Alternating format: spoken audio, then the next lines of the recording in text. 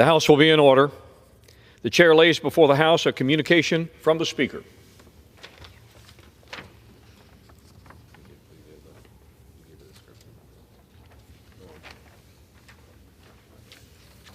The Speaker's Rooms, Washington, D.C., January 23, 2025. I hereby appoint the Honorable Steve Womack to act as Speaker pro tempore on this day. Signed, Mike Johnson, Speaker of the House of Representatives. Pursuant to the order of the House of January 3, 2025, the Chair will now recognize members from lists submitted by the majority and minority leaders for morning hour debate. The Chair will alternate recognition between the parties, with time equally allocated between the parties, with each member other than the majority and minority leaders and the minority whip limited to 5 minutes. But in no event shall debate continue beyond 11:50 a.m. Chair recognizes the gentleman from Tennessee, Mr. Green, for 5 minutes. Mr. Speaker, I rise today to honor a valued member of my team and a true American patriot, Mr. Steven Sha. Stephen has been my Chief of Staff since I first entered the House of Representatives in 2019. From day one, Stephen built, nurtured a high-functioning office dedicated to serving the people of Tennessee's 7th Congressional District.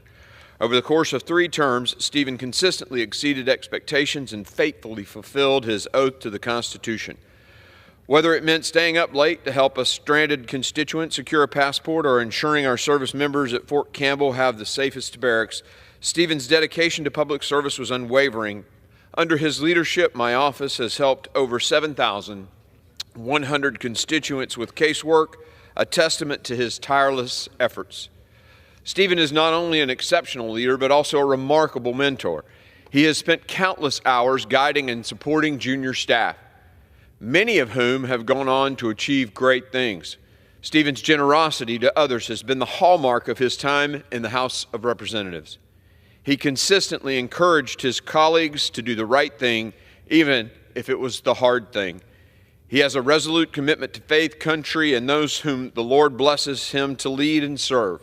His loyalty has meant the world to me and my team. For me personally, I most admire Stephen's humility. I often describe him as having an ability to humility ratio of infinity. At the beginning of the 118th Congress, my colleagues entrusted me with the chairmanship of the House Committee on Homeland Security, and amongst the most consequential decision I made after taking the gavel was to bring Stephen on as the staff director. I knew Stephen's strong work ethic and unwavering integrity made him the ideal choice to lead the committee's staff during a challenging time in America's history. As staff director, he navigated the complex impeachment proceedings of a sitting cabinet secretary, a first in our nation's history. Stephen also led the committee's efforts to write the border security portion of H.R. 2, the Secure the Border Act.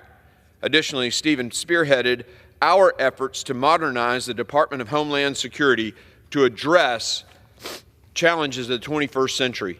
Thanks to his leadership, our nation is safer. Beyond his many accomplishments, Stephen will be dearly missed for the selfless love and unwavering support he's shown countless colleagues. Whilst shunning the spotlight and any recognition, this dedicated public servant has always put others first. His mentorship and wisdom, often delivered with a touch of Tolkienian wit, will be deeply missed. As he embarks on this new chapter, I wish him well, echoing the words of Gandalf the Grey, all we have to decide is what to do with the time that has been given us.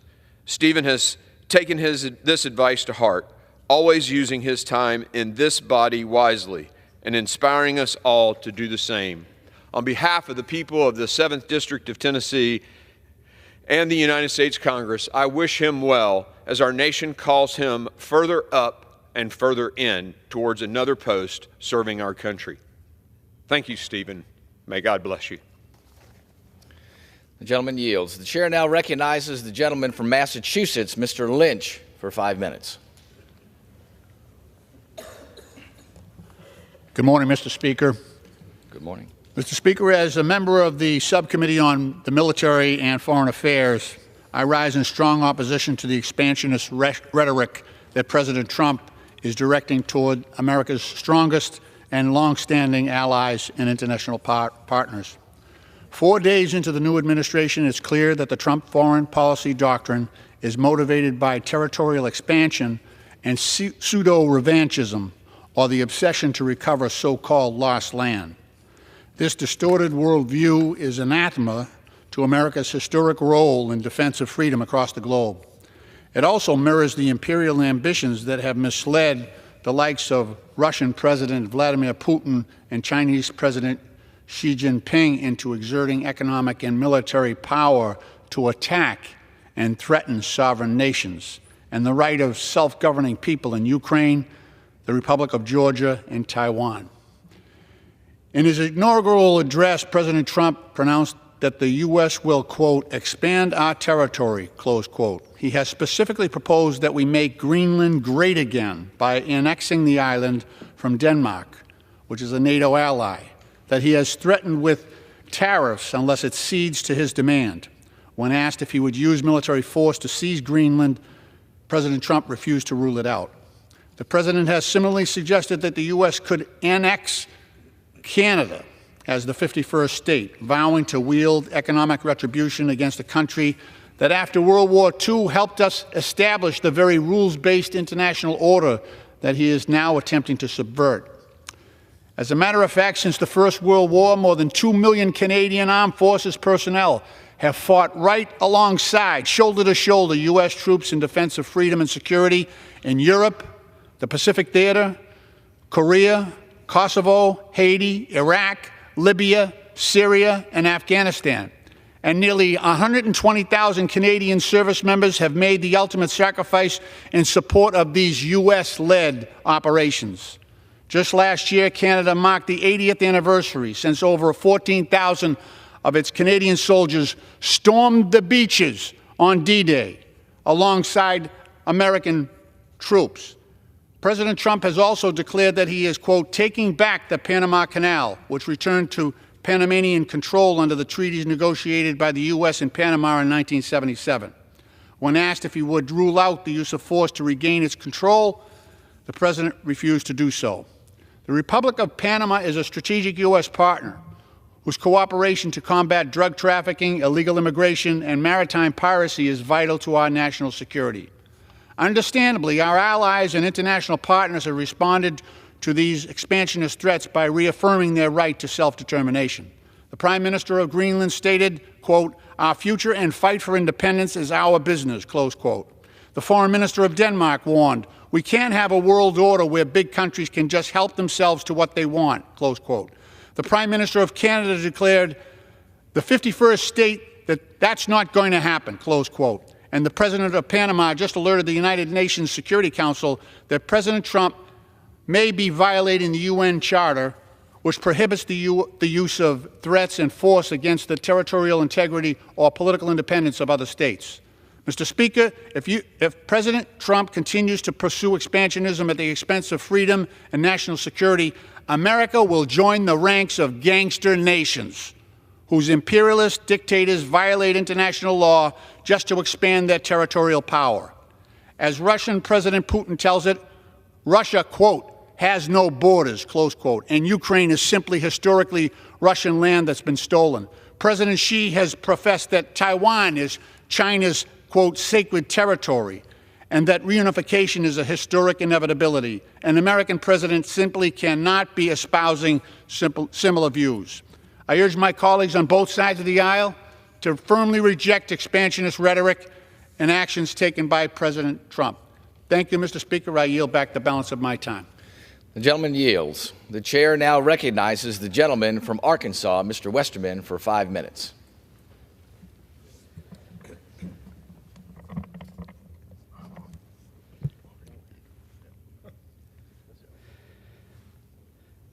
Thank you, Mr. Speaker. I'm joined today by the Arkansas delegation, Mr. Womack, Crawford, and Hill, and we rise in honor of the life and legacy of Burl Franklin Anthony, Jr., who passed away on Saturday, January 11th. Mr. Anthony, born in El Dorado, proudly represented the 4th District of Arkansas in the House of Representatives from 1978 to 1993. His devotion to his family, friends, and his 24 years of public service and commitment to the natural state leave an indelible mark on his legacy. Not only do I share a connection with Mr. Anthony through proud service of the 4th District in the House of Representatives, but we're also both proud alumni of the University of Arkansas, and both represented the Razorback Athletics program. Mr. Anthony's history of public service began in Fayetteville at the university, and in 1963, with his Juris Doctorate in hand, he was ready to serve the people of Arkansas. After his time as State Assistant Attorney General and Deputy Prosecuting Attorney for Union County, Mr. Anthony chose to turn to private practice, serving as counsel for his fourth-generation family-owned timber company, Anthony Forest Products. Later, Mr. Anthony returned to public service, utilizing his background in law to lead several initiatives for Arkansas's criminal code reform and improving the professionalism of state prosecutors. In 1978, Mr. Anthony was sworn in as a member of Congress. Receiving the confidence of his fellow members, he served as the vice president for his freshman class. This proved to serve him well as he was appointed to the House Ways and Means Committee, where he was a leader in tax code negotiations. After countless wins in Congress, Mr. Anthony returned to private practice, still serving where he could through corporate boards or charitable organizations. A true son of the natural state, Mr. Anthony was a lover of the great outdoors and a genuine sportsman, teaching his grandchildren how to fish and spending his time photographing wildlife. I express my deepest sympathy to Mr. Anthony's wife, Sheila, his family, and all who benefited from his leadership, dedication, and tireless efforts, not only in the halls of Congress, but across the state of Arkansas. Mr. Speaker, I wish to yield such time as he may consume to Representative Hill. Congressman Westerman, thank you. It's such a pleasure to be with you and Congressman Crawford and Congressman Womack in tribute to our friend and our late former member of Congress, Burl Anthony. His unwavering commitment to Arkansas and its people has left an indelible mark on our state and this institution. Born in El Dorado in 1938, Burl graduated from El Dorado High School and, as Bruce said, went on to become an Arkansas Razorback. He came to the People's House in 1979 as representative of the 4th District, and he brought a deep sense of responsibility and commitment to the people of L.A., Lower Arkansas. Over the next 14 years, he proved himself to be a tireless advocate, a thoughtful policymaker, and a champion for the working families in the 4th District. As a senior member of the Ways and Means Committee, he was instrumental in preserving Social Security's future through the Social Security Amendments Acts of 1983. I was a Senate staffer in the early 1980s, and I witnessed Burl's dedication to the natural state firsthand while working with the Arkansas delegation on the passage of the Arkansas Wilderness Act of 1984. At a time when politics often divided, Burl understood the power of working across the aisle, and that dedication enabled him to achieve lasting results for his constituents. His commitment to bipartisanship became personal. While attending new member orientation in Williamsburg, Virginia, Burl's daughter, Allison, met her future husband, Sam Bethune, the son of then Arkansas 2nd District Congressman Ed Bethune. Now that is an Arkansas small world bipartisan love story. Arkansas and our nation have lost a great public service in Burl. My deepest condolences to Sheila, Allison, Lauren, and the entire Anthony family. It's a privilege to have witnessed his service to our state and to our country. And I yield back to you, Mr. Westerman. I yield back the balance of our time. The gentleman yields. The chair now recognizes the gentleman from New York, Mr. Kennedy, for 5 minutes. Mr. Speaker, I ask unanimous consent to address the House for 5 minutes and to revise and extend my remarks. Without objection. Mr. Speaker, I rise today to honor the extraordinary life of Dr. Nellie B. King, a trailblazer, educator, mentor, and a dear friend whose impact on Western New York will resonate for generations to come. Dr. King exemplified what it means to dedicate one's life of service, excellence, and empowerment, particularly to the youth of Western New York, but to all her fellow human beings. Born and raised in Foxworth, Mississippi, Dr. King's journey from humble beginnings to becoming an educational pioneer is a testament to her resilience and determination. She earned her BA in Social Studies from Alcorn Agricultural and Mechanical College, a historically black college, followed by advanced degrees in education from Canisius College and Buffalo State College.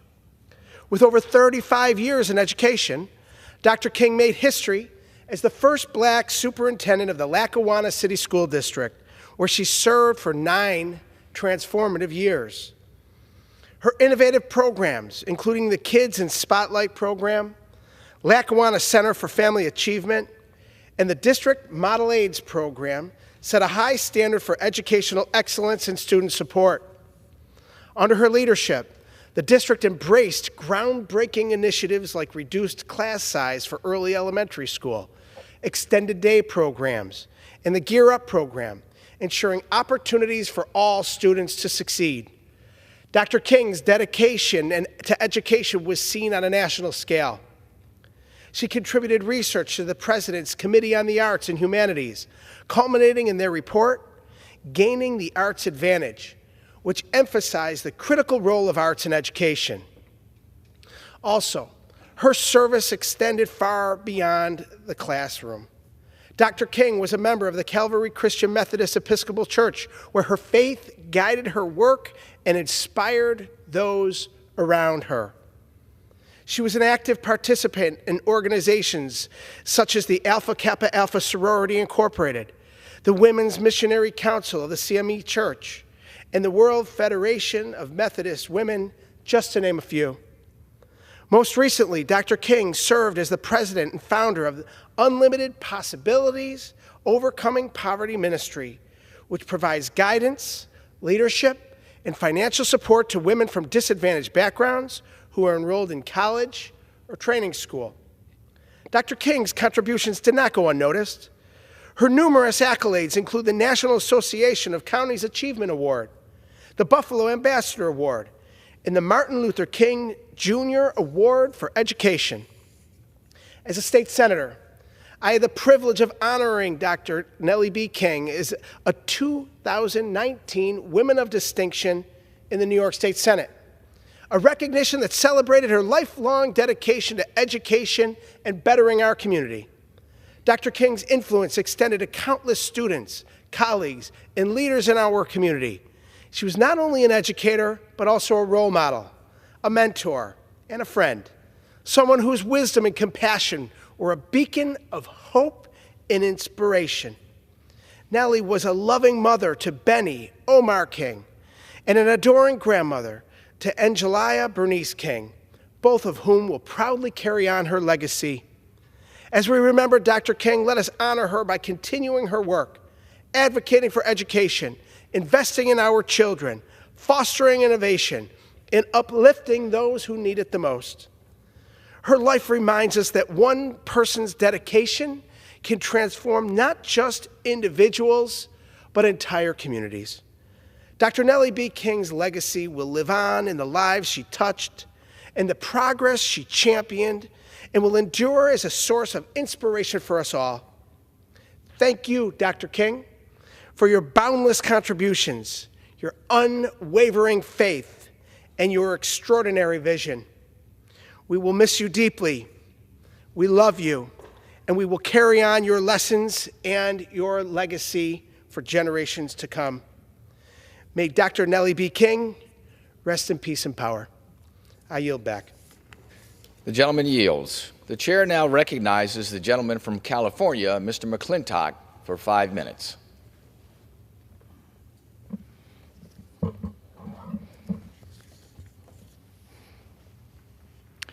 Mr. Speaker, I've been very fortunate, as have the people of my congressional district in the gold country of California, to have had guiding my office and shaping my decisions for many years now, a truly exceptional individual, Rocky Deal. He's going to retire at the end of this month to take on a long list of pent-up retirement and family projects, and I will miss his assistance and his advice greatly. His 15 years of service leading my congressional office was actually the second chapter of his service to our country. His first chapter was 28 years of distinguished service in the United States Navy. In those nearly 3 decades, He rose to the rank of captain and for 2.5 years commanded what Ronald Reagan called America's flagship, the aircraft carrier USS Constellation. This culminated in an eventful career in the Navy and naval aviation, including command of the USS Kalamazoo and command of the legendary Jolly Roger squadron of F-14 Tomcats off the USS Abraham Lincoln. During his command of the Jolly Rogers, the squadron earned the Battle E as the best fighter squadron in the Atlantic Fleet. While he commanded the USS Kalamazoo in 2 Gulf deployments, it was rated the best logistical squadron in the Atlantic. And during his command of the Constellation, it won more Battle E's than any other Pacific Fleet carrier during the Gulf and Indo-Pacific deployments. He concluded his career in the Navy as Chief of Staff to the Commander of the Pacific Naval Air Forces, responsible for 6 aircraft carriers, 2,000 aircraft, and 40,000 sailors. After retiring from the Navy, Rocky returned to his hometown of Susanville, California, where he took over the family automobile dealership first established there in 1929. He served on the Board of Trustees of Lassen College, where he also taught history, and the Board of Directors of Lassen Hospital. And he served in a wide range of civic organizations, including Rotary International, Boy Scouts of America, the Chamber of Commerce, and the Veterans of Foreign Wars. I first met Rocky campaigning for Congress in 2008 and was very fortunate to have him join my office the next year as district director and then chief of staff. I, my staff, my constituents, and especially our country are all extremely fortunate to have had the benefit of his good judgment, calming influence, team-building leadership, and above all, an innate ability to soothe ruffled feathers, an art that's often in very high demand in my office. Despite my best efforts over the years, he's managed to maintain good relations with our local officials, district leaders, and a diverse range of constituents.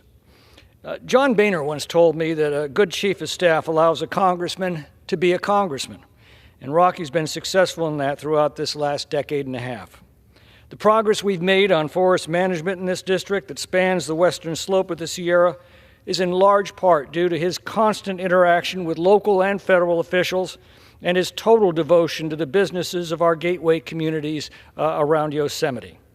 He cares deeply about the health and safety of the people of these mountain communities, about the struggles of local businesses, the welfare of his fellow veterans, the governance of our great nation, and the principles of liberty that he has served in the United States Navy and the United States Congress. He has trained a first-rate team that will carry on as he leaves congressional service to enjoy time with his wife of 51 years, Gail, his 3 grown children, and his 8 grandchildren.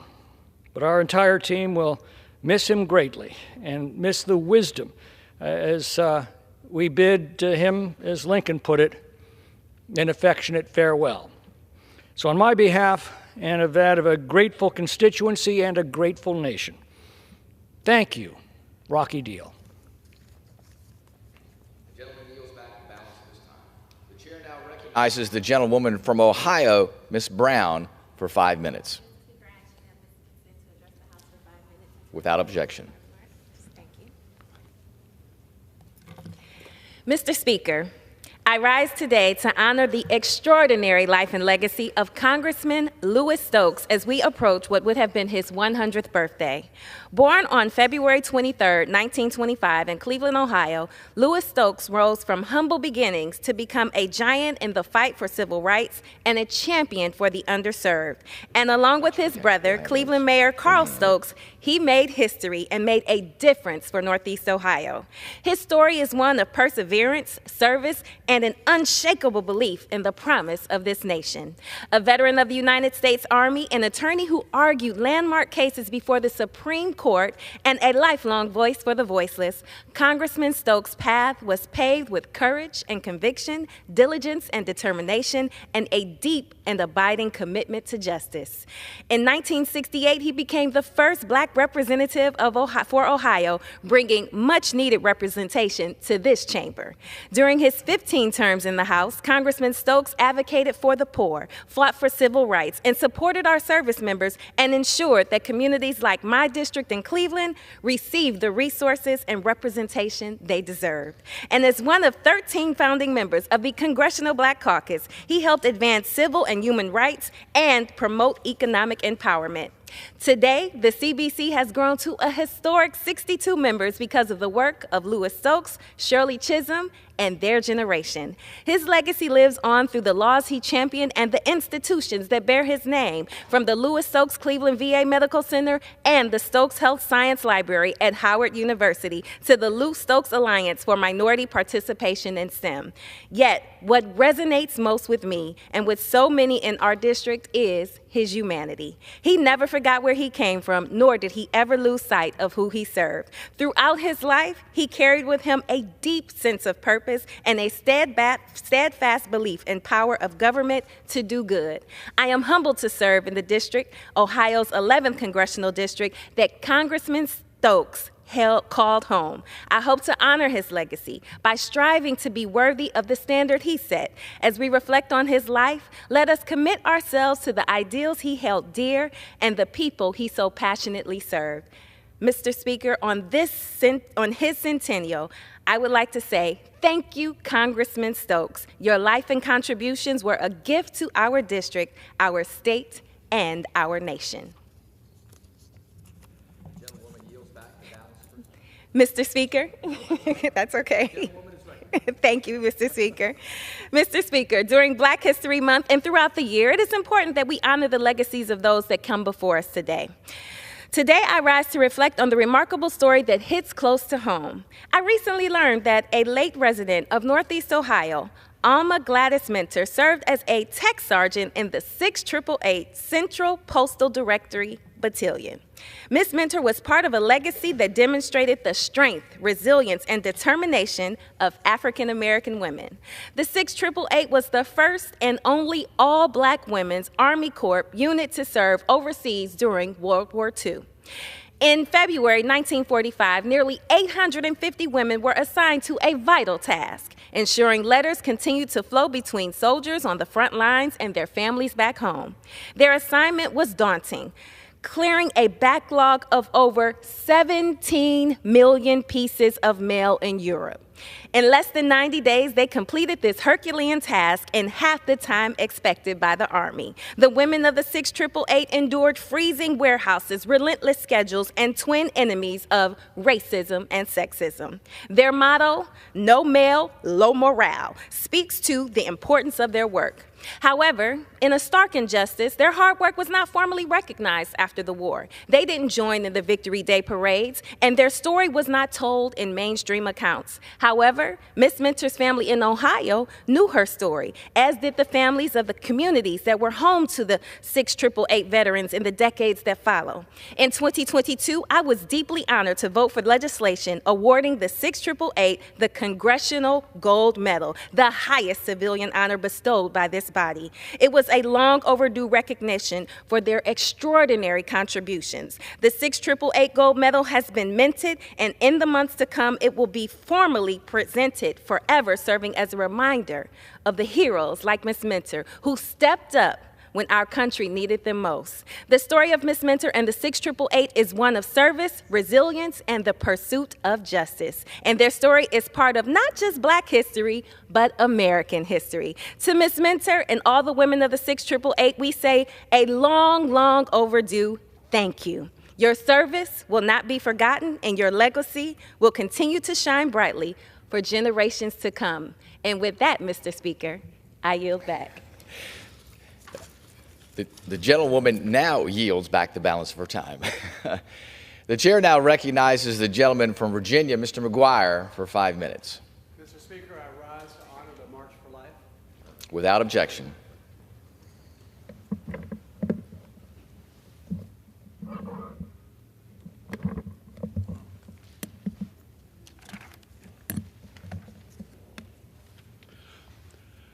Life is a miracle and it must be protected. I have this small camouflage backpack I've carried in the General Assembly for 7 years, and now in Congress, with a small baby sock to remind us of our most vulnerable. This week, I was proud to co-sponsor the Born Alive Abortion Survivors Protection Act, legislation that continues House Republicans' theme for the 119th Congress, common sense measures. This bill requires that healthcare providers treat babies born alive following an abortion or attempted abortion with compassion and dignity. I encourage all of my colleagues across the aisle to vote for life in favor of this legislation.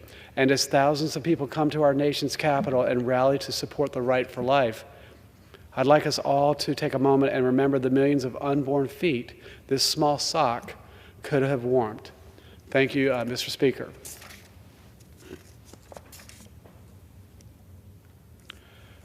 Now, Mr. Speaker, I rise to recognize January as Human Trafficking Awareness Month. Human trafficking is modern-day slavery. It can happen anywhere, and it can impact anyone, regardless of race, religion, or creed. During my time in the Virginia legislature, I fought on the legislative front lines to stiffen felony penalties for human traffickers. Now, as a member of Congress, I'm going to continue the fight, and I encourage everyone to help raise awareness so we can save lives. Whether it's learning more about the telltale signs of human trafficking or reaching out to your local authorities to learn about their efforts, if you see something, say something, do something. So I encourage everyone to do their homework, learn more about human trafficking, and join the fight to protect the vulnerable. And with that, Mr. Speaker, I yield back. The gentleman yields back the balance of his time. The chair now recognizes the gentlewoman from Michigan, Ms. Tlaib, for her entire 5 minutes. Mr. Speaker, eggs in my district are $9.19, or as one resident said, it's $10 to buy eggs, Rashida. I want you to think about this because the federal minimum wage is $7.25 right now. So grocery prices, we know, are out of control, and our government is failing to lower costs for working families. This is why my residents don't call it the minimum wage, they call it the starvation wages. It's been 16 years since Congress has raised the federal minimum wage.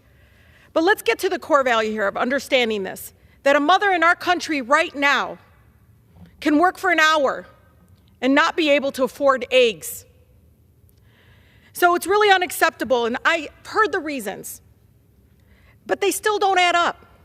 It's unacceptable that billionaires and corporations are consolidating their power and price gouging the American people, our families. This crisis should be our focus. I understand that there's many dynamics, right, that they keep putting forward. But why aren't we doing anything about it? Because fear and division keeps us distracted from what really is going on. Those that are rich and wealthy in our country are becoming richer under every single decision I've seen so far. One glaring thing, again, in the 200 executive orders that we've seen this week, is missing any mention of lowering the grocery prices for our families, not one word. We know there's been promises made by this current administration that they're going to lower costs for Americans on day one. But 3 weeks into the new Congress, we haven't seen a single bill to come up to the floor on this issue. In my district, they are drowning in high cost of health care. And don't get me started about our auto insurance, which is now up 40%, many paying almost the cost of rent, the cost of their mortgage to have auto insurance, which is required by law to have if you have a vehicle. Instead, we're seeing threats of tariffs that will drive grocery prices higher. Instead, we see them getting rid of protections for discriminatory actions by companies, by actors that we know fully intend to benefit from racist policies. I know that this doesn't matter to the current president and his billionaire friends.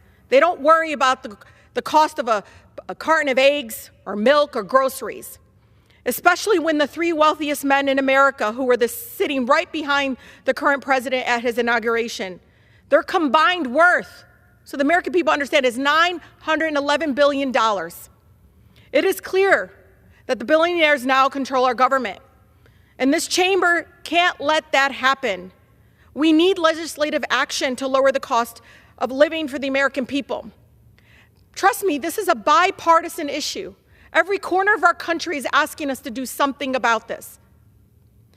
These are issues that, again, matter to many, many families. That's why my residents care about it so much.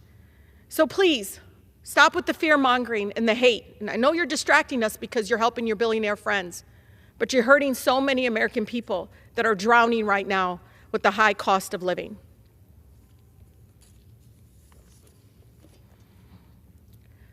Mr. Speaker, immigrants in our country are already under attack, especially our undocumented neighbors. These are hateful and divisive executive orders and a violent assault on our communities and our country. It's our very identity, as we all know, is a nation of immigrants. I wouldn't be here as a child of immigrants. My father, only fourth grade education, was able to work in the auto plant line. My mother, only eighth grade education, and they were able to achieve the American dream, to see their daughter become a United States Congresswoman. What are we doing instead of embracing that identity? We're punishing sanctuary cities that embrace our immigrant neighbors. We're dismantling asylum and humanitarian parole. We're dehumanizing our immigrant neighbors. We're banning all refugees, even those who waited patiently for years, following the law, had flights booked, already cleared, denied entry. We're laying the groundwork already. He's already doing it for the Muslim ban. Many of our neighbors, myself, my family, all of us, even though it's not directly targeted towards us, attacking a whole faith is un-American. Sending ICE to schools, hospitals, churches is hateful and divisive. He's even trying to override the 14th Amendment of the Constitution to end birthright citizenship. And so it's clear for my residents and folks around the country, there is absolutely no doubt, if you are born in the United States, you are a U.S. citizen. The president does not have the authority to change that, period. And we must fight back to prevent these policies rooted in racism and white nationalism. That means opposing plans for mass deportation. Please, families, protect each other. There's nothing to do with public safety. They just want us distracted so they can help their billionaire friends become richer. The gentlewoman's time is expired. That I yield.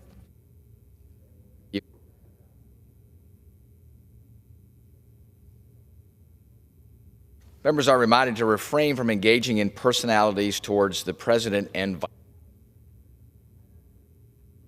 Now recognizes the gentleman from Pennsylvania, Mr. Thompson, for 5 minutes.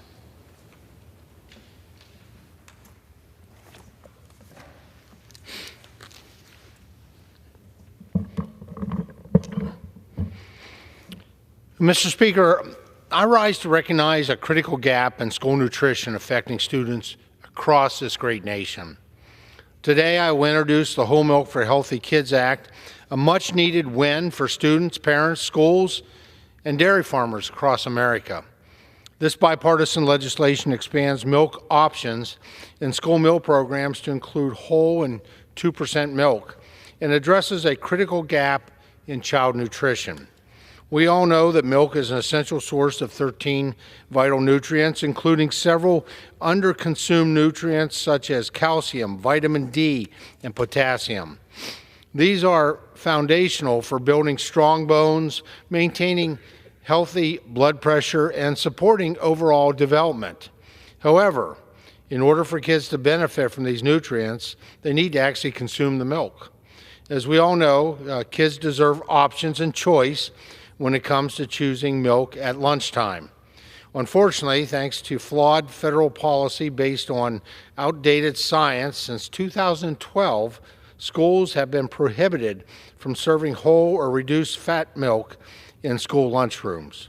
We all know whole milk tastes the best because it is the best, and it is long overdue that kids in our nation's schools have access to the most naturally nutritious beverage available to them. According to the Dietary Guidelines for Americans, nearly 90% of Americans, including our children, fail to meet their daily dairy intake recommendations. Thanks to the federal ban on whole milk, we have lost an entire generation of milk drinkers, and along with them, hardworking dairy farmers across this country have suffered. When students are presented with limited, unpopular milk options, they drink less milk and are more likely to turn to sugary, caffeinated alternatives that offer little nutritional value. Research has repeatedly shown that whole and 2% milk are not only not responsible for childhood obesity, but several studies show that children who consume whole milk are less likely to experience obesity and have healthier levels of body fat. Since whole milk was banned from school lunches, body mass index scores, rates of obesity, and the prevalence of diabetes among young people have increased significantly. According to one case study, childhood obesity rates climbed 13 percentage points between 2008 and 2020.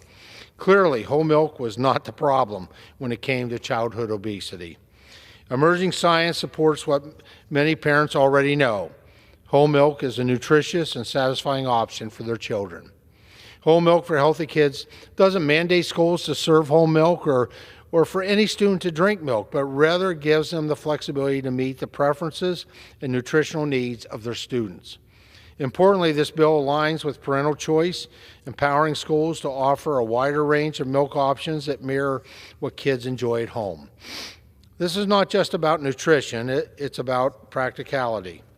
Low-income children who rely on school meals for a majority of their daily dairy intake deserve access to nutritious and appealing options. By reintroducing whole and reduced fat milk to school lunchrooms, we can combat food waste, support local dairy farmers, and ensure that our children are well-fed and ready to learn. This crucial legislation already has broad support from the farming community, school groups, members across the aisle, and senators across the Capitol. Thank you especially to my partner on this legislation here in the House, Dr.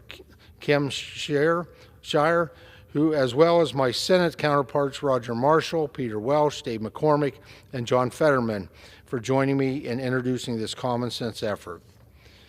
Mr. Speaker, I'm proud to introduce this common sense solution that provides essential nutrients to our nation's youth and supports America's dairy farmers. And I urge all of my colleagues to support this legislation. And with that, Mr. Speaker, I yield back the balance of my time.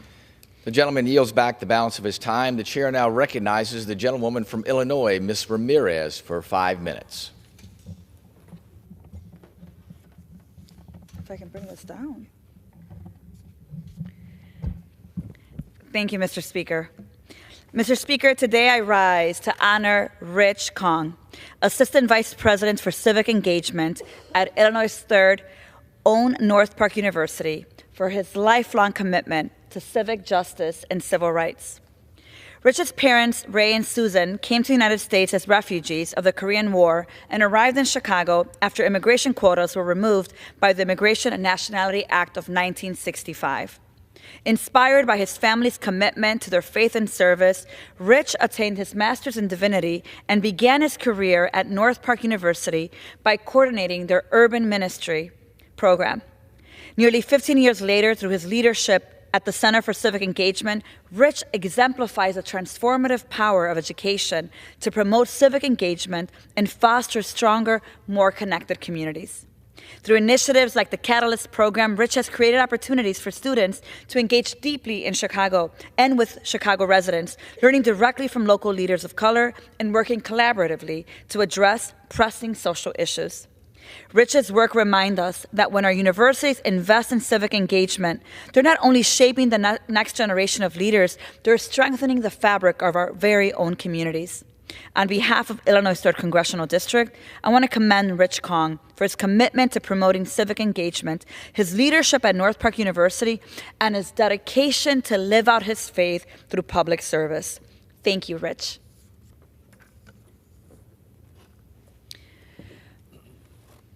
Mr. Speaker, I rise today to honor a dedicated educator and my constituent from Bensonville, Illinois, Laura Avila Peterson. Laura's commitment to fostering civic engagement ensures that her students are prepared to be active, informed participants in our democracy.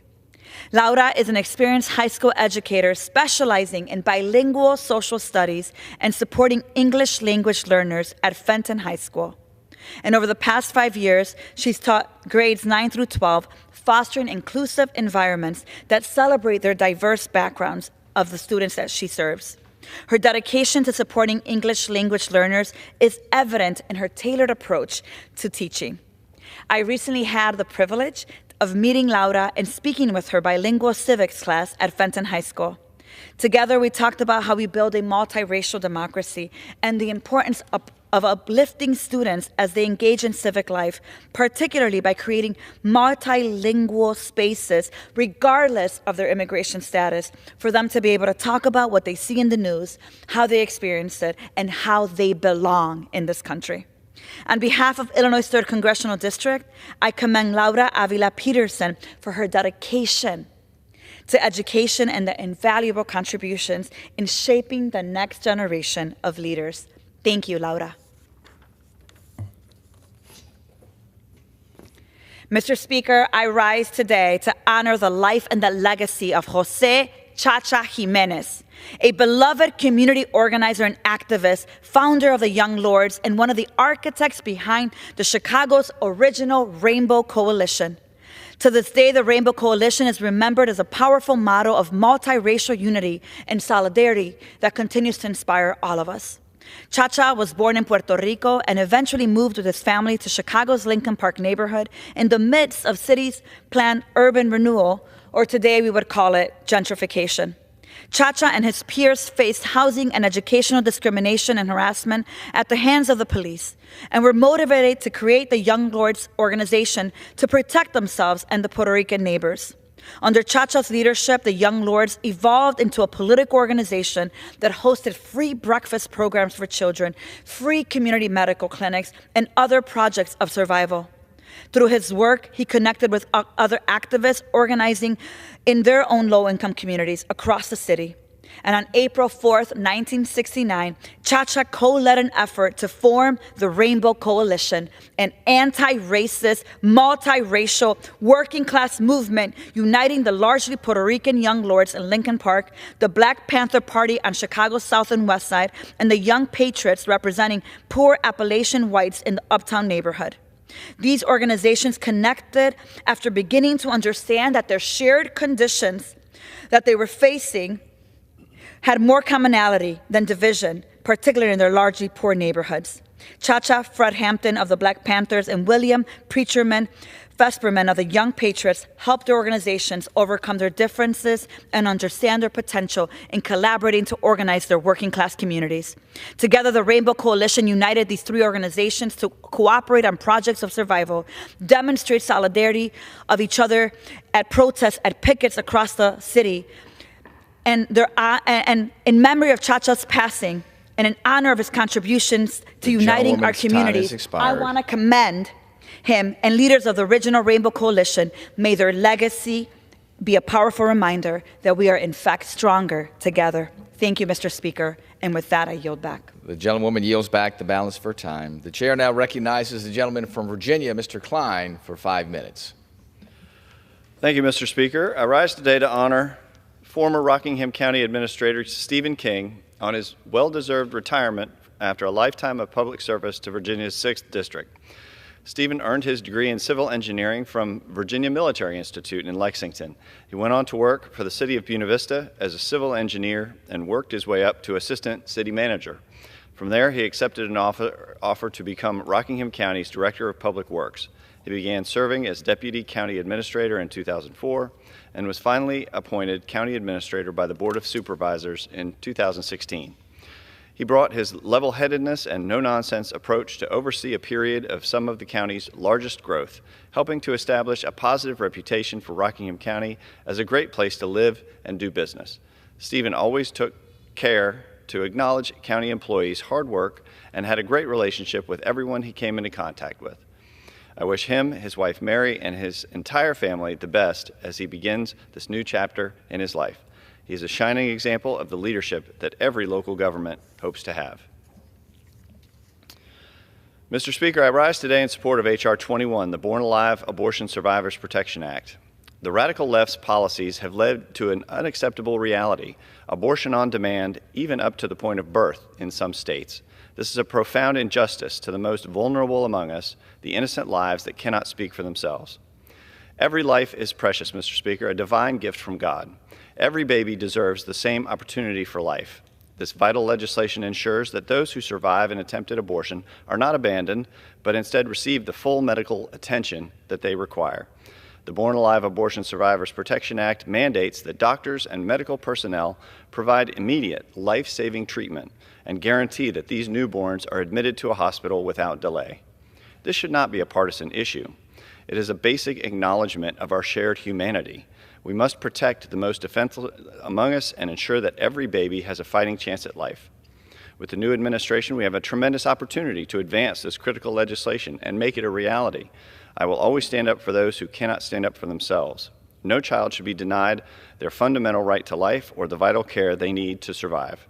Every life matters, and every baby's life is worth fighting for. We must ensure that our laws reflect our commitment to protecting the most innocent among us. I urge my colleagues to support the Born Alive Abortion Survivors Protection Act. I yield back. The gentleman yields back the balance of his time. The chair now recognizes the gentlewoman from Ohio, Ms. Sykes, for 5 minutes. Thank you, Mr. Speaker. Today, I rise to celebrate the 50th anniversary of the Cuyahoga Valley National Park. While most people don't equate national parks with metropolitan areas and sprawling suburbs, Ohio's 13th district is proud to be the home of the nation's most beautiful landscape, which is the Cuyahoga Valley National Park. In 1974, Congress created the Cuyahoga Valley National Park as some of the land was designated as parkland, but it was the leadership of former Congressman Ralph Regula who slipped in a few words into an appropriations bill in the year 2000 that was ultimately signed into law by President Bill Clinton. The few words that he slipped in said that they were going to redesignate the Cuyahoga Valley National Recreation Area to the Cuyahoga Valley National Park. In the 50 years since the park was established, staff and volunteers in our community have worked hard to renew this natural and cultural resource for generations to come. The park is a vibrant landscape that is enjoyed by many all across the country each year. The park permanently preserves 33,000 acres of beautiful forest, portions of the Ohio and Erie Canal, and parts of the Cuyahoga River. The Cuyahoga Valley National Park is one of Ohio's natural treasures, drawing 3 million visitors each year, making it the 9th most visited park in America. The Cuyahoga Valley National Park is unique. As I said before, it sits between urban areas of Akron and Cleveland, but stepping into the park makes you feel like you are worlds away from the hustle and bustle of an urban life. The winding Cuyahoga River gives way to deep forests, rolling hills, and open farmland. Some of the park's trails also connect to the Buckeye Trail, which connects all four corners of our great state. As the only national park in the state of Ohio, it offers residents and tourists alike an opportunity to reconnect with nature, boost their physical and mental health, and explore our region's rich natural history. This anniversary would not have been possible without the dedicated community members, park staff, rangers, volunteers, and tourists who have protected, preserved, and visited this invaluable resource for over 50 years. Thank you for all that you do on behalf of Ohio's 13th Congressional District. So once again, let me say congratulations to the Cuyahoga Valley National Park on its 50th anniversary, and we look forward to 50th anniversaries to come. Thank you, Mr. Speaker. I yield back. The gentlewoman yields back the balance for time. The chair now recognizes the gentlewoman from Ohio, Ms. Capter, for 5 minutes.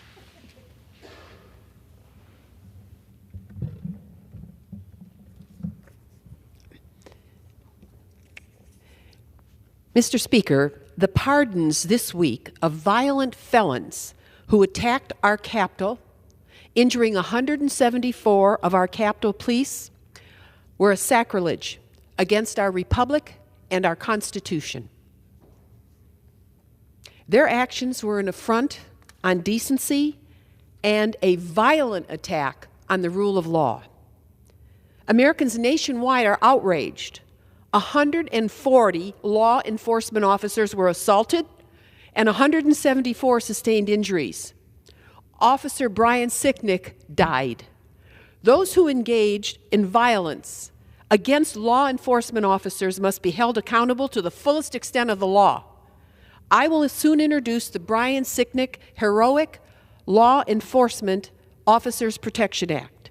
This bill aims to strengthen penalties for those who assault law enforcement officers on federal property.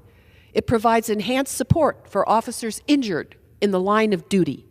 This legislation is named in honor of U.S. Capitol Police Officer Brian Sicknick. He tragically lost his life in the line of duty defending this Capitol on January 6, 2021. His selfless service and ultimate sacrifice will never be forgotten.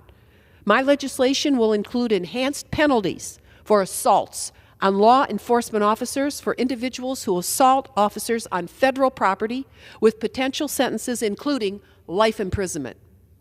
It will include improved health benefits for officers.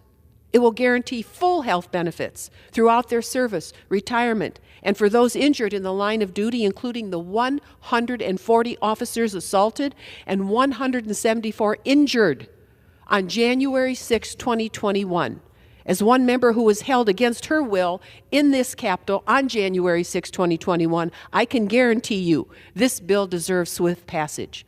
Additionally, it will provide enhanced support for injured officers by providing eligible officers with access to necessary protective services. The brave men and women of law enforcement put their lives on the line every day to protect our communities and our nation. This legislation is a necessary step toward honoring their service. It will ensure they have the support they deserve and that the United States of America reveres them and the rule of law to which they dedicate their lives. Thank you, Mr. Speaker. I yield back. The gentlewoman yields back the balance of her time.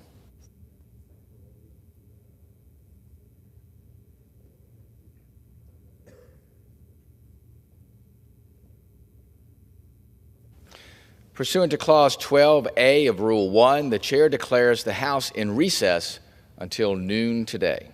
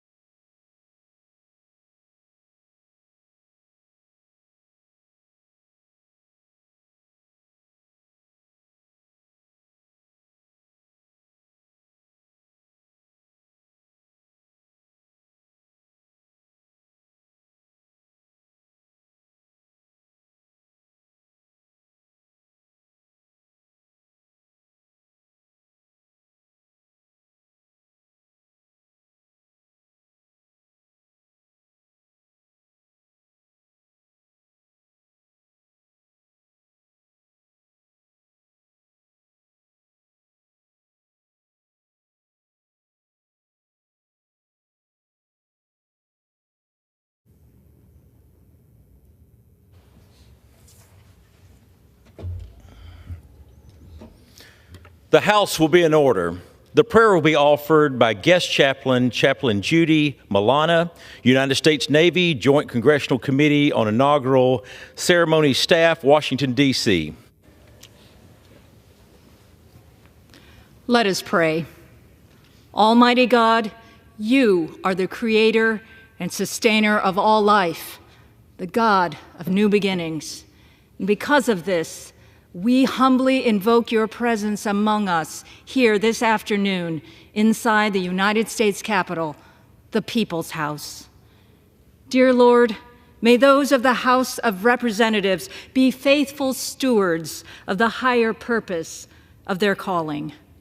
Grant them discerning hearts of wisdom as they work together in a spirit of unity to carry out the promises of our Constitution and our enduring democracy.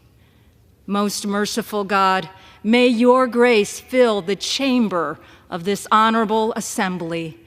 Bring our lawmakers clarity of mind in the midst of the complexities of the issues they face. Strengthen them, their families, their loved ones who support them. And O sovereign Lord, continue to hold our nation in the very hollow of your hands. May your peace permeate and prevail in the heart, mind, and soul of the American people. And for all of us, may we ever strive to act justly, love mercy, walk humbly with you in service to our nation and each other with utmost compassion, gratitude, and love. And we ask these things in your most holy and precious name. Amen. The chair has examined the journal of the last day's proceedings and announces to the House the approval thereof. Pursuant to Clause 1 of Rule 1, the journal stands approved. The Pledge of Allegiance will be led by the gentleman from Pennsylvania, Mr. Thompson. I pledge allegiance to the flag of the United States of America and to the republic for which it stands, one nation, under God, indivisible, with liberty and justice for all. The chair will entertain up to 15 requests for 1-minute speeches on each side of the aisle. For what purpose does the gentleman from Pennsylvania seek recognition? Mr. Speaker, request unanimous consent to address the House for 1 minute and revise and extend my remarks. Without objection, the gentleman is recognized for 1 minute. Mr. Speaker, I rise today to recognize January as National Blood Donor Month. Since its inception in 1970, National Blood Donor Month has aimed to increase blood and platelet donations during one of the most challenging times of the year for collecting blood products, the winter months. In my district, the Centre County Commissioners have officially proclaimed January as National Blood Donor Month in Centre County, joining the nationwide effort to honor and celebrate those who selflessly roll up their sleeves to help patients in need. Since July 2024, the Central Pennsylvania chapter of the American Red Cross has held 101 blood drives in Centre County, collecting over 3,000 units of blood. According to the Red Cross's Centre County operations, this is the highest count in the region. Mr. Speaker, it's staggering to realize that someone in this country needs blood once every 2 seconds. By the time I finish the speech, nearly 30 people will require access to a blood transfusion. Blood donations are critical because the supply relies entirely on the generosity of donors. It cannot be manufactured or stockpiled.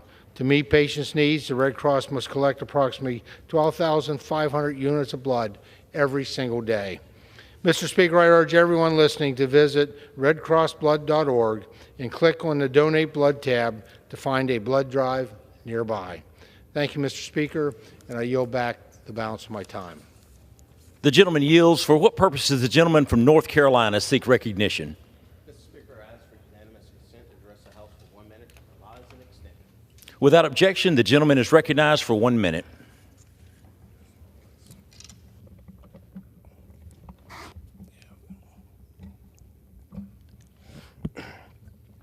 Mr. Speaker, I rise to honor the extraordinary life of James Sears, a truly remarkable Eastern North Carolinian.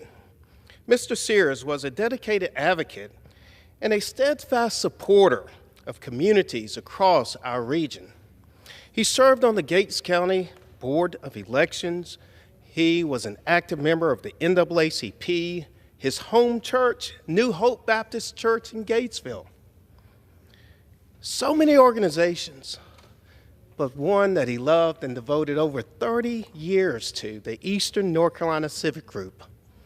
He always prioritized the needs of others.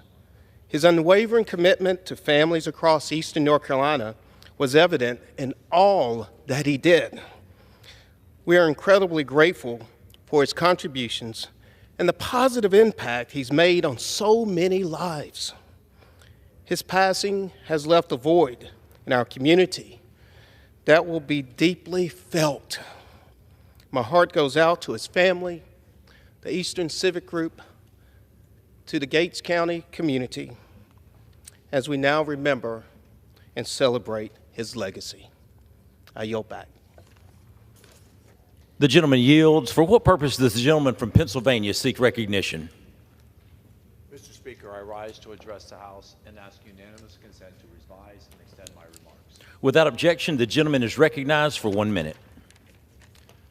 Mr. Speaker, I rise today to recognize the Huntington County, Pennsylvania institution, which is celebrating a milestone anniversary.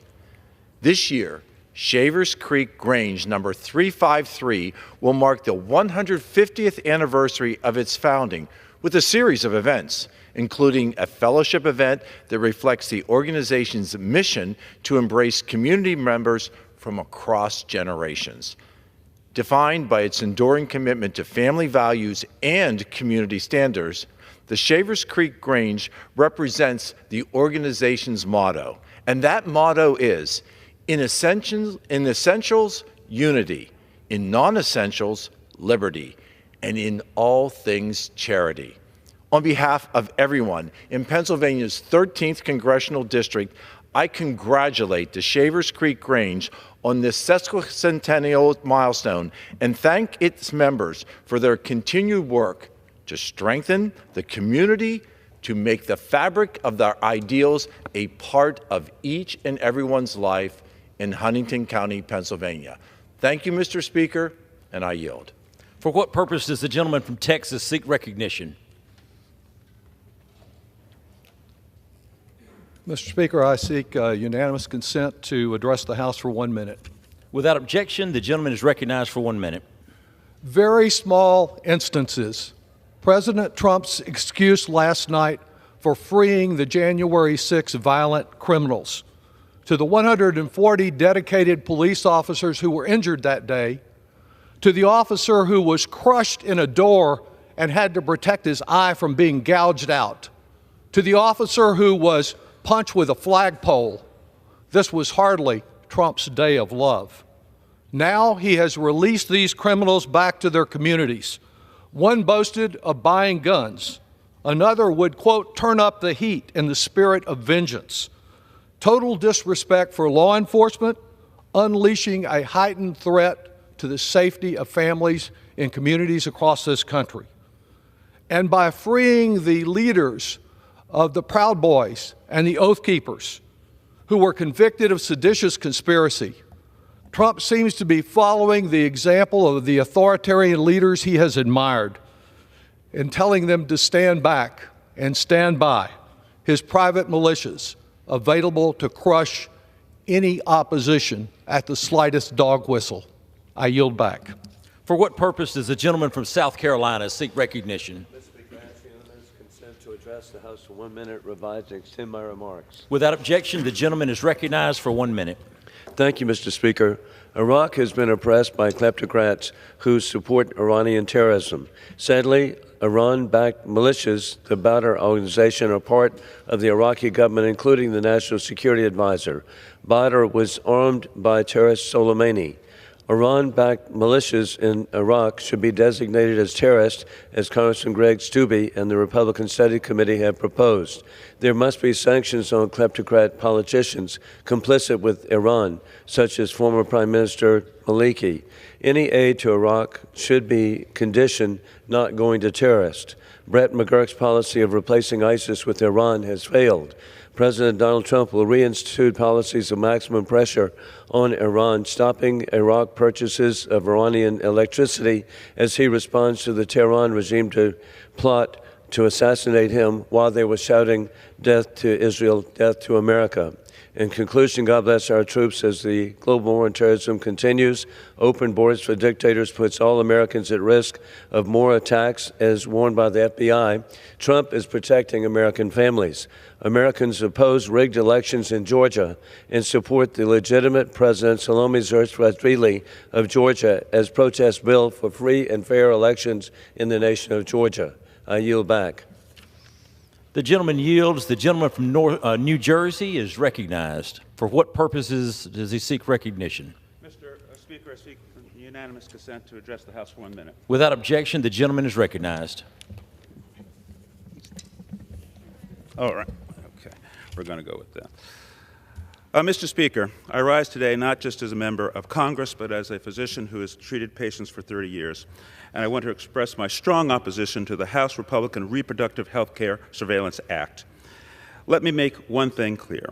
Over my 30 years of practice, I have come to treat patients in the most difficult times of their lives, and I understand fully well that no one but the doctor and the patient should be in that examination room. Like any other issue, abortion care is medical care and needs to be treated by a physician trained to deal with that very difficult situation for women. Unfortunately, the bill we're considering today undermines medical expertise and seeks to bully physicians into not providing the care that they've been trained to provide according to the best medical science. This bill is just another attempt to strip women of their reproductive freedom by pushing misinformation that endangers not only the lives of women, but the public health at large. Like with any other medical issue, politicians are not equipped, generally not trained, to manage the health care of patients, but we hope they will address the important needs of public health. Let the doctors and patients lead the way on health care, and let women make the decisions that it's their right to make. The gentleman's time has expired. Thank you, Mr. Speaker. For what purpose does the gentlewoman from Indiana seek recognition? Unanimous consent to address the House for 1 minute and to revise and extend my remarks. Without objection, the gentlewoman is recognized for 1 minute. Thank you, Mr. Speaker. I rise today to honor an exceptional leader, dedicated public servant, and my dear friend, Major General Dale Lyles, Adjutant General of the Indiana National Guard. General Lyles' journey of service began when he enlisted in the Indiana Army National Guard in 1986. Over the years, he's demonstrated dedication and leadership in every role. His service included key positions such as commander of the 219th Engineer Brigade and Chief of Staff for the Indiana National Guard, where he oversaw operations and strategic initiatives. In 2019, General Lyles was appointed Adjutant General of the Indiana National Guard by our Governor, Eric Holcomb. Since then, he's led efforts to modernize the force, ensuring Indiana's National Guard is prepared to meet the challenges of today and tomorrow. Under his leadership, the Guard has excelled in responding to national disasters, deploying overseas in defense of our freedoms, and serving our communities in times of crisis. His unwavering commitment to the well-being of his soldiers and their families has had a lasting impact in Indiana and beyond. As he retires from nearly 40 years of service to the United States, it's my honor to recognize Major General Dale Lyles for his outstanding service and dedication to a grateful state and nation. On behalf of Indiana's 9th District and a grateful country, thank you, General Lyles, for your years of service, of sacrifice to America. I yield back. For what purpose does the gentlewoman from Arizona seek recognition? Mr. Speaker, I rise to ask unanimous consent to address the House for 1 minute and to revise and extend my remarks. Without objection, the gentlewoman is recognized for 1 minute. Mr. Speaker, I rise today to share the story of Milagros Heredia, a dreamer who calls my district home. Milagros was a baby when her mother carried her across the border for a better life. At 8 months old, Milagros was diagnosed with a brain tumor. Specialists gave her a 15% chance of survival, and she defied the odds. Now, 22, she's a student at Grand Canyon University studying to become an oncologist. But like many dreamers, she lives in constant fear of losing everything. Because of executive orders proposed by President Trump and the Lake and Riley Act, Milagros and more than 20,000 dreamers in Arizona live in fearful uncertainty. Arizona is their home. This country is their home. They are American in every way that matters. It's past time for Congress to provide a pathway to citizenship for dreamers and for Democrats to stand up to Trump's un-American policies. Thank you. I yield back. For what purpose does the gentleman from Nebraska seek recognition? Mr. Speaker, I ask unanimous consent to address the House for 1 minute to revise and extend my remarks. Without objection, the gentleman is recognized for 1 minute. Mr. Speaker, I rise today to honor the remarkable life of one of our greatest Nebraskans, Jack Hoffman. For over a decade, Jack's story captured the hearts and minds of Americans and Nebraskans as he battled brain cancer. Through it all, the Cornhusker State cheered him on. In 2013, Jack made national news when he ran for a 69-yard touchdown during the Husker spring game. In that moment, Jack became a symbol of perseverance and hope for kids and families grappling with pediatric brain cancer.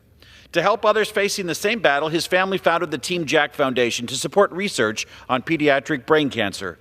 When Jack passed last week, our entire state mourned his loss. His legacy will be forever etched in the hearts of Nebraskans.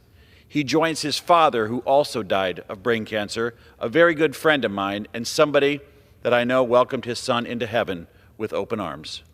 With that, Mr. Speaker, I yield back. For what purpose does the gentlewoman from North Carolina seek recognition? Mr. Speaker, I seek to address the House for 1 minute and revise and extend my remarks. Without objection, the gentlewoman is recognized for 1 minute. Yesterday, we marked 52 years since the Supreme Court issued its landmark ruling in Roe v. Wade. We should be celebrating 52 years of reproductive freedom. Instead, nearly 3 years after the Supreme Court overturned Roe v. Wade, we live in a very different America. In North Carolina and across the country, women cannot access vital health care services, and doctors are being criminalized for simply doing their jobs. We now have a president back in the White House who's bent on restricting access to women's health care even further. On President Trump's first day in office, his administration even removed a federal webpage that offered important reproductive health information. While the next 4 years will bring immense challenges, we cannot give up the fight for a country where women can make decisions about our own bodies and our own health care. Thank you, Mr. Speaker, and I yield back. For what purpose does the gentlewoman from California seek recognition?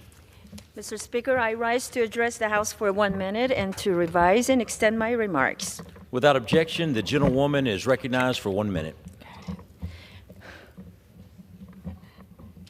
Thank you. I rise to celebrate Lunar New Year, Seollal, which is called in Korean, and Tet Festival in Vietnamese, as we ring in the year of the snake. Snakes are mysterious, smart, alert, determined, and calm. We enter this new year with the same calmness, wisdom, and alertness, standing ready, steady and ready to take on any challenges or opportunities that come our way. So I wish success, good health, and blessings for you and your family in the new year. In Congress, I will embody the calm determination of the snake as I build on my record of effectiveness and deliver results for our Southern California communities. So let me wish everybody Happy New Year. In Korean, 새해 복 많이 받으세요. In Mandarin, 新年快乐. In Cantonese, Gong e fa choi. Vietnamese, Chok mong nam moi. Happy New Year. With that, I yield back. Does the gentleman from California seek recognition? Speaker, I ask unanimous consent to address the House for 1 minute. Without objection, the gentleman is recognized for 1 minute. Mr. Speaker, I rise today to honor Brother Ronald Gallagher, who passed away earlier this month after a distinguished life of service to Lasallian education. Brother Ron was a son of California. He took his final vows in 1972 and went on to earn his PhD in comparative literature. He began teaching at the high school level before joining the faculty at St. Mary's College of California in the early 1980s. After a successful teaching career, Brother Ron served as a college president from 2005 until 2013. As president emeritus, after his term as president, he oversaw academic and athletic facility improvements and was honored for his work during all of that time with the naming of the Brother Ron Gallagher Baseball Stadium at St. Mary's. Brother Ron will be remembered for his vocation, for his sense of humor, love of sports, and passion for literature. Please join me in recognizing Brother Ronald Gallagher for a life of unwavering commitment to service, education, his faith, and his community. Thank you, Mr. Speaker. I yield back. For what purpose does the gentleman from California seek recognition? Without objection, the gentleman from California is recognized for 1 minute. Thanks, Mr. Speaker. The Birthright Citizenship Act is a necessary step to restore integrity to our immigration system. The 14th Amendment was never intended to grant citizenship to children of individuals who enter or remain in the country illegally. The purpose of the 14th Amendment was to guarantee full rights to freed slaves, not to fuel illegal immigration or exploit U.S. citizenship through birth tourism. Today, 1 in 10 births in the U.S. is to an illegal immigrant mother, and nearly 400,000 of these mothers come across the border illegally every year to give birth. The drafters of the 14th Amendment couldn't have imagined that that's how it would be twisted to make that somehow legal. The loophole also fuels a global birth tourism industry, further undermining the integrity of our laws. Citizenship is one of America's most precious privileges. By closing these loopholes, this legislation prioritizes the rule of law and the interests of American citizens. It's about fairness, not denying opportunity, but ensuring our laws are respected and applied consistently. Let's take this vital step to protect the value of U.S. citizenship. I go back. For what purpose does the gentlewoman from Florida seek recognition? House for 1 minute and revise and extend my remarks. Without objection, the gentlewoman is recognized for 1 minute. Okay, Mr. Speaker. We really need to. Okay. All right. Thank you, Mr. Speaker. I rise to honor Mary Barley of Isla Mirada, Florida, to celebrate her much-deserved induction into the Everglades Hall of Fame. Mary and her late husband, George, brought unmatched passion and commitment for decades to saving America's Everglades. For instance, this award-winning advocate was pivotal in helping pass the bipartisan Comprehensive Everglades Restoration Plan in 2000. This landmark legislation authorized the world's largest ecosystem restoration effort, one that continues to guide our renewal efforts today. Mary is also a founding director of the Everglades Foundation, the leading scientific advocacy and educational group working to restore this ecological treasure. Mr. Speaker, Mary Barley has been more than a leading bipartisan force in the historic quest to save the river of grass. She's been a mentor, friend, and role model to generations of young environmentalists who were fortunate to learn from her passion and devotion to this cherished ecosystem. We are so fortunate to have a persuasive advocate to preserve and protect this unique and magnificent ecosystem. Mary's induction into the Everglades Coalition Hall of Fame is timely and well-deserved. Thank you, and I yield back. For what purpose does the gentlewoman from New York seek recognition? Consent to address the House for 1 minute to revise and extend my remarks. Without objection, the gentlewoman is recognized for 1 minute. Thank you, Mr. Speaker. I rise today on behalf of everyone on Long Island to welcome Romy, Emily, and Doran home after more than 470 days in Hamas captivity. We will not rest until every hostage comes home. I want to thank the previous administration and President Trump for working together to get this deal across the finish line. We will never forget October 7th, the single deadliest day for the Jewish people since the Holocaust. 1,200 Israelis were brutally murdered by Hamas terrorists, including Omer Nutra of Long Island. The terrorist attacks of October 7th must never happen again. We must always stand with our ally, Israel.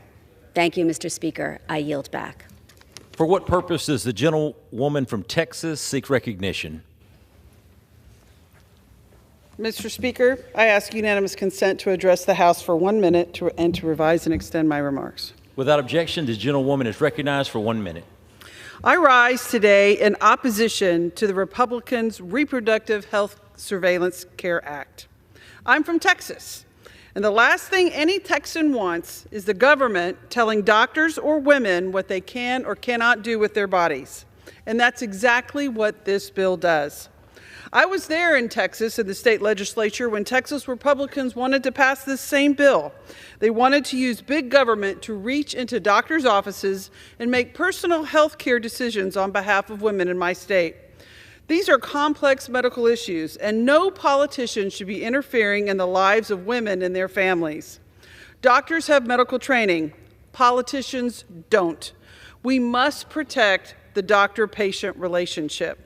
Simply put, Republicans should not have a seat at the table in your doctor's office. And it amazes me that my colleagues in the so-called party of small government continue to put forth bills that seek to control women, families, and doctors. I will always make sure women and families have the tools they need to make their own health care-related decisions. This misguided bill endangers the lives of women, and I urge my colleagues to oppose it. Thank you, and I yield back.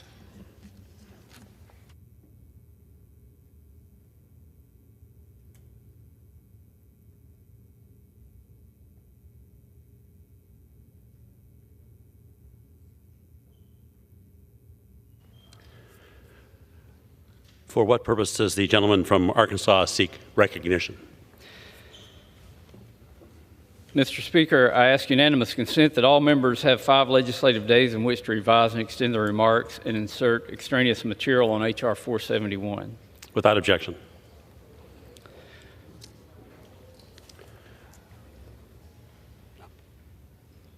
Pursuant to House Resolution 53 and Rule 18, the Chair declares the House in the Committee of the Whole House on the State of the Union for consideration of H.R. 471. The Chair appoints the gentleman from Alabama, Mr. Strong, to preside over the Committee of the Whole.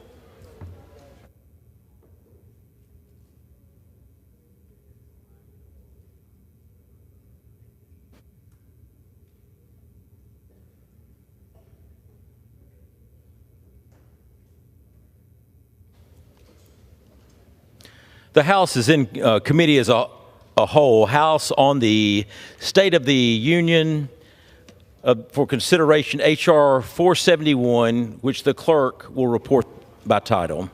A bill to expedite under the National Environmental Policy Act of 1969 and improve forest management activities on National Forest System lands, on public lands under the jurisdiction of the Bureau of Land Management, and on tribal lands to return resilience to overgrown, fire-prone forested lands and for other purposes.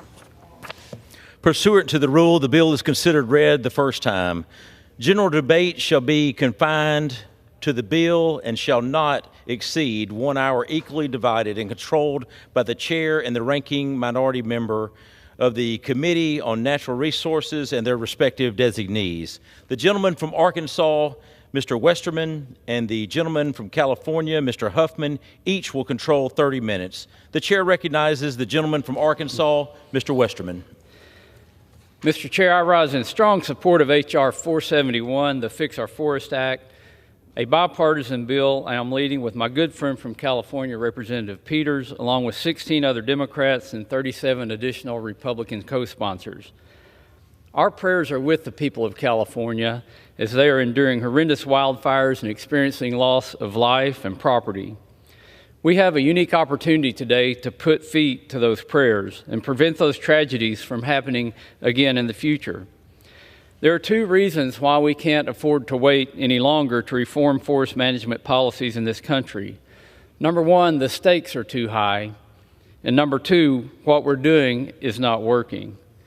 First, let's talk about the stakes. The Los Angeles wildfires have caused unimaginable damage and will likely become the costliest in American history. with early estimates suggesting upwards of $250 billion in damages. More than 16,000 structures, homes, schools, grocery stores, entire neighborhoods, and communities have burned. And sadly, at least 28 people have tragically lost their lives. But we know, and we all know, that such figures can only tell part of the story. No price tag can be placed on the loss of a beloved family member or friend. No property valuation can register the pain a family feels after losing a home where cherished memories were made. No bookkeeping accounts for the lost dreams of a small business owner whose life work has gone up in smoke. These are the true cost, the human cost of catastrophic wildfire. Losing 16,000 structures is nearly unfathomable. Local officials reported that it looked like a bomb was dropped on these communities after the smoke had cleared. But what's truly startling is that there are 44 million homes in the wildland-urban interface nationwide, more than 70,000 communities just like Pacific Palisades, at risk of being wiped out by catastrophic fire. This brings to my second point. What we've been doing is not working. This bill passed the House last September with a strong bipartisan vote. Unfortunately, the Senate failed to move it. In the interim, more than 1.5 million more acres burned across the country.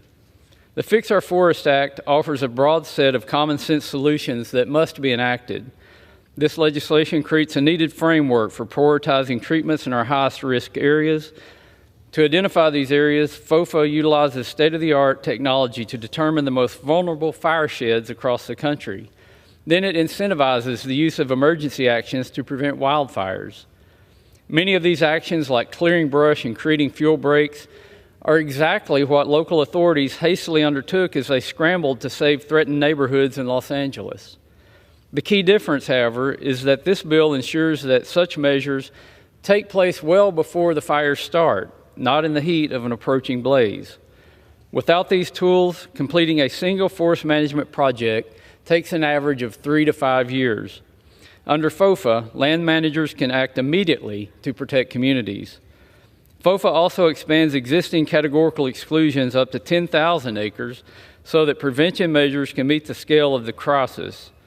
Under the status quo, if land managers want to reduce hazardous fuels in an area roughly the size of the Palisades fire, they would need 8 separate categorical exclusions.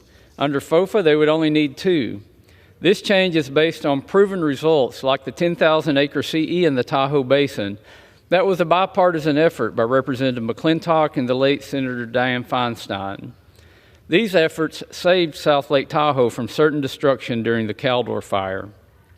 FOFA also protects communities by creating a community wildfire risk reduction program and clearing hazardous trees from utility rights-of-way to prevent fires like the ones that destroyed Lahaina in Maui and Paradise in California. FOFA supports wildland firefighters by creating a new casualty assistance program for firefighters killed or injured in the line of duty, ensuring they have access to the latest technology so they can detect and put out fires faster, and standardizing repayment timelines with local fire departments so non-federal partners aren't waiting years to get the money they are owed. I've only briefly described some of the important bipartisan pieces in FOFA, but it involves much more to make forests more resilient, healthier, and safer from sea to shining sea. All these tools available in this bill echo a similar theme. We must restore common sense to our approach to forest management. This comprehensive package is the result of years of hard work and bipartisan collaboration, formulated through hearings, site visits, and member feedback. Fixing our forests should not be a partisan issue, and today it's not. I urge my colleagues to support this bill and reserve the balance of my time. The gentleman from Arkansas reserves. The gentleman from California is recognized. Thank you, Mr. Speaker. I rise in opposition of H.R. 471, the Fix Our Forest Act, sponsored by Chairman Westerman. And while this bill is flawed, and we'll be discussing those flaws here in a moment, I do appreciate that Chair Westerman and Representative Peters did come together and work on this issue in a bipartisan way that acknowledges our wildfire crisis. That is a good thing. Addressing that should be a bipartisan priority, and the Fix Our Forest Act includes some helpful provisions. For starters, it has incorporated a number of key democratic priorities that are in direct alignment with the recommendations of the Wildland Fire Mitigation and Management Commission. That's what's referenced in this poster here behind me. 148 nonpartisan consensus recommendations for making us safer from the threat of wildfire. And if this bill simply moved those consensus recommendations forward and also did something that the Commission told us we had to do, critical priority, fund them and make sure that the agencies responsible for overseeing these projects have staffing. If this bill were simply doing that, we wouldn't be here today because this bill would already be law. And many of these good things would already be keeping communities safer. But as you'll hear in a moment, this bill goes off on some tangents that have nothing to do with fire safety, and also, with respect to the good provisions it does include, fails to fund them. That's why we're here. That's why the path of this bill has been more complicated, and that is unfortunately a missed opportunity. We were able in this bill to include reauthorization of the Collaborative Forest Landscape Restoration Program and the Joint Chiefs Landscape Restoration Partnership, sponsored by our newly re-elected Federal Lands Subcommittee Ranking Member Joe Neguse. The latest version of the bill also includes a revamped version of the Fireshed Center, which aligns with several of the Commission's consensus recommendations aimed at enhancing coordination, using predictive services, and unifying decision-making capabilities. I am glad that this bill has evolved to include these priorities my Democratic colleagues have championed. In fact, we have Democratic bills that do all of these good things and more, because fire safety is a huge concern for all of us. But our Democratic bills do not pair these good provisions unnecessarily with harmful environmental rollbacks, and that, unfortunately, is what the bill before us does do. Now, if you scratch beneath the surface of H.R. 471, you start seeing problems, starting with the fact that the beneficial provisions are totally unfunded. There's simply no money, no resources to help any of the good things actually happen.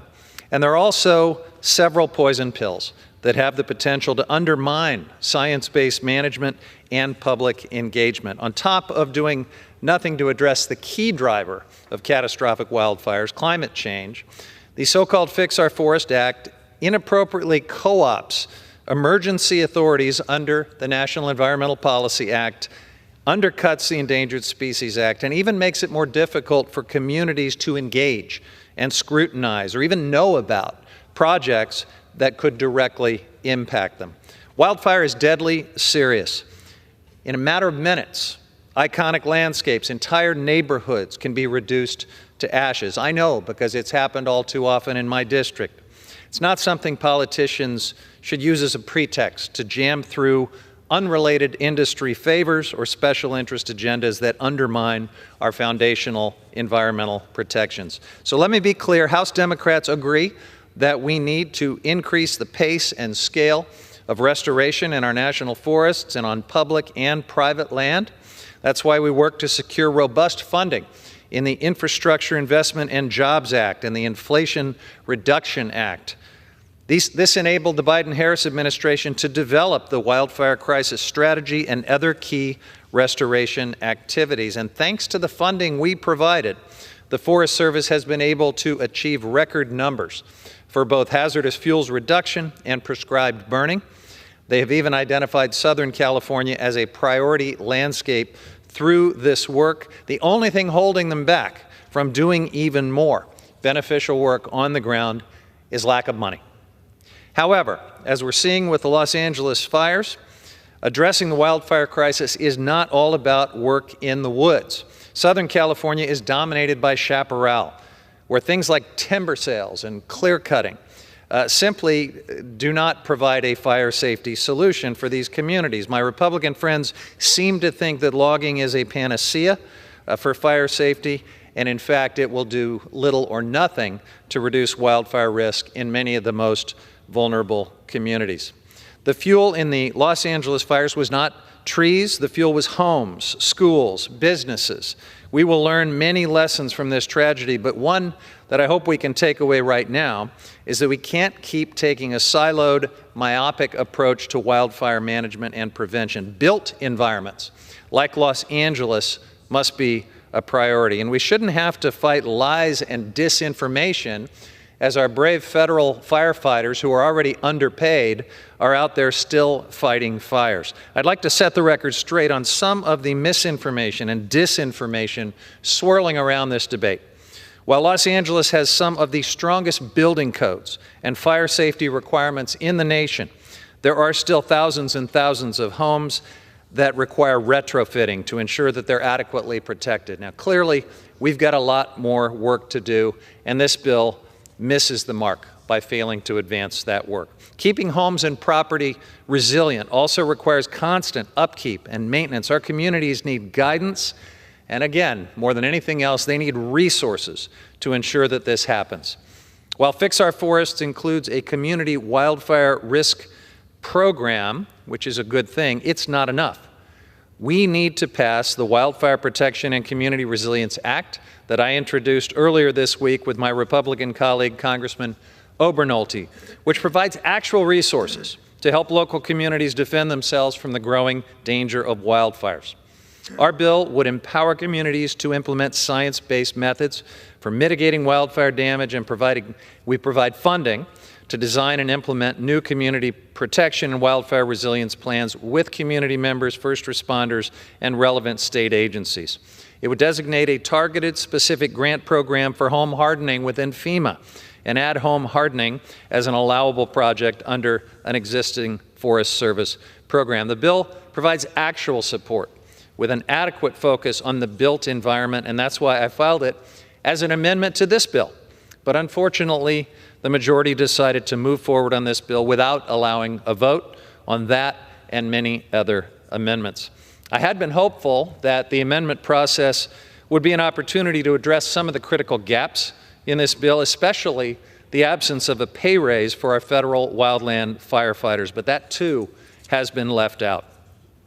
What happened in Los Angeles this month is a national tragedy, and in moments like this, we should overcome all politics and find ways to work together on solutions that actually help the people we're here to serve. And with that in mind, I want to discourage any of my colleagues on the other side of the aisle who might want to embrace this wrong-headed idea that relief and support for Los Angeles can somehow be a bargaining chip or used as leverage to advance other policy goals. You're not going to turn California into a red state by hijacking critically needed disaster relief. And in fact, a thought like that never would have crossed our minds when we had the back of the people in Florida and North Carolina and Louisiana, and when we have simply been fellow Americans helping each other in the face of these terrible tragedies. That's the way it's always worked in this Congress, and I hope we're not going to set a terrible new precedent now. I will be recommending a no vote on this bill today. I hope that we can continue to work together, however, to improve this bill and to address all of the critical issues that have been left out. I also hope when it comes to the broader critical need for federal disaster relief, we can remember that we're all fellow Americans and we need to have each other's back in these moments. And with that, I reserve the balance of my time. The gentleman from California reserves. The gentleman from Arkansas is recognized. Mr. Chair, if throwing money at a problem would fix it, we wouldn't be having fires today. Over the past few years, our federal land managers have been showered with $12 billion to battle wildland fire and to make our forests more resilient. The result of that is the Forest Service estimates they're going to treat less acreage than they've treated before. It's not a money problem, it's a policy problem, and Fix Our Forest will help solve that problem. I yield 3.5 minutes to the gentleman from California, Mr. McClintock. The gentleman's recognized. Thank you, Mr. Chairman. Over the last 10 years, we've lost fully 1/4 of our federal forests to catastrophic fire. An untended forest is no different than an untended garden. It will grow until it chokes itself to death, and then it will succumb to disease, pestilence, drought, and ultimately catastrophic fire. This is how nature gardens. She doesn't care that it takes a century or more for a forest to regrow. We mortals do. Excess timber will come out of the forest in only two ways. Either we will carry it out or nature will burn it out. That's why we created the Forest Service, to do our own gardening and remove excess timber before it can choke off the forest. Every year, foresters would mark off surplus timber and we'd auction it off to logging companies who paid us to remove it. For a century, we enjoyed healthy, fire-resistant, and resilient forests. But then we passed bureaucratic laws that have made the active management of our forests all but impossible. A simple forest management plan now takes an average of 5.3 years to complete, and it costs millions of dollars, more than the value of the timber to be harvested. Since these laws were passed, timber harvested from the federal lands in California has fallen 75%, with a concomitant increase in acreage destroyed by fire.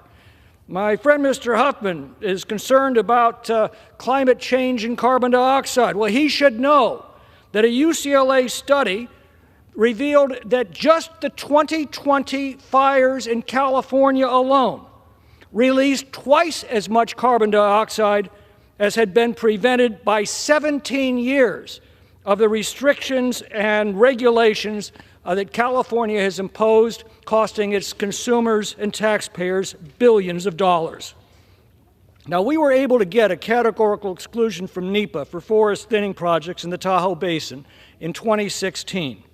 In the 9 years since its enactment, it's reduced the approval process for forest thinning projects at Tahoe from 5 years to less than 4 months. It's reduced the environmental reports from more than 800 pages down to a few dozen. Timber harvested has increased from roughly 1 million board feet a year to 9 million board feet a year.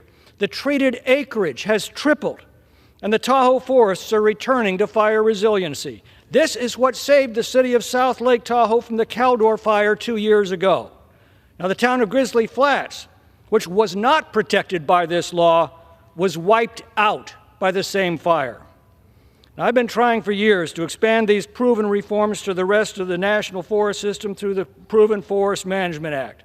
That measure is now included in this legislation, and its enactment is long overdue. This should not be a partisan issue. The choice is between policies that have proven to work and policies that have proven to fail. Let us return to the policies that work before we run out of forests to burn down. I yield back. Reserve. The gentleman reserves. The gentleman from California is recognized. Thank you, Mr. Speaker. It's always refreshing to hear my colleagues across the aisle who typically deny climate science forcefully suddenly get interested in things like CO2 emissions, and they have discovered correctly that forest fires actually cause CO2 to go into the atmosphere. So I guess that's progress. I hope now they will begin to listen to the overwhelming majority of climate scientists who are saying that this fossil fuel energy bonanza of theirs is actually the primary driver of catastrophic climate change. It's the reason we have record-breaking disaster one after another because of this fossil fuel bonanza, and I hope that we can build on the progress, this awakening that we've begun to hear on at least some climate science. Now, it was mentioned by the chairman, I believe erroneously, that forest treatments have gone down since the passage of the legislation that I mentioned 2 Congresses ago. In fact, we need to do a little bit of correcting there. Since the passage of these 2 laws, the Forest Service has been treating a record number of acres, including a record number of prescribed fires in California and across the country. We also know that from 2002 to 2023, the Forest Service consistently increased the acres that it treated. But let's pick up where the Trump administration left off. 2.65 million acres treated in 2020, and we know that the Biden administration was able to treat 4.3 million acres, a lot more than the Trump administration in 2023. The numbers admittedly leveled off over the last 2 years because of Republican budget cuts, but they've still topped 4 million acres a year, and so it's a very different trajectory than what has been suggested. With that, I would like to yield 3 minutes to the gentleman from Virginia, Mr. Byer. The gentleman is recognized. Thank you, Mr. Speaker. Mr. Speaker, I rise in opposition to the Fix Our Forests Act, and I rise to fight what could be the first successful attempt to undermine the Endangered Species Act. I believe that the California people deserve our urgent support to recover and rebuild from the tragic wildfires, and I'm disappointed that this was not a productive discussion, bipartisan discussion, to help address what they need. There are many excellent pieces of legislation that we should be looking at for that support, including many that are bipartisan, like the Modernization, Wildfire, and Safety and Prevention Act. Those bills provide much-needed funding, deliver desperately needed support to firefighters, and address the needs of frontline communities. This bill does not.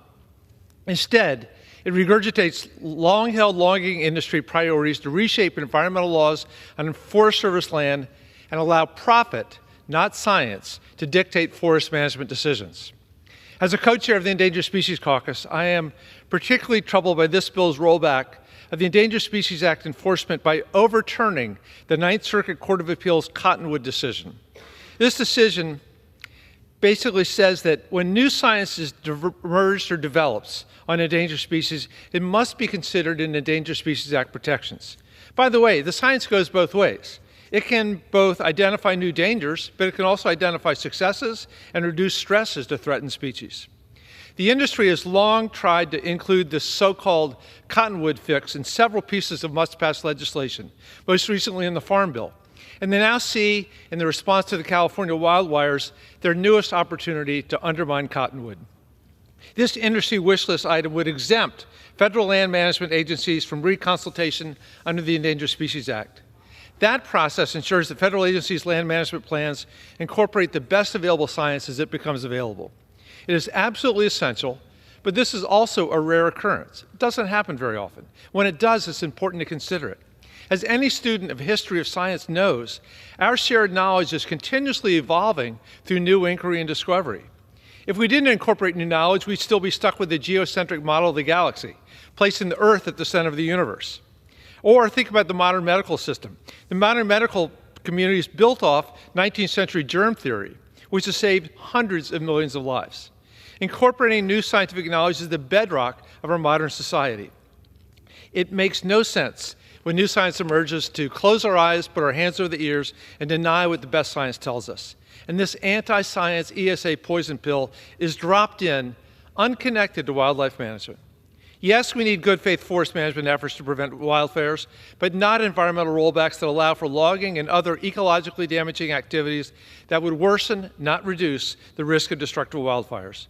We need to take real action to mitigate the risks and effects. And I'm ready to work with all my colleagues to make that happen. Mr. Speaker, I yield back. And I reserve. The gentleman reserves. The gentleman from Arkansas is recognized. Mr. Chair, I yield 2 minutes to the gentleman from California, Mr. LaMalfa. The gentleman is recognized. Thank you to the gentleman from Arkansas for his hard work for a long time on this work and creating a bipartisan bill that's intended to succeed. The area I represent in far northern California is one that has seen so much fire and so much destruction over the years. The Fix Our Forest Act is an important step, a meaningful step in having this not occur anymore. And so I'm really pleased that the effort can be bipartisan and Chairman Westerman is able to advance this cause. Indeed, this is what one of my cities look like, Paradise, California. It's already been 6 years. 85 lives lost. 3 other towns affected in my district. 2 of them almost completely gone, Greenville, Canyon Dam. A third one called Doyle burnt right through that as well. We're getting tired of this. We're getting really tired of it. Now with the tragedy in Southern California, I guess that puts an underline since it's getting a lot more national press. Unfortunate. What I'm appreciating in this bill is its common sense will help these disasters and keep our power grid more reliable with legislation to have more clearing around the power lines. A bill that I was able to pass a while back that we're adding to in this bill. Also, I'm pleased to have a provision in here that advances more grazing. Of course, grazing is a very cost-effective way of keeping the fuels down around fire zones, and you can get actually paid for it by those doing the grazing. So when you see what success looks like, this is a managed forest here. It's thinned out, and it has a much better opportunity to put fire out and stop fire, or at least have it burn through slowly and much more cooler. When you don't manage the land, such as so much U.S. Forest Service land looks this way, this is a tinderbox. It will burn completely down, and you may not see any growth for 50 years after that. So let's go with success, what Mr. McClintock was talking about in the Tahoe area, and even in a small town near Paradise called Magalia, where a private concern had done some of the work, and half of Magalia did not burn because of the work that was done adjacent to it. We know these processes work. Why can't we advance them? Why do we have to continue to have the destruction of the environment, waterways, everything? Let's advance this bill. I yield back. I reserve. The gentleman from Arkansas reserves. The gentleman from California is recognized. Thank you, Mr. Speaker. The picture my friend from Northern California just showed is instructive, because both the left and the right side of that picture are areas that were clear-cut. You can tell that because all the trees are exactly the same height. It's what we call a plantation forest. It's unhealthy. It is absolutely vulnerable to wildfire. I'm glad that they did some thinning on the left side of that picture, but the unhealthy forest on the right side is also a vestige of clear cutting, which does not make anyone safer. It actually makes communities a lot more vulnerable to wildfire, and it's exactly the kind of project that would go through the huge loophole created in this legislation. More clear cutting is not going to make us any safer from the wildfire risk. And with that, I would like to yield 2 minutes to my friend from Southern California, from San Diego, Scott Peters. The gentleman is recognized.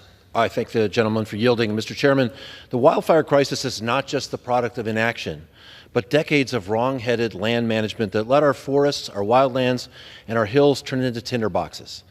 We have suppressed all natural fire all the time, and we've let invasive fire-prone vegetation grow unabated. The work of clearing dead trees and dry vegetation that fuel fires requires long environmental reviews, often followed by years of litigation. And while we wait for analysis, forests burn down, habitats are lost, air pollution worsens, and our communities are threatened by catastrophic fire. And the wildfire crisis is also climate change. California wildfires in 2020 contributed more greenhouse gases than the state's entire power sector, and as was said before, the fires in that 1 year undid the state's entire progress on emissions reduction from 2003 to 2019. Our Fix Our Forests Act will simplify and expedite the most critical forest management projects while maintaining strong environmental standards.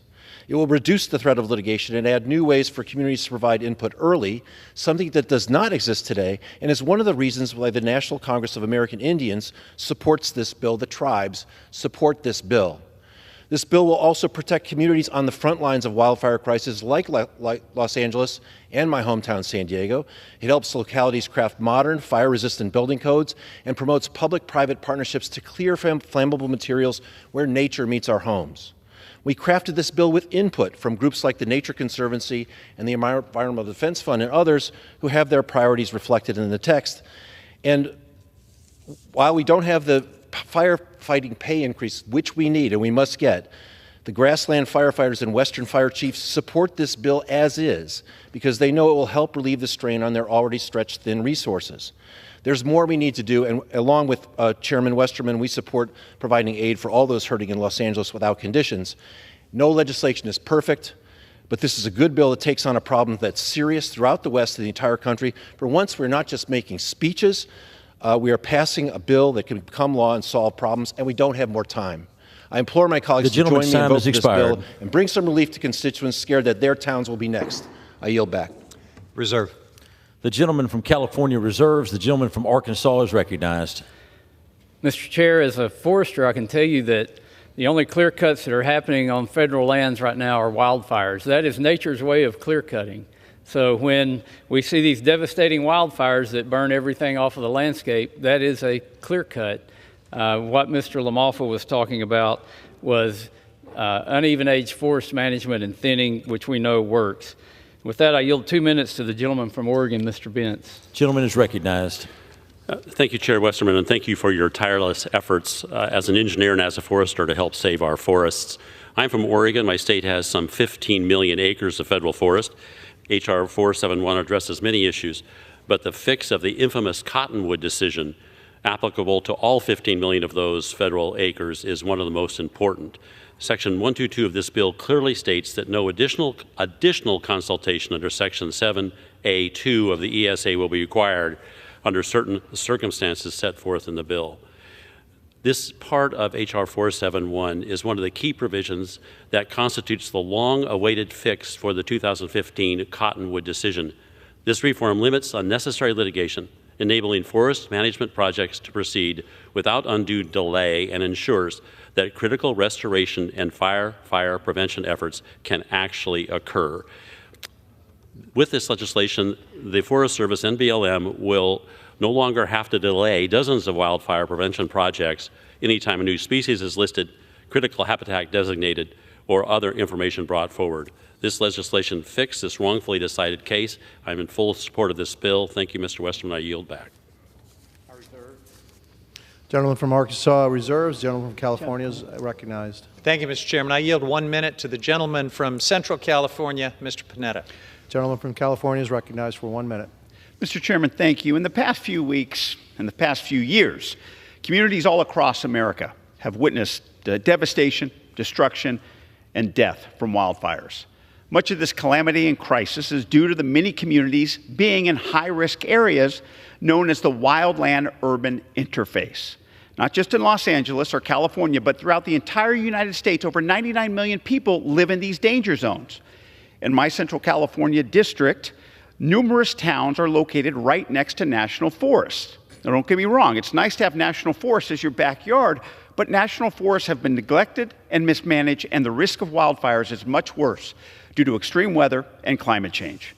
Some say that we shouldn't do anything and just let forests manage themselves. Unfortunately, we all bear witness to what can happen when we do nothing. Fortunately, the Fix Our Forests Act would do something by restoring the health to forests, bolstering the resiliency, and yes, reducing the threat of wildfires. As wildfire seasons have turned to wildfire years, we must be proactive when it comes to our forests. That's why, rather than just suppress fires, the Fix Our Forests Act would prevent fires, and that's how we protect our communities. Thank you, Mr. Chairman. I yield back. Thanks. The gentleman from California reserves. Gentleman from Arkansas is recognized. Mr. Chair, I yield 1.5 minutes to the gentleman from Minnesota, Mr. Stauber. The gentleman from Minnesota is recognized for 1.5 minutes. Mr. Speaker, I rise today in support of H.R. 471, the Fix Our Forests Act, which I am proud to co-sponsor. As you can see, it will pass with bipartisan support.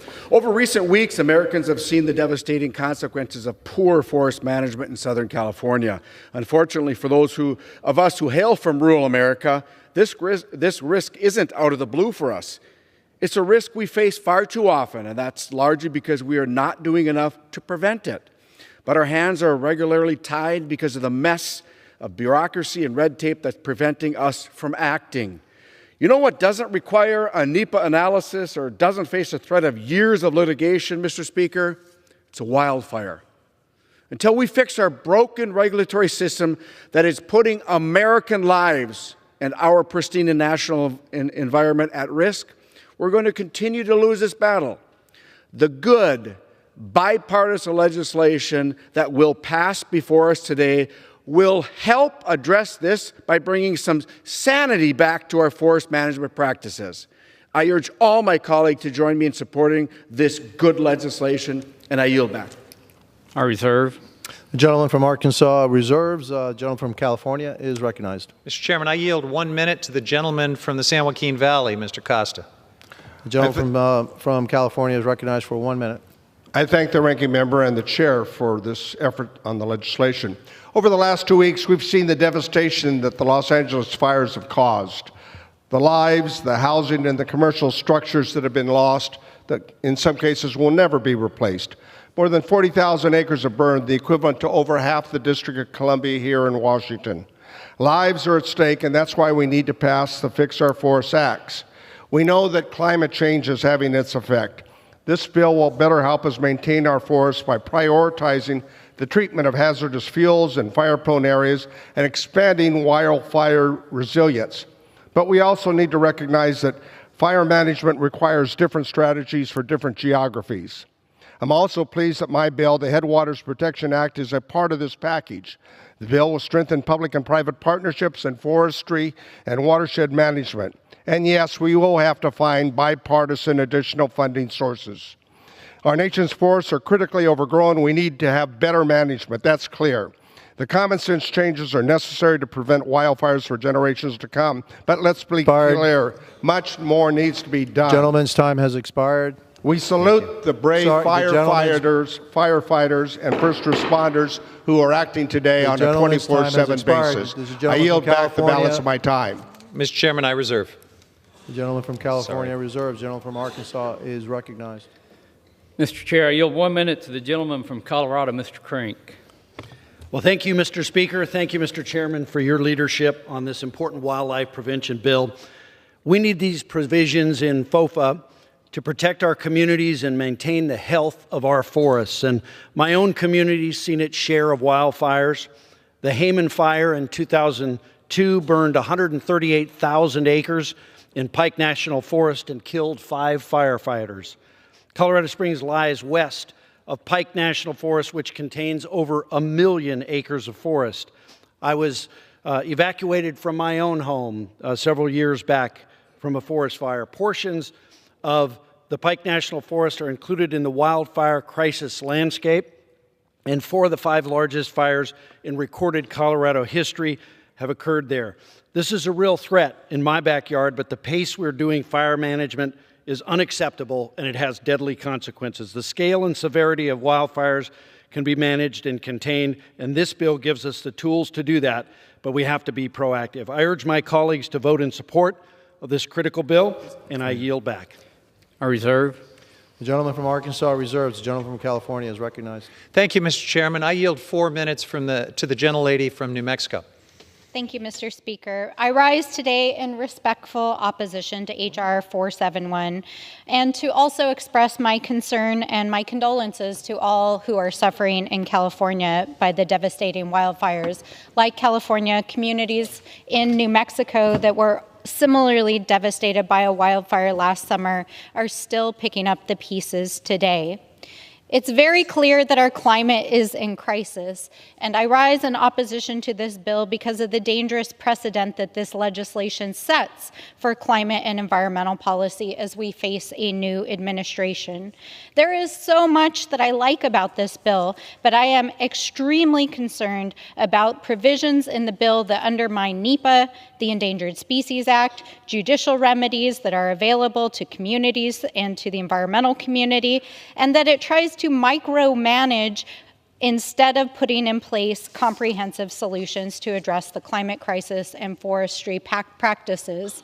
Now, I greatly respect the chair for his forestry expertise, and as I said, there is much in this bill that I like, but I am highly concerned, especially about the undermining of NEPA and these other environmental bedrock provisions, especially in the wake 2 days after Donald Trump has taken office and signed a slew of executive orders undermining the fundamental environmental, climate, and clean energy legislation that we've put in place over the last several years. In these executive orders, he took us out of the Paris Climate Agreement. He opened public lands and offshore for drilling. He stopped progress on clean energy projects, revoked spending for the Inflation Reduction Act and the infrastructure bill, and is clearly trying to undermine the bedrock environmental provisions of NEPA with an executive order that would stop the modernization of that bill. It is in this context that passing new legislation that would give the opportunity for the administration to exploit loopholes in NEPA as well as the Endangered Species Act and judicial processes is untenable. It is not true that our country is facing an energy emergency as was declared by the president. It is, in fact, facing a climate crisis. 2024 was the hottest year in human history. The wildfires in California and New Mexico were not started by bureaucracy. They were the result of the climate crisis.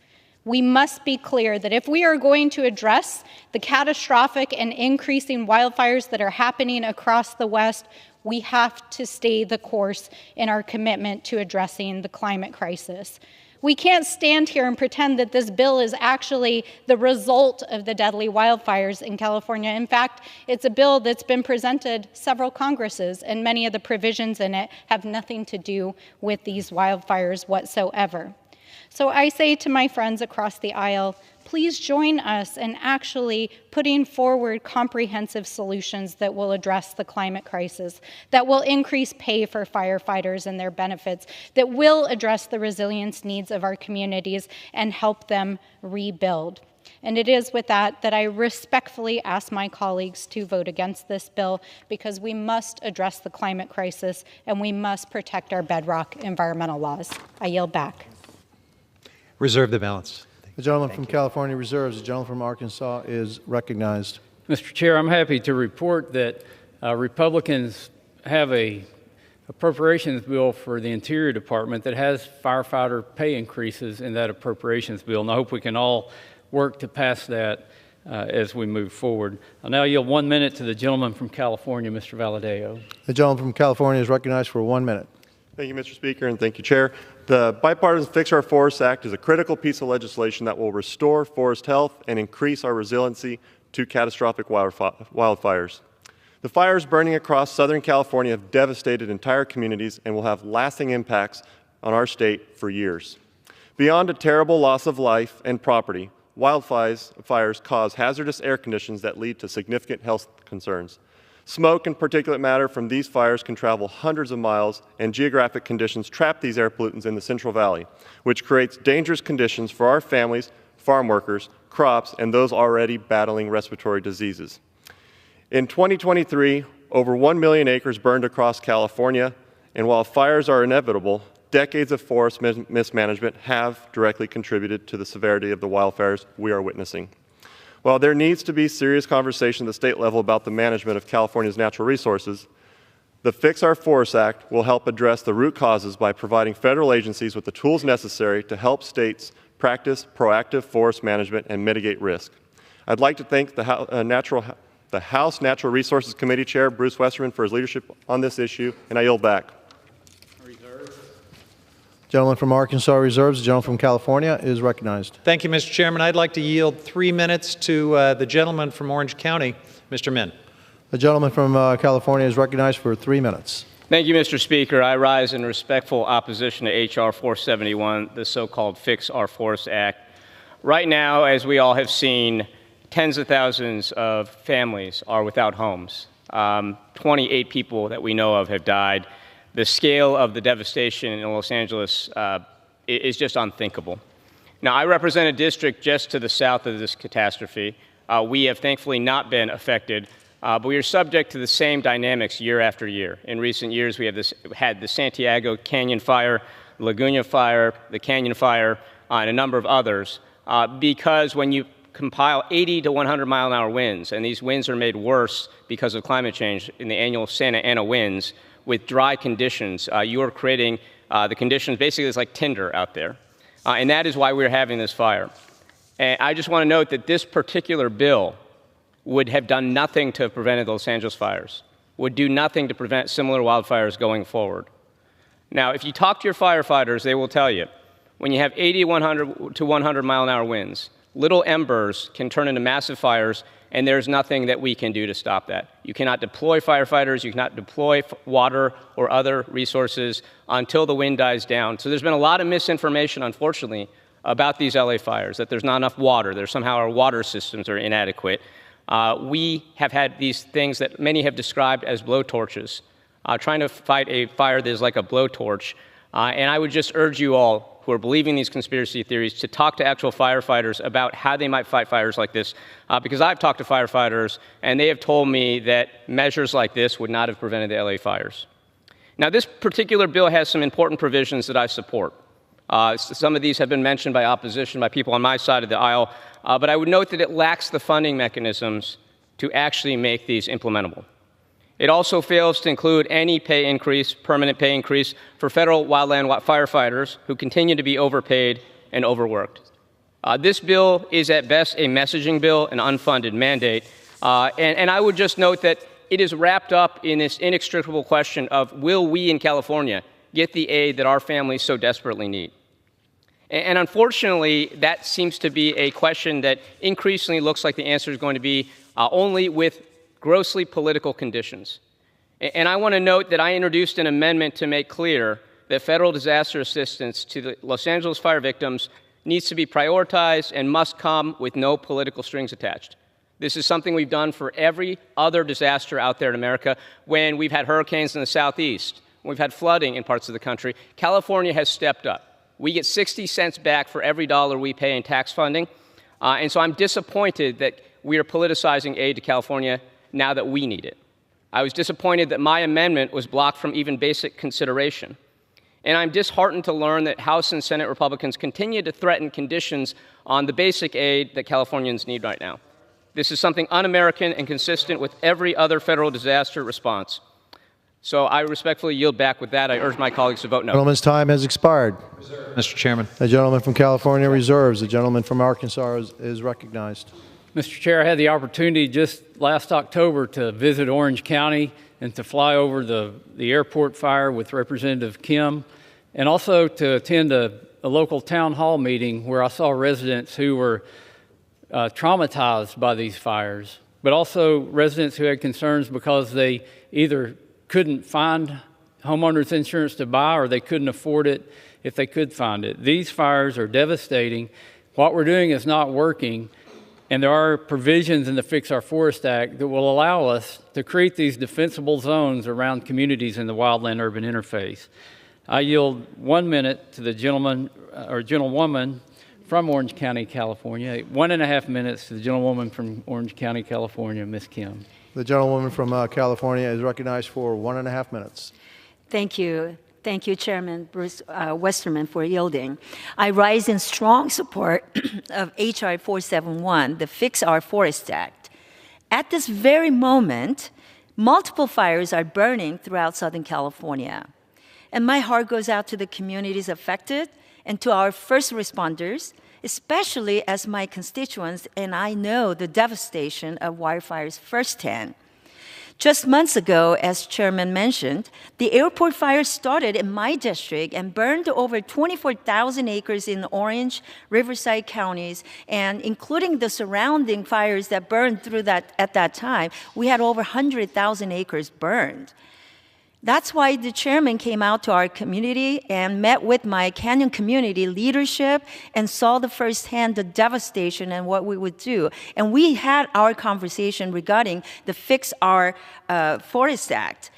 In that, we talked about the innovative technologies that we need to respond to the threat of wildfires. The Fix Our Forest Act includes wildfire technology, demonstration, evaluation, modernization, and optimization, or DEMO Act, which I introduced to create a public-private partnership to test and deploy the emerging wildfire mitigation technologies. So I want to thank Chairman Westerman and Representative Peters for making it bipartisan and for including my legislation in this critical bill to protect our forests. I urge my colleagues to vote yes on H.R. 471, and with that, I yield back. The gentleman from Arkansas reserves. The gentleman from California is recognized. Mr. Chairman, I reserve. The gentleman from California reserves.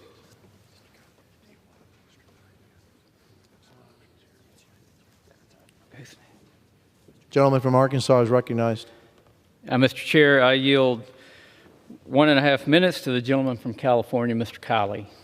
The gentleman from California is recognized for 1.5 minutes. Mr. Speaker, today we will pass this vital legislation to fix our forests, and we will do so with bipartisan support. This bill has a number of very important provisions. It simplifies and expedites environmental reviews. It ends frivolous legislation. It ends endless agency consultation. It strengthens the Good Neighbor Authority. It creates a new categorical exclusion for vegetation management for utility right-of-ways. It prioritizes hazardous fuel reduction in high-risk fire sheds. It protects communities in wildland-urban interfaces, and it incorporates technology in a smart way. I'm particularly grateful for those in the California congressional delegation on both sides of the aisle who have spoken in support of this legislation. The contrast could not be clearer to what is going on at in Sacramento at the state capitol right now, where just in the last hour, the runaway supermajority rejected legislation by Assembly Republican leader James Gallagher to add $1 billion to the fire prevention budget, the very budget that the current governor has slashed time and time again, and he was even caught by NPR exaggerating the amount of fire mitigation work done by, quote, a staggering 690%. So today, we will pass this very much needed legislation at the federal level, and it will make a big difference. It will reduce the risk of wildfire. But until California's political leadership gets its act together, our citizens will remain at risk. I yield back. The gentleman from Arkansas reserves. The gentleman from California is recognized. Mr. Chairman, I reserve, and I'm prepared to close. The gentleman from California reserves. The gentleman from Arkansas is recognized. Mr. Chair, I yield 1 minute to the gentleman from California, Mr. Fong.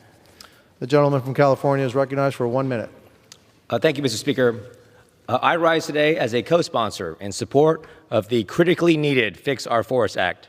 As wildfires continue to threaten communities in Southern California, including now a new fire near Castaic that borders my district, it is even more urgent that our nation prioritizes preventing these catastrophic tragedies through proactive forest management. In the past 5 years, my district has seen over 600,000 acres burned by wildfires. I've seen the devastation that it leaves behind. Our state has seen millions of acres burned, and with preventative forest maintenance, these fires could have been extinguished much sooner and saved countless lives, homes, and businesses. These out-of-control megafires need to be greatly mitigated before reaching the point of complete destruction. By expediting environmental reviews and prioritizing active management of our nation's forested wildlands, it will be critical and essential to saving lives and communities. I'm grateful for the leadership from Chairman Westerman, who has traveled and visited the forests in my district. I'm grateful to the Natural Resources Committee and the House by immediately enacting the bill into law. The gentleman is yielded another 30 seconds. Time is of the essence to prevent the next catastrophic wildfire. Thank you, Mr. Speaker, and I yield back. Mr. Chair, I ask unanimous consent that the list of 102 supporting organizations be entered into the record. These stakeholders include tribal and local governments, grazing and forest management organizations, and a diverse coalition of hunters, conservationists, natural resource managers, outdoor recreationists, educators, and scientists. 47 of those organizations also provided support letters. Each letter expresses strong urgency for passing H.R. 471 to ensure improved forest management on federal land. The groups that wrote support letters included American Sport Fishing Association, Boone and Crockett Club, Citizens Climate Lobby, Confederated Tribes of the Colville Reservation, Federal Forest Resource Association, Public Lands Council, American Sheep Industry Association, National Cattlemen's Beef Association, American Farm Bureau Federation, American Forest Resource Council, Association of California Water Agencies, California Farm Bureau Federation, Family Farm Alliance, National Association of Counties, San Bernardino County, and many others. Mr. Chair, I have no further requests for time, and I'm prepared to close, and I reserve. Request is covered by general leave. The gentleman reserves. I reserve. The gentleman from California is recognized. Thank you, Mr. Chairman. I think we can all agree that wildfire is a complex, traumatic, and challenging issue. It's serious stuff. The devastation that it can wreak on entire communities, the destruction that can happen in a matter of minutes.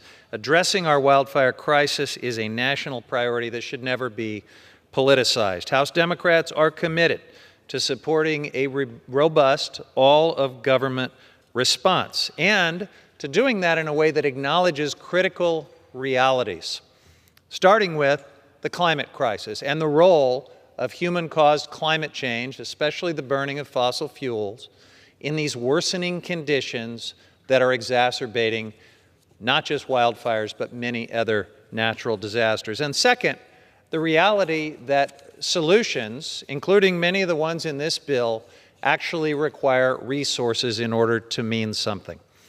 Now, we hope to continue working with our Republican colleagues to address our outstanding concerns about this bill, and we hope that the majority will work with us on additional legislation to address critical issues like adequate pay for federal firefighters that were left out of this bill. They need the resources to do their work. Communities devastated by wildfires also need the resources to rebuild.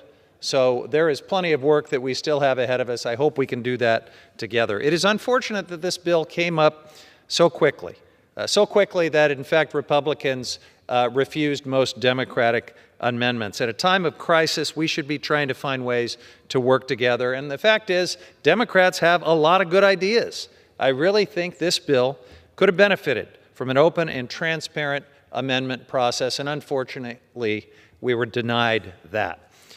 Forests are critical carbon reserves. They are majestic destinations for outdoor recreation. They're habitat for a range of wildlife enjoyed by millions of Americans, and short-circuiting environmental review and not allowing the public to participate in decision-making actually has negative consequences. It could put all of these values at risk.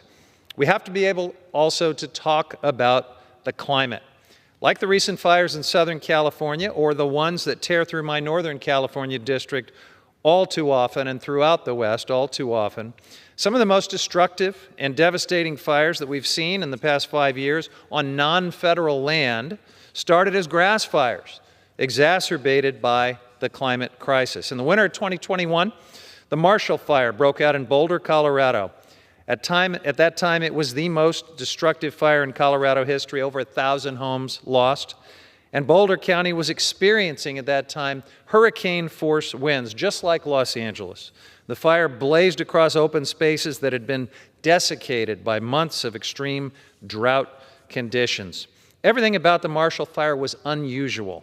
The level of high winds, the condition of the landscape from an unstable climate, and the proximity to an urban interface. But what was once considered unusual is rapidly becoming the norm. We need to acknowledge that reality. Like the Marshall Fire, the fires in Maui started on non-federal grassland. They were fueled by hurricane-force winds and significant drought. This is a climate disaster. Fix Our Forests would not have stopped either of these fires. Communities like the ones in Southern California, Boulder, Lahaina, Hawaii, need resources so that they can prepare and respond and be more resilient. Unfortunately, even the sections of this bill that purport to help in these situations completely lack funding. They need to be refined. They need to be backed up by dedicated funding in order to mean more than just thoughts and prayers. Rushing bills like this to the floor to capitalize on a crisis does not always lead to the best outcome. We should know that by now. Let's hope this is not a model for the entire 119th Congress.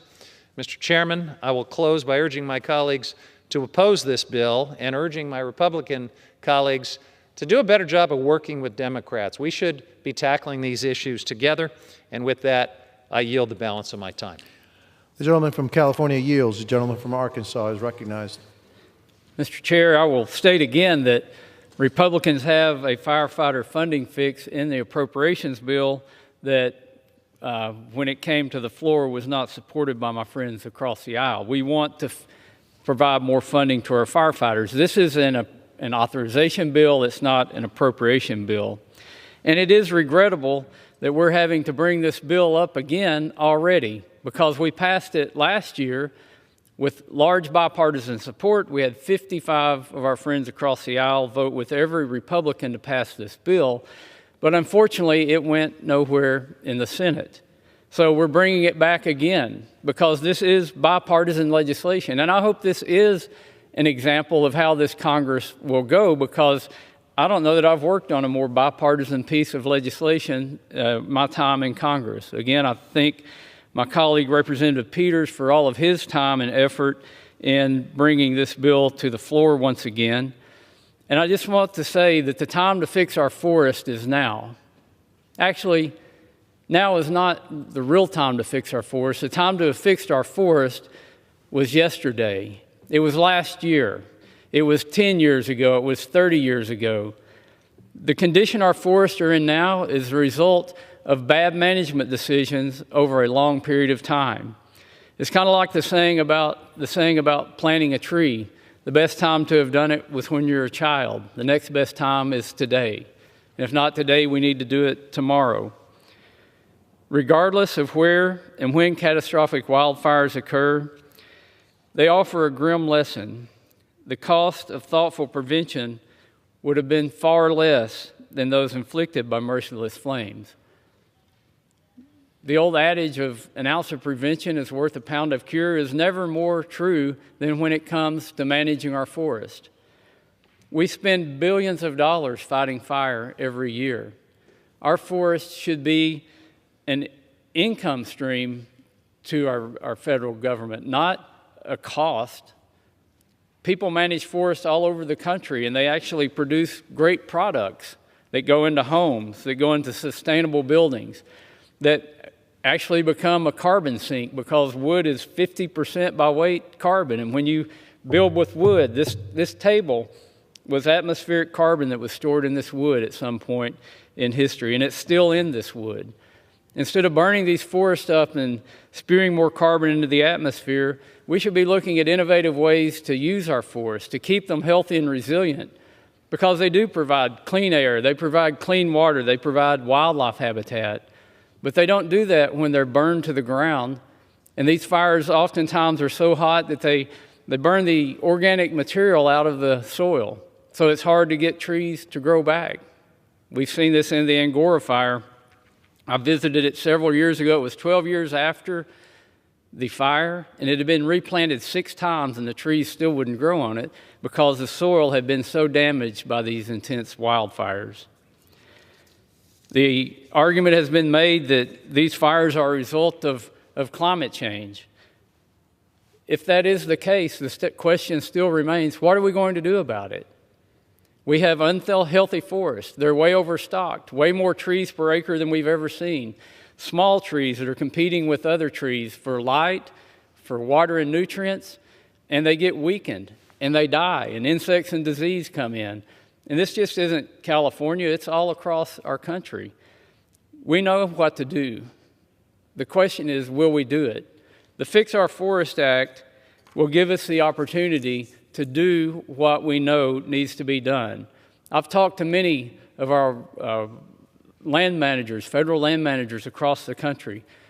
It's disheartening to them to have gone to forestry school or whatever educational experience they had, and they wanted to commit their life to working in an area to make a difference, and they see these resources they're charged with taking care of going up in flames. And instead of being land managers and forest managers, they're firefighters.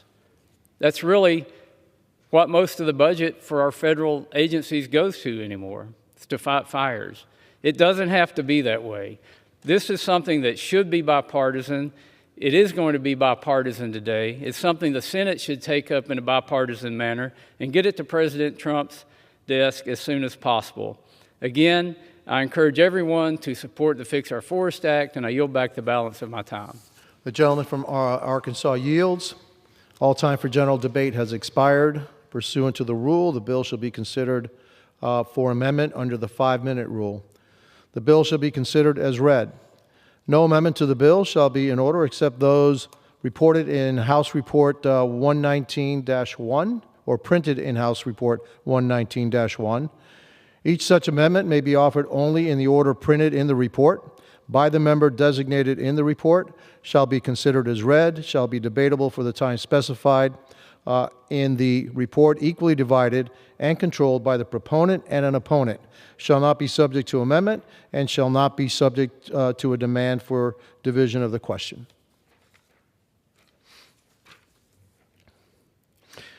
It is now in order to consider amendment number 1, printed in House Report 119-1. For what purposes does the gentleman from Pennsylvania seek recognition? Thank you, Mr. Chairman. I've got an amendment at the desk. The clerk will designate the amendment. Amendment number 1, printed in House Report number 119-1, offered by Mr. Perry of Pennsylvania. Pursuant to House Resolution 53, the gentleman from Pennsylvania, Mr. Perry, and a member opposed, each will control 5 minutes. The chair recognizes the gentleman from Pennsylvania. Thank you, Mr. Chairman. I want to begin by thanking my good friend, the chairman of the committee, for his hard work to try and save one of our country's greatest assets that we see burning to the ground on an annual basis. And we're always shocked, like we're surprised, that it happens, and it seems like my good friend, the chairman, continues to work on this issue while some of my, I don't know if my colleagues on the other side of the aisle, but certainly in the states, maybe the state governments and their local governments don't seem to get that policies produce these outcomes. Now, we've got a great chairman here who is prioritizing the solutions here and managing the risks so that we do better. This amendment, which I think the chairman agrees with, strikes the prioritization of carbon sequestration and ecosystem services in the biochar demonstration projects in this bill. And it is by prioritizing projects based on their impact on carbon sequestration and the impact on ecosystems rather than the impact on forest health and forest fire reduction that we risk throwing more money at the problem while failing to improve the situation on the ground. And Mr. Chairman, I think that that's what we all want to focus on today. That's our priority. That's the chairman's priority, is focusing on finding a solution to the problems that we see today and occurring in our country. As the most recent wildfires in California has demonstrated, the continued prioritization of other things at the expense of risk reduction. And that's what we're talking about here, is risk reduction, not only to property, but to lives that are lost, creates deadly disasters that kill Americans and destroy their property over and over again. The underlying bill makes important changes to improve how our forests are managed to the maximum extent possible. And it's not like Mr. Westerman is just some guy here that's trying to do the right thing because he believes it's the right thing. He's the guy in Congress that actually knows how to do this stuff. So it's great that he's the chairman, and it's great that he's leading this effort. This amendment furthers this intent by making sure we're focused on demonstration projects on those which maximize forest health and resiliency. And let's remember, Mr. Chairman, we're $36 trillion in debt every 100 days, another $1 trillion go by. So we've got to really make sure that the resources that we're spending get to fixing the problem. We'd like to do other things. We sure like to do a lot of other things. But there are needs and there are wants. The chairman is focused on the needs, and so am I. Moreover, this amendment ensures that these projects are not hijacked by those who would use them to implement the UN's natural capital accounting to block the actual productive use of land and undermine one of the fundamental values of America, which is personal property rights. I certainly appreciate Chairman Westerman's support for this common sense amendment to improve this bill, and I yield to Chairman Westerman such time as he may consume. The gentleman yields to the gentleman from Arkansas. Thank the gentleman for yielding, and I rise in support of Representative Perry's amendment, which would remove certain references from Section 301 of the bill. I wholeheartedly support Section 301 of the bill, which provides opportunity to have a new market for this overgrown material that needs to come off of the lands and in biochar. Biochar can be thought of as a soil amendment that improves soil fertility. It allows more water and nutrients to be stored in the soil, and it's almost seems like the perfect thing to have in these western forests where you have water issues and you have overgrown forest, and you can actually make a product that is very beneficial to the whole system out there. So I appreciate the gentleman's support. I support his amendment, and I yield back. I reserve. The gentleman from Pennsylvania reserves. For what purposes does the gentleman from California seek recognition? Well, thank you, Mr. Chairman. I rise in opposition to this amendment. And, you know, we were under the impression that this was going to be... is recognized for 5 minutes. Thank you, Mr. Chairman. I appreciate it. We were under the impression this was essentially a closed rule. Many of our beneficial amendments were rejected out of hand, ruled out of order, but apparently there's always room for an amendment that will make the bill worse. And we've got a great example of that right now. You know, the CO2 sequestration benefits and ecosystem benefits, potential benefits of biochar, are a couple of the most attractive possibilities for this program. I know Chairman Westerman believes that because we've talked about biochar. He's talked about the possibilities of this. And the truth is that the science on biochar is not settled.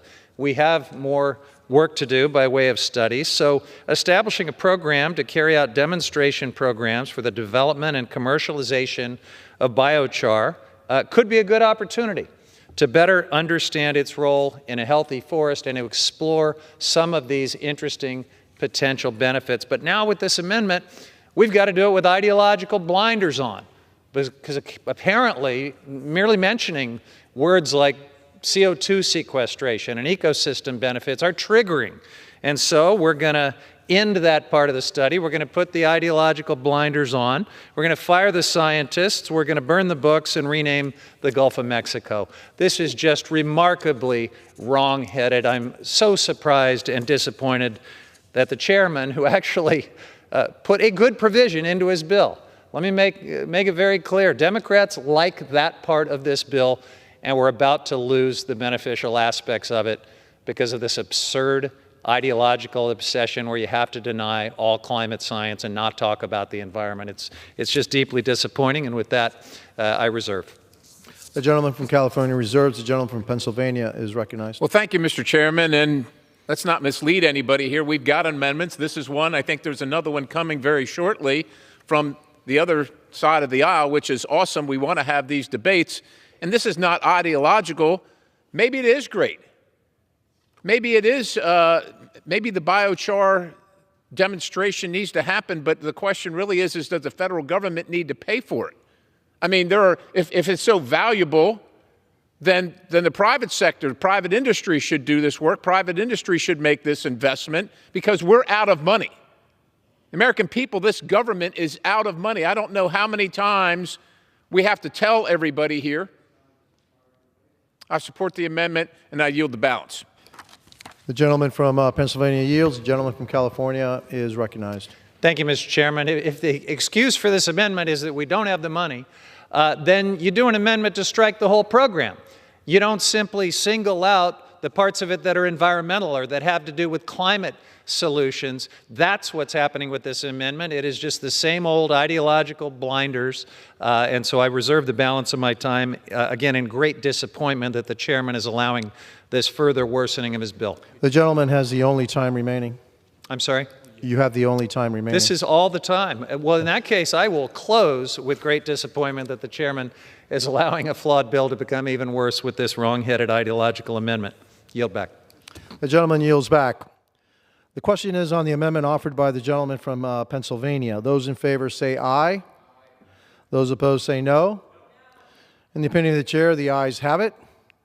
The amendment is agreed to.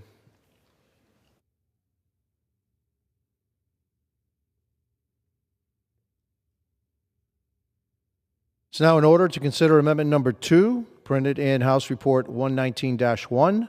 For what purposes does the gentleman from California seek recognition? Mr. Chairman, I have an amendment at the desk. The clerk will designate the amendment. Amendment number 2, printed in House Report number 119-1, offered by Mr. Carbajal of California. Pursuant to House Resolution 53, the gentleman from California, Mr. Carbajal, and a member opposed, each will control 5 minutes. The chair recognizes the gentleman from California. Thank you, Mr. Chairman. I yield myself as much time as I may consume. The gentleman is recognized. Thank you, Mr. Chairman. My amendment to H.R. 471 simply allows the U.S. Forest Service to approve the removal of hazardous trees or vegetation near power poles, power lines on federal land without the need for a timber sale. Unfortunately, catastrophic wildfires continue to ravage California and the western United States. We do need some common sense solutions that balance sustainable forest management practices with reducing wildfire risks. My amendment strives to find this balance.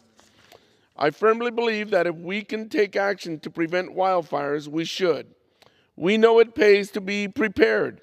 We also know there are solutions that can help mitigate the impacts of wildfires. But apart from this, I also know that we need to act to address the underlying intensity of these extreme weather events fueled by the climate crisis. Apart from supporting my amendment, I also urge my colleagues to continue to work to find common sense solutions to act on this crisis impacting so many American families. My thoughts continue to be with the people who have lost loved ones and their homes in these horrific fires. I also thank the brave first responders and firefighters who have been battling these fires. Again, I urge passage of my amendment and reserve the balance of my time. The gentleman from California reserves. The gentleman from Arkansas is recognized. Mr. Chair, although I'm not opposed to the amendment, I ask unanimous consent to claim time in the opposition. Without objection, the gentleman is recognized for 5 minutes. Mr. Chair, I rise today in support of the amendment offered by Representative Carbajal, which would enable the Forest Service to approve the removal of hazardous trees near power lines on federal land without being required to do a formal timber sale. This would help address a very serious wildfire threat. Downed hazard trees within utility rights-of-way remain one of the biggest ignition threats and have sparked some of the most significant and deadly fires in the country's history. For example, the single largest wildfire in California state history, the Dixie Fire, ignited when a hazard tree fell onto electric lines. Similarly, the Camp Fire, the deadliest wildfire in California's history, was caused by a faulty electrical transmission line. The Camp Fire killed 85 people and destroyed the communities of Paradise and Concal. In recent years, catastrophic fires in Maui and Texas have also been linked to utility lines, and early reports suggest this may have been the cause of the Eaton Fire near Pasadena and Altadena, California. To mitigate these threats, utility companies try to maintain clear rights-of-way by removing hazard trees within their utility corridors. This is done under a special use permit. However, to dispose of the felled timber, utility companies are required to go through a lengthy timber sale process. This frequently leads to wood waste stacking up in piles, which further increases wildfire risk. It's an unnecessary burden that is preventing active management in some of the highest risk areas in our national forest. This amendment will allow the Forest Service to permit utility companies to fully remove hazard trees and other vegetation within the vicinity of distribution or transmission lines without going through a separate timber sale. If the utilities eventually sell the material, this amendment requires the proceeds to be returned to the Forest Service. This amendment was a bipartisan effort during the 118th Congress, and a similar standalone bill was passed unanimously out of the House Natural Resources Committee. This is a good amendment. It's a common sense amendment that will empower expedited wildfire mitigation efforts near at-risk communities. And it's a great example why we need to take action to change bureaucratic policies that have gotten in the way of common sense forest management. I urge my colleagues to support the amendment, and I yield back the balance of my time. The gentleman from Arkansas yields. The gentleman from California is recognized. Mr. Chairman, may I inquire the amount of time both sides have? The gentleman has 3.5 minutes. Thank you, Mr. Chairman. I yield 2 minutes to my colleague from California, Representative Huffman. The gentleman from California is recognized for 2 minutes. I thank the gentleman. Mr. Chair, we still have concerns, obviously, with the underlying bill, but we do support Congressman Carvajal's good amendment. I want to thank him for his leadership in working on this issue. Vegetation management around utility lines is a very important priority. That is why the Forest Service and BLM require operating plans and agreements for maintenance and vegetation of these lines through our public lands. So this amendment aims to improve the process and make it easier for utility companies to complete that work, especially when hazardous conditions exist. That's a good thing, and we should all support it. But I do want to mention that it doesn't fix the underlying problem with Section 203 of the bill, which includes some language that will have unintended consequences on this issue. Utility line operators are already responsible and liable for hazard tree mitigation around their lines, but the Forest Service has told us that the current language in this bill could potentially increase liability for utilities by a factor of 15, making it even more challenging for them to get the insurance that they need to operate. Utility lines often spark fires. We need to make sure they're operated more safely and efficiently. But it's also critical that whatever relief we seek is carefully crafted, thoughtfully drafted, and unfortunately, there's still a lot of work to do on the underlying parts of this bill. Hopefully that work will take place in the Senate, and with that, Mr. Chairman, I yield back. The gentleman from California is recognized. I reserve the right to close. Reserve my right. Gentleman from California has the only time remaining. You have the only time remaining. Great. I will refer to my colleague from the other side of the aisle. Am I saying that right? The gentleman from Arkansas has already yielded his time. Mr. Chairman, I'm prepared to close. Gentleman is recognized. Mr. Chairman, I think my amendment provides a glimmer of hope in this bill that certainly could use some improvements, and I'm happy that my bill is being considered. With that, I will close. Gentleman from California yields. The question is on the amendment offered by the gentleman from California. Those in favor say aye. Those in favor say no. In the opinion of the chair, the ayes have it. The amendment is agreed to.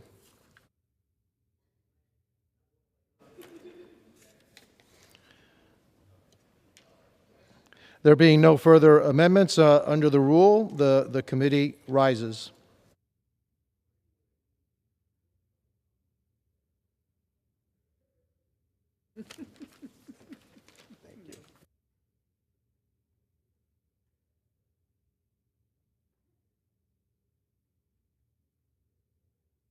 Come down here. You'll stand here and turn around, and she'll recognize you. Mr. Chairman. Madam Speaker, the Committee of the Whole House on the State of the Union has under consideration H.R. 471, and pursuant to House Resolution 53, I report the bill back to the House with sundry amendments adopted by the Committee of the Whole. The Chair of the Committee of the Whole on the State of the Union reports that the committee has under consideration the bill H.R. 471 and pursuant to House Resolution 53, reports the bill back to the House with sundry amendments adopted in the Committee of the Whole. Under the rule, the previous question is ordered. In a separate vote demanded on any amendment, is a separate vote demanded on any amendment reported from the Committee of the Whole. If not, the chair will put them in gross. The question is on the adoption of the amendments. Those in favor, please say aye. Those opposed, please say no. The ayes have it. The amendments are agreed to. The question is on the engrossment and third reading of the bill. Those in favor, please say aye. Those opposed, please say no. The ayes have it. Third reading. A bill to expedite under the National Environmental Policy Act of 1969 and improve forest management activities on National Forest System lands, on public lands under the jurisdiction of the Bureau of Land Management, and on tribal lands to return resilience to overgrown, fire-prone, forested lands and for other purposes. The question is on passage of the bill. Those in favor, please say aye. Those opposed, please say no. The ayes have it. The bill is passed. Madam Speaker, I request the yeas and nays. Thank you very much. The yeas and nays have been requested. Those favoring a vote by the yeas and nays will rise. A sufficient number having risen, the yeas and nays are ordered. Pursuant to Clause 8 of the Rule 20, further proceedings on this question will be postponed.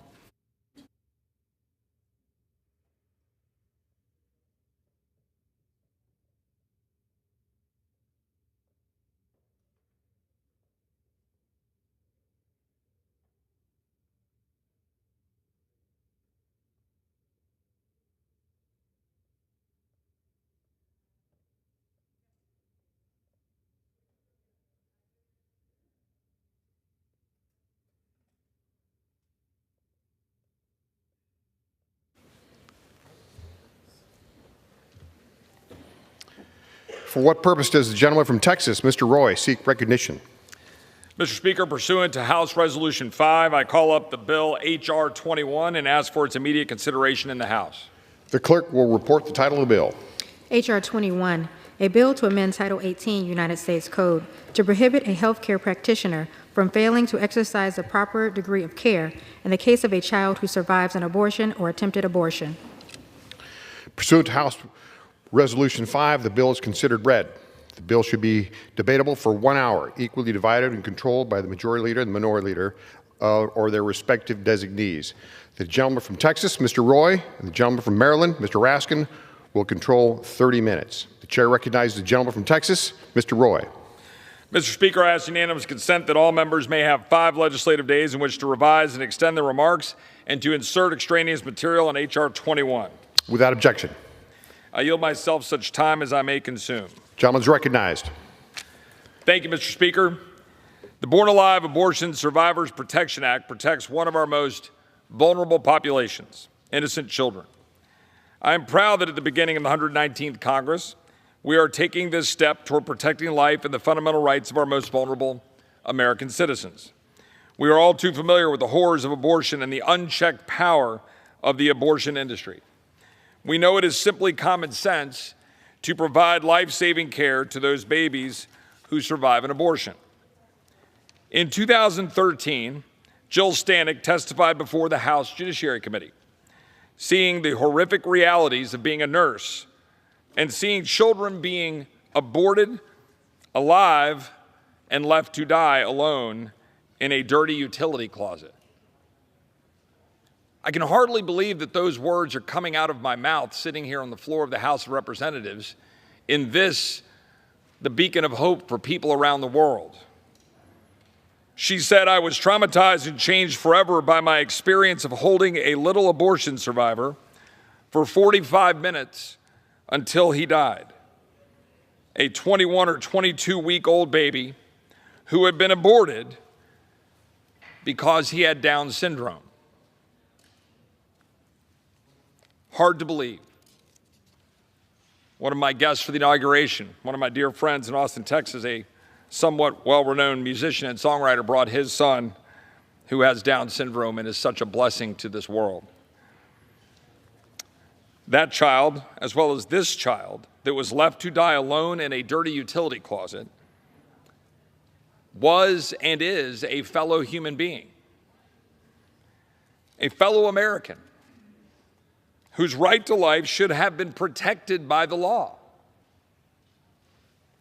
Congress cannot stand by and allow this type of suffering. We have both a moral and a constitutional duty here.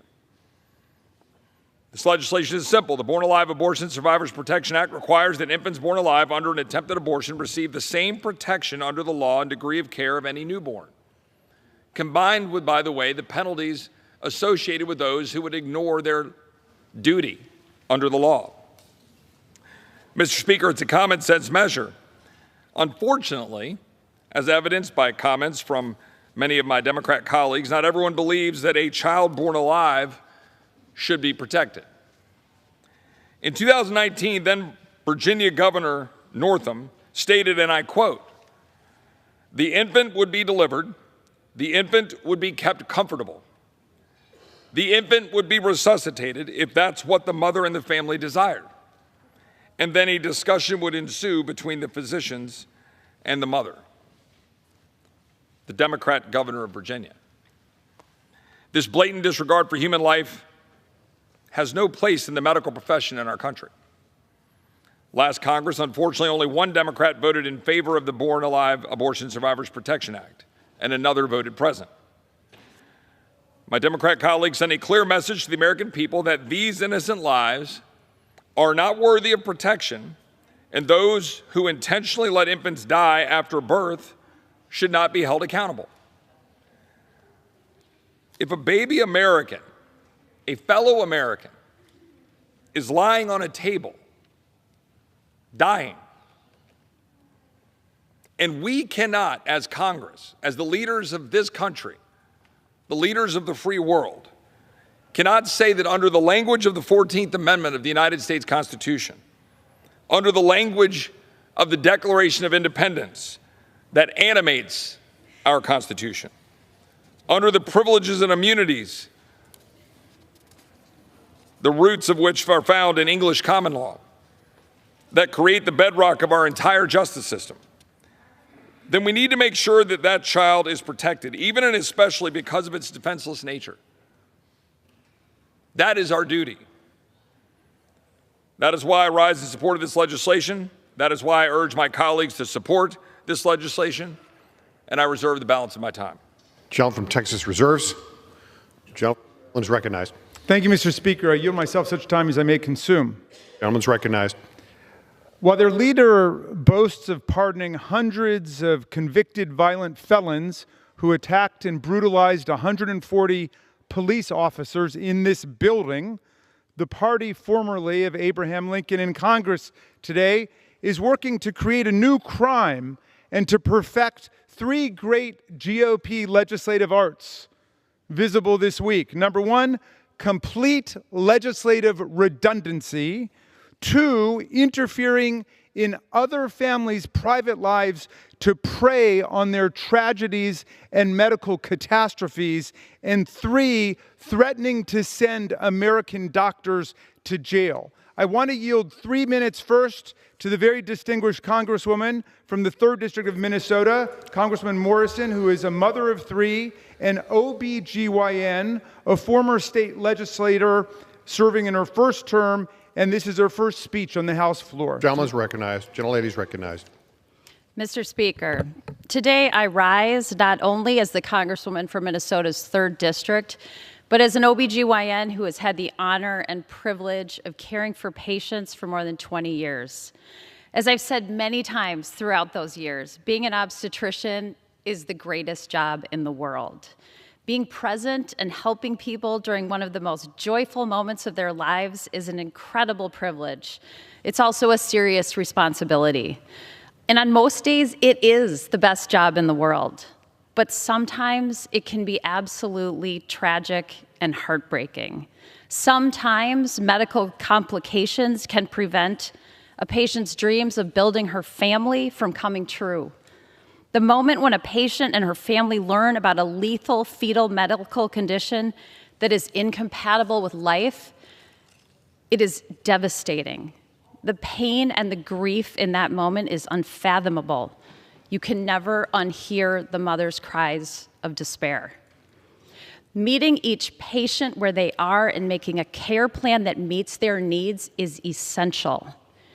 Knowing that their baby will not survive, some want to plan a delivery that enables them to meet and hold and care for their baby for the precious little time they have together, the time and the space to say goodbye. But this shameful legislation would insert the government into this tragic situation and deny families the care they want for their baby. Instead of allowing parents to hold their dying baby, this bill would require doctors to forcibly take the dying baby from their parents, and even though there is no chance of survival, place the baby directly on a medical table under bright lights and perform interventions that will not work. Sometimes chest compressions, intubation where a breathing tube is placed in the baby's trachea, IV lines. And if those measures were not taken, the doctor could be charged with murder. This bill is cruel. It singles out patients who are facing the worst days of their lives. This bill does not solve a problem. Doctors are already both honored and obligated to provide appropriate care for their patients. It is illegal to kill a newborn infant in all 50 states. This bill is designed to confuse, to frighten, and to misinform people and criminalize medical providers. It would inflict further and unnecessary tragedy and trauma on patients and their families. We should be doing everything we can to support pregnant women, mothers, families, and their care providers, not attack them. So I stand before you as an obstetrician on behalf of the patients and providers across the country who should never be subjected to this cruel and harmful mandate. I implore you to reject this legislation. Mr. Speaker, I yield back. Gentlelady yields. We reserve. Gentleman from Maryland reserves. Gentleman from Texas is recognized. Thank you, Mr. Speaker. I would note another abortion survivor, Melissa Oden, testified to the House Judiciary Committee in 2015, quote, "You wouldn't know it by looking at me today, but in August of 1977, I survived a failed saline infusion abortion. I know where children like me were left to die at St. Luke's Hospital, a utility closet," end quote. I now would recognize the gentlelady from Minnesota for 2 minutes. Gentlelady is recognized. Thank you very much, and thank you, Mr. Speaker. And I rise in strong support of the Born Alive Abortion Survivors Protection Act. Democrats are trying to distort this issue and this bill, and they are trying to mislead the public, claiming that this is an attack on abortion rights and privacy and all kinds of things. And what it is it's nothing like the situation that my colleague from Minnesota spoke about. We only need to look at the actual language of this bill, and I quote, "to prohibit a healthcare practitioner from failing to exercise the proper degree of care in the case of a child who survives an abortion or attempted abortion." The same words the clerk read when we began this debate. And I am appalled, I am absolutely appalled that we have to dictate in law that a newborn baby is a patient and not medical waste. The fact is, Democrat lawmakers all over the country are pushing legislation to give abortion providers an out from providing care to babies born after failed abortions. Babies born after a botched abortion are living human beings with blood in their veins and a beat in their hearts, just like you and me. And they deserve the same standard of care that any baby at the same age would receive. Is providing medical care too much to ask? This bill is not about abortion. It is about medical care for babies. And I will repeat this. This bill is not about abortion. It is about medical care for babies. I am so grateful that Representative Ann Wagner is leading the Born Alive Abortion Survivors Protection Act, and I'm honored to be a co-sponsor. I urge everyone to support this bill and support medical care for babies. I urge a yes vote. Mr. Speaker, I yield back. Reserve. Gentleman from Texas reserves. Gentleman from Maryland is recognized. I yield 2 minutes to the Minority Whip, Representative Clark. Gentlelady is recognized. Thank you, Mr. Speaker. Republicans have one goal today, and that is a march towards a national abortion ban. They want it so desperately that now through this bill, they're treating doctors like criminals, demonizing heartbroken women, and accusing mothers of killing their newborn healthy infants. Let me tell you what happened to me, a story that can be told by so many women in this country. I learned during a routine sonogram that the doctors could no longer pick up a heartbeat. I was devastated by this news. And my doctor said that I would need abortion care to prevent infection. I asked for more time, that I could go home and somehow hope that this could all be reversed. And when the time came where I needed to have this procedure to protect my own health and be the mother I wanted to be for my children, I asked one more time, please check that that heartbeat is there before they did this procedure. These are horrible, painful situations that women and families, expectant parents find themselves in. And when you introduce the politics into these moments of grief, they have real consequences for people. When the Republicans continue to threaten doctors with prison, what have they achieved? They have gutted reproductive health care in this country. OBGYNs are fleeing states with abortion bans and leaving the field altogether. Today, 1/3 of all counties in our country have no obstetric care, no doctors to help women deliver babies safely.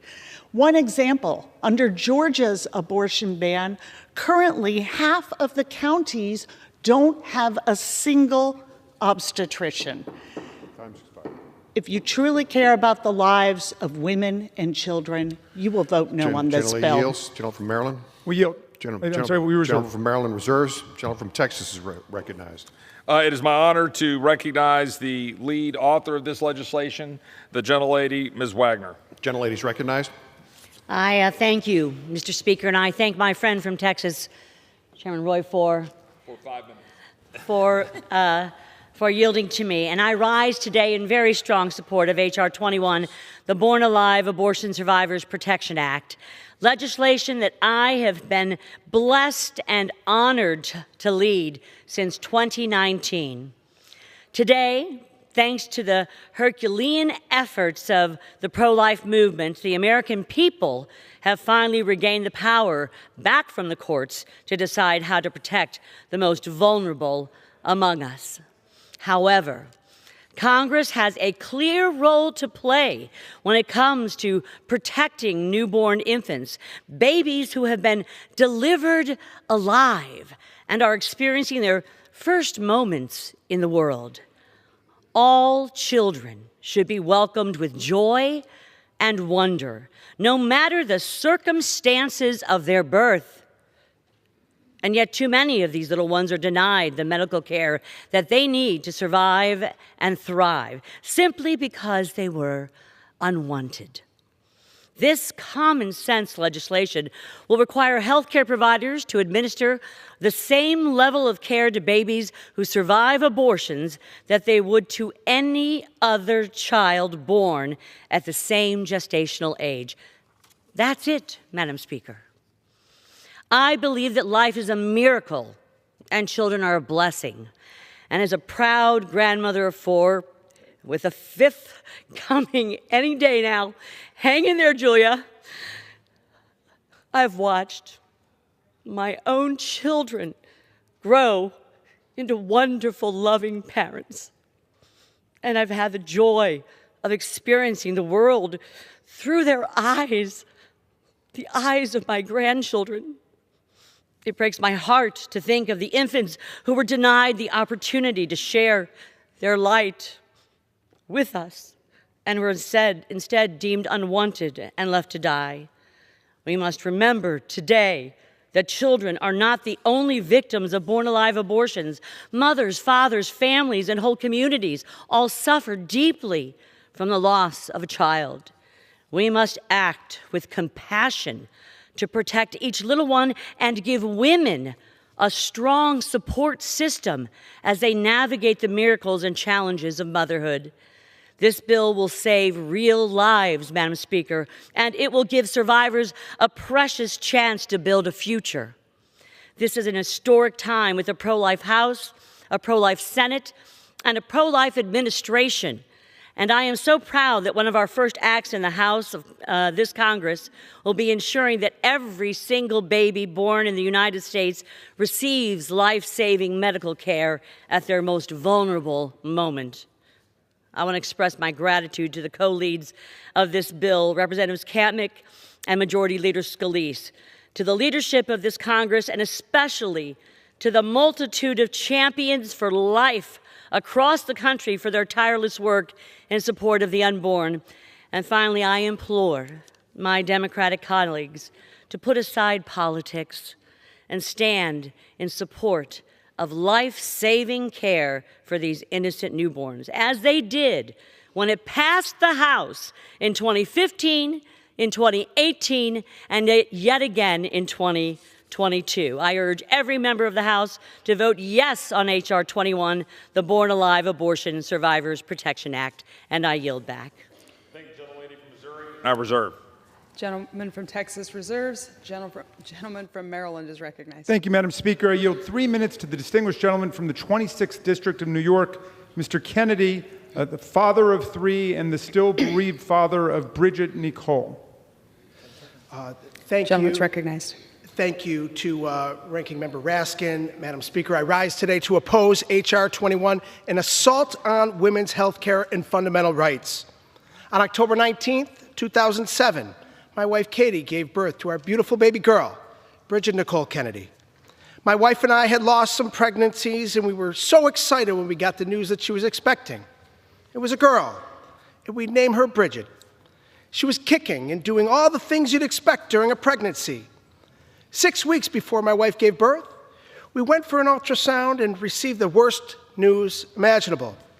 Bridget was diagnosed with hydrops fetalis, compressing her lungs with fluid, putting her and my wife's life in danger. We were devastated. And the only answer was to terminate the pregnancy in order to save the life of my wife, whose health was becoming more and more threatened. It was a choice we did not want to make. It was a choice we had to make. We wanted our baby more than anything. We saw doctors, specialists, neonatologists. We traveled where we were promised we'd receive the best care. If there was something we could do to bring her safely into this world, we did it. We embraced each other as a family and prayed. Then, with the guidance of our doctors, knowing that we were losing our child, knowing that she would be born, and we would only have a very short period of time with her, we chose palliative care to keep our daughter comfortable and to love her during her time on earth. Baby Bridget, who was already loved, would not live the beautiful life we had dreamed for her. We had to schedule what we knew would be a devastating delivery for the sake of my wife's health. We held her, baptized her, and sent her on to the Lord. She was with us for only 4 minutes. We watched our baby girl become our baby angel, and our lives were transformed forever. As we faced one of our darkest days as a family, the last thing we needed was legislation that served to stand between the health of my wife, unborn child, and the future of our family. If this bill had been law, doctors would have been required to whisk Bridget away from us, inhumanely poke and prod our baby girl with tubes, needles, and IVs, causing her needless pain, suffering, and torture. My wife and I would have been robbed of those precious minutes with our baby Bridget. It would have eviscerated the one moment my wife and I cling on to as baby Bridget's parents. It would have only added to our pain, hurt, and helplessness. That's if they would have performed the procedure at all, for fear of breaking the law and going to jail or losing their license in order to save my wife. I thank my wife, Katie, for allowing me to share our story. And I share it because it's not ours alone. Countless women and families with dreams for their children and their future face difficult decisions and unthinkable circumstances every day.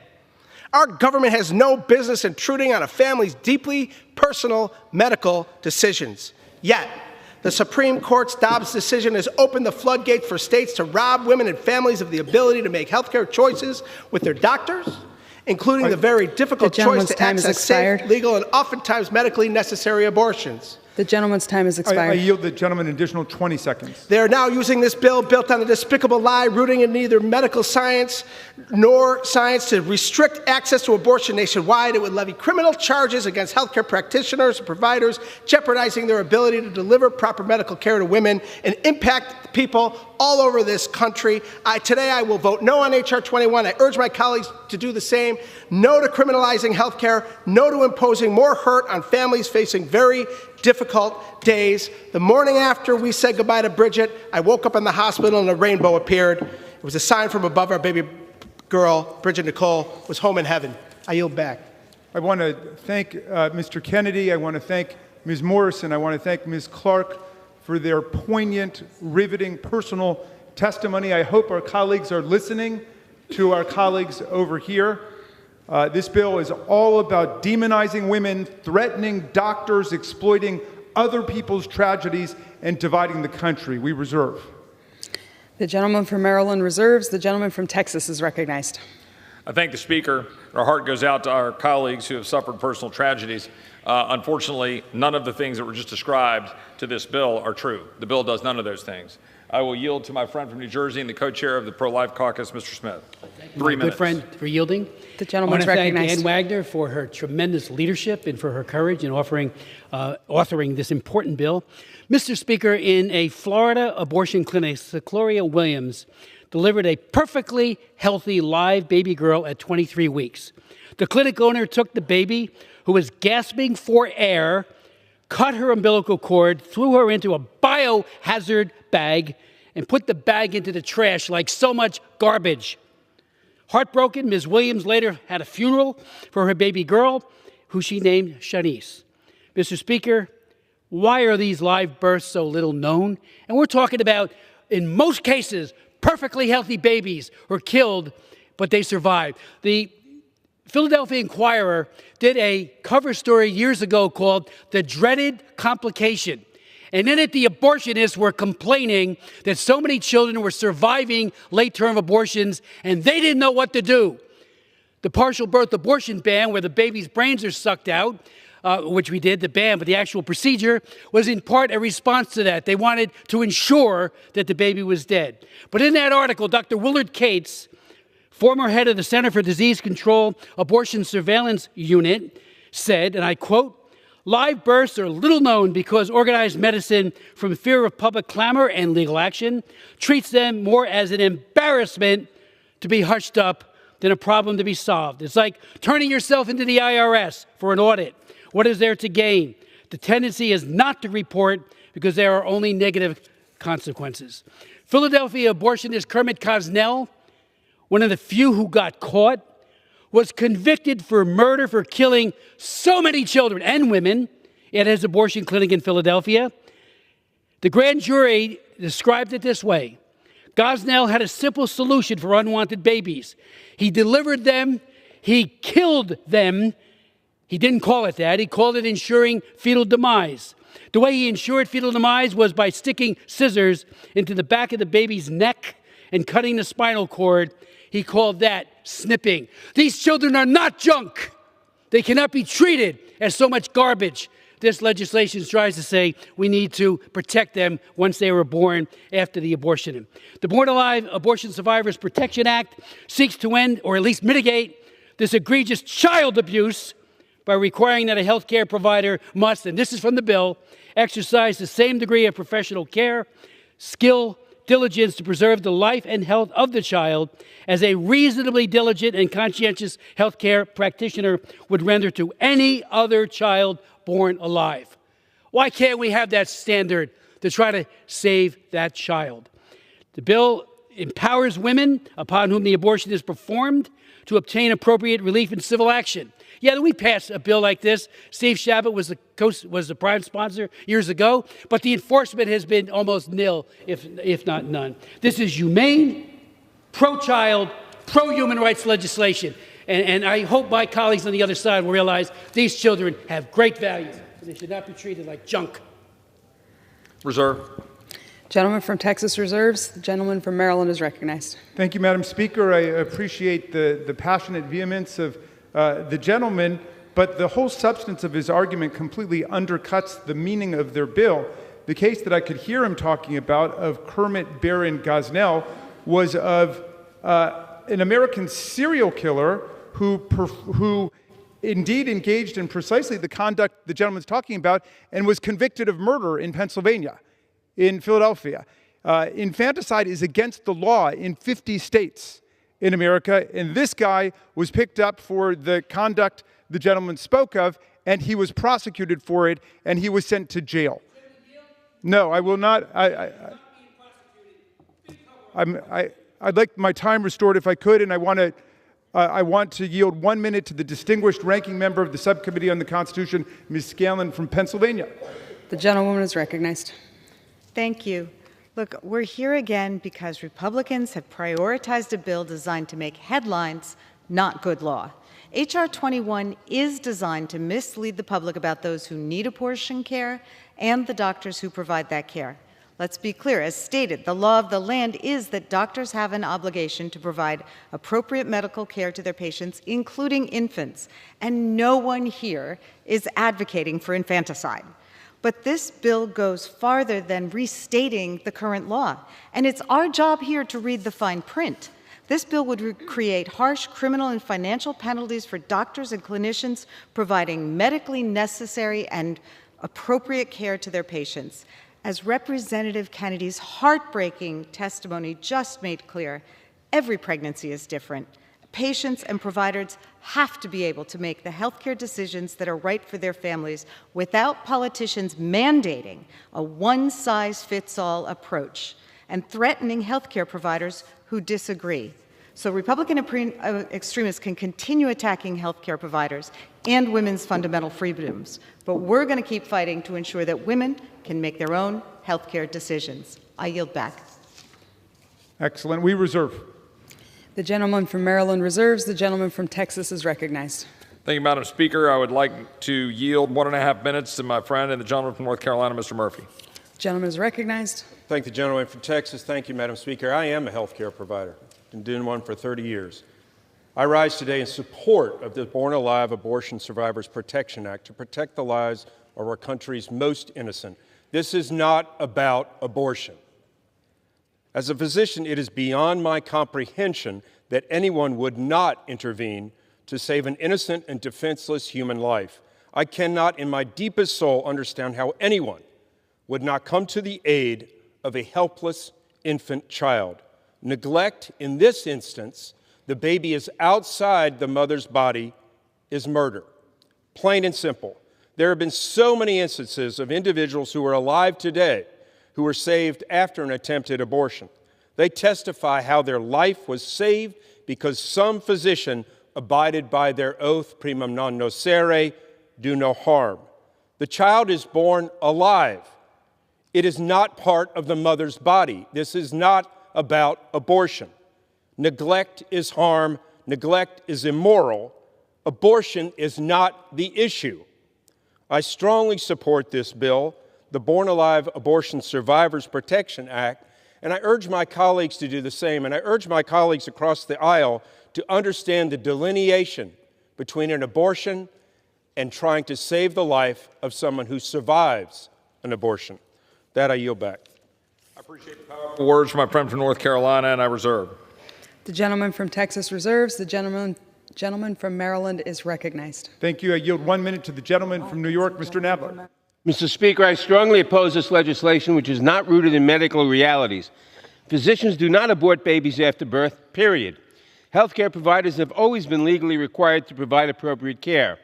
Patients and providers must be free to make health decisions based on their circumstances without political interference. But I will tell you what this bill will do. It will cause more pain and suffering for families who are already facing an extraordinarily heartbreaking situation. In many cases, it may be safer and healthier to treat a baby at the birth location rather than wasting precious time traveling to a hospital. But this bill would take that medical judgment away from doctors and give it to politicians, putting infants' lives at greater risk. That's outrageous. This bill is not about protecting children, it's about controlling women's lives. Republicans campaigned on the promise that they would not ban abortion. Yet here we are in the first month of the new Congress, and the GOP has already brought this cruel bill to the floor in an effort to advance a dangerous agenda to ban abortion nationwide, although this bill really will ban no abortions at all, but rather will threaten the lives of some newborns. It is shameful. I urge my colleagues to reject this bill, and I yield back the balance of my time. Thank you. We reserve. The gentleman from Maryland reserves. The gentleman from Texas is recognized. Thank you, Madam Speaker. I would now yield a minute and a half to the gentleman from Missouri, Mr. Onder. Gentleman is recognized. Thank you, Madam Speaker. Today I rise in strong support of H.R. 21, the Born Alive Abortion Survivor Protection Act. This legislation says that infants who are born alive after an attempted abortion are entitled to the same respect and medical care that would be provided to the same infant of the same gestational age. In some late-term abortions, the abortionist is unsuccessful at ending the life of the baby, and the baby is born alive. Babies are able to move and to breathe on their own. And even pro-abortion academics admit that this is often the case. It is not rare. A June 2024 article published in the American Journal of Obstetrics and Gynecology found that of 14,000 second trimester abortions, over 1,500 babies were born alive, a rate of 11.2%. This legislation, unfortunately, is necessary due to heartbreaking reports of abortionists in the United States placing these living, breathing babies in biohazard bags, vats of formaldehyde, or storing them away in a utility closet to die alone. And in that sense, there is a complete analogy between what goes on in these abortions, after these abortions, and what Kermit Gosnell did and languished in prison for. This common sense legislation requires that abortion survivors be treated with dignity. Remember, this bill applies to the baby's right to care after a baby is born alive and has no implication for abortion or the mother's health. Gentleman's I yield an additional 10 seconds. I thank the gentlelady from my home state of Missouri for bringing forward this important bill. Thank you, and I yield back. Reserve. The gentleman reserves. the chair lays before the House the following enrolled bill. Senate 5, an act to require the Secretary of Homeland Security to take into custody aliens who have been charged in the United States with theft and for other purposes. The gentleman from Maryland is recognized. Thank you.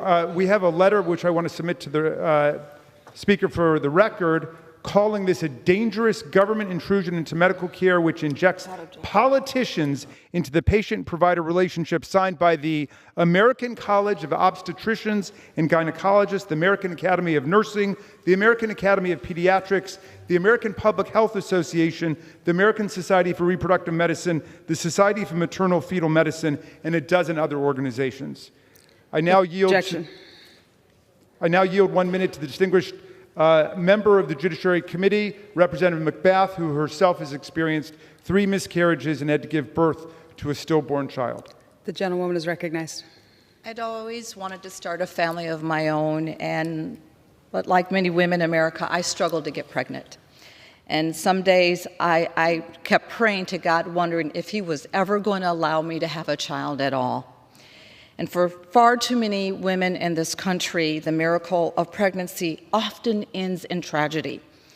Our state of Georgia has one of the worst rates of maternal death in this country, and Black mothers face even worse statistics. And now, extremists want to mandate our health care decisions and intimidate our doctors with political games that cut off access to care.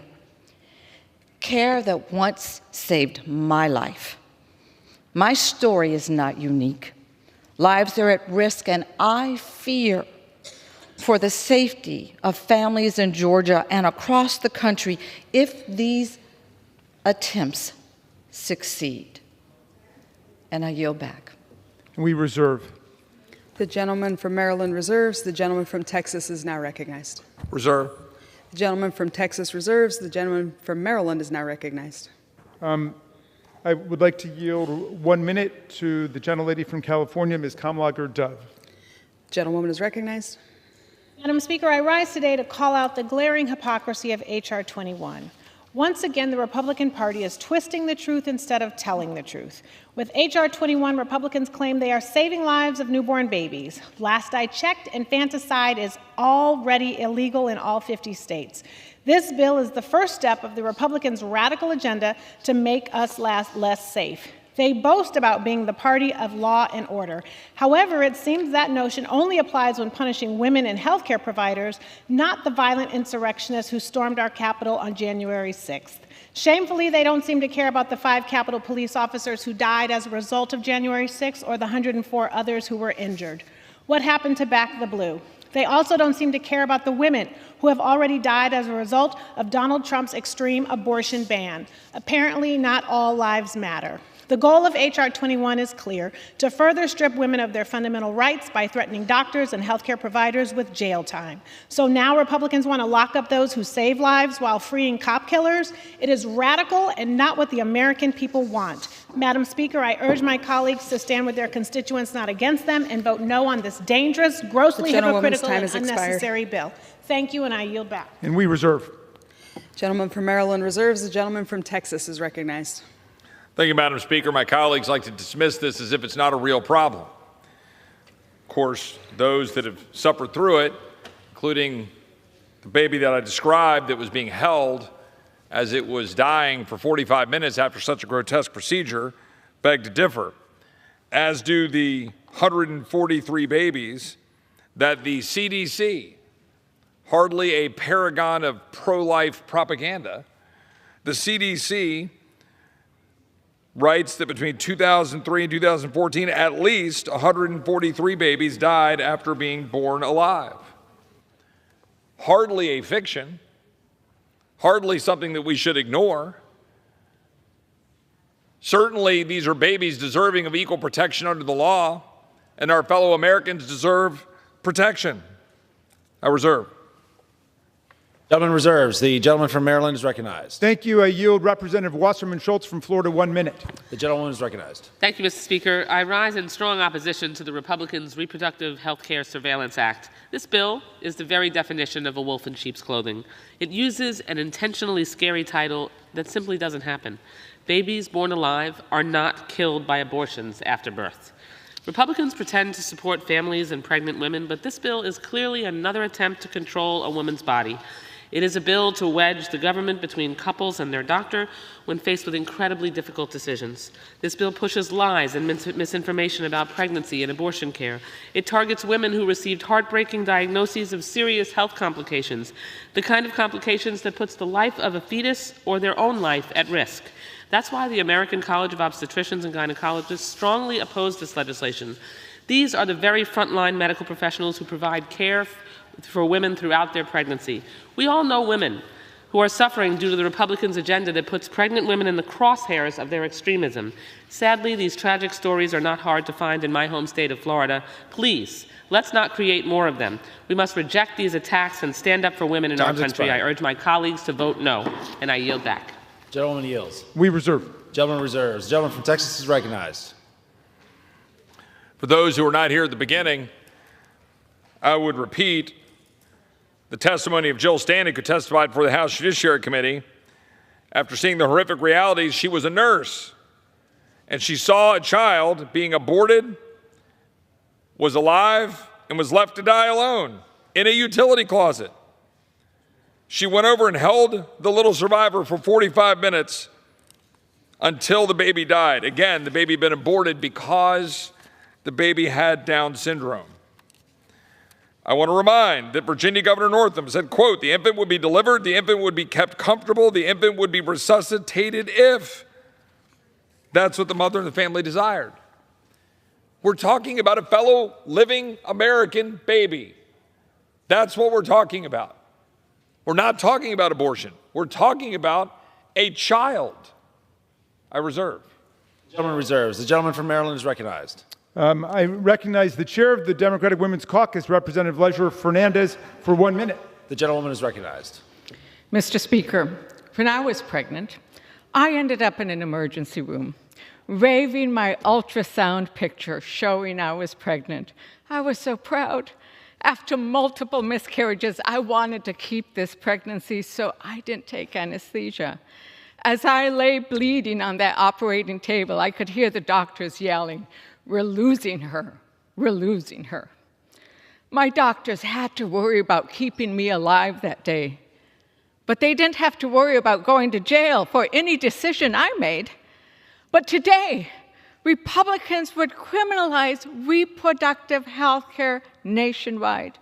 Women experiencing heartbreaking, life-threatening pregnancies will die on the operating table because doctors will be scared of going to jail for 5 years under this bill. Republicans don't seem to care about these deadly consequences. Do they care about women at all? I yield back. Yields. Reserve. Gentleman reserves. Gentleman from Texas is recognized. Well, there are a lot of strong women on this side of the aisle that would beg to differ, including the lead author of the legislation. And I would note that my colleagues on the other side of the aisle refuse to focus on the main point: born alive. We're talking about, again, a fellow living human being, a fellow American that is alive. My colleagues don't want to address that because they know the horrors of that will not be accepted by the American people. Because we're just simply saying that when you have a living human being, it should be protected and be given the same equal protection as any other American. And the fact of the matter is, this is real life that we're dealing with. 284 babies were reported to have been born alive between 1997 and 2024. Florida alone reported 14 babies born alive in 2023. This is a real issue. And we're just simply saying these precious babies, fellow Americans, deserve protection because they are alive. And the Hippocratic Oath and doctors should care for these living fellow Americans. I reserve. The gentleman reserves. The gentleman from Maryland is recognized. I yield 1 minute to the distinguished gentlelady from Oregon, Representative Bonamici, who's the mother of 2 wonderful grown children and a consumer advocate. The gentlewoman is recognized. Mr. Speaker, I rise to speak against this extreme legislation that would criminalize doctors. As we've heard, killing a baby is already against the law. What we should be doing is working together to get accurate health care information to anyone who's pregnant or who wants to be pregnant. So here's a real story from Oregon. A county public health clinic closed, and when a local woman missed her period, she went to a so-called crisis pregnancy center. She got a test and an ultrasound. The center said, "You're pregnant, all is well, you should plan for a new baby." Well, a month later, she was hemorrhaging. She went to the emergency department where the doctor diagnosed a uterine polyp and early cancer. And that blurry ultrasound she got at the crisis pregnancy center, it was not a baby. It was impacted stool in her colon. She was obviously and dangerously misdiagnosed. And sadly, stories like this are not uncommon, which is why I will soon introduce the Stop Anti-Abortion Disinformation Act to prohibit unfair and deceptive advertising of services by crisis pregnancy centers. They often engage in deception to get people in, and then they mislead them about the services they provide and often tragically mislead them about their condition. Now that's a real problem and one that makes a compelling case not for this bill, but for comprehensive reproductive health care. Please vote no on this bill, and I yield back. Thanks to the gentlelady, we reserve. The gentleman reserves. The gentleman from Texas is recognized. I thank the Speaker. I was just handed by my pro-life female legislative director, by the way, information here about pregnancy centers. Pregnancy resource centers nationwide serve millions of pregnant women and new mothers each year. These centers provide services and resources at no charge, often at no charge, and include ultrasounds, pregnancy testing, STD testing, diapers and clothing, and educational programs. Private and public adoption agencies assisted in approximately 115,000 adoptions in 2022. These are organizations and entities that want to protect life. But again, I will note that my colleagues on the other side of the aisle will not address, do not want to address the simple purpose of this bill: protecting a living American from being allowed to die without having medical treatment provided to that child. I reserve. The gentleman reserves. The gentleman from Maryland is recognized. I yield 1 minute to the Chair Emerita of the Democratic Women's Caucus, Representative Frankel of Florida, a proud mother and grandmother. The gentlewoman is recognized. Thank you, Mr. Speaker. My, here we go again.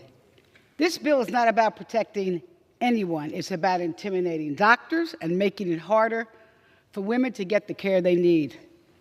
Let's be clear. Every baby born in this country is already protected under the law. The bill creates unnecessary rules that aren't based on medical facts or science, and it threatens health care providers with a jail for doing their job. Instead of focusing on real issues like making health care more affordable or addressing the maternal health care crisis, Republicans are doubling down on their dangerous agenda, banning abortion nationwide. Women deserve the freedom to make their own medical decisions without politicians getting in the way. That's why I strongly oppose this very deadly bill. And I yield back. Thank you. We ask the mothers and fathers of America, who do you want in the doctor's office with you making this decision, a medical decision?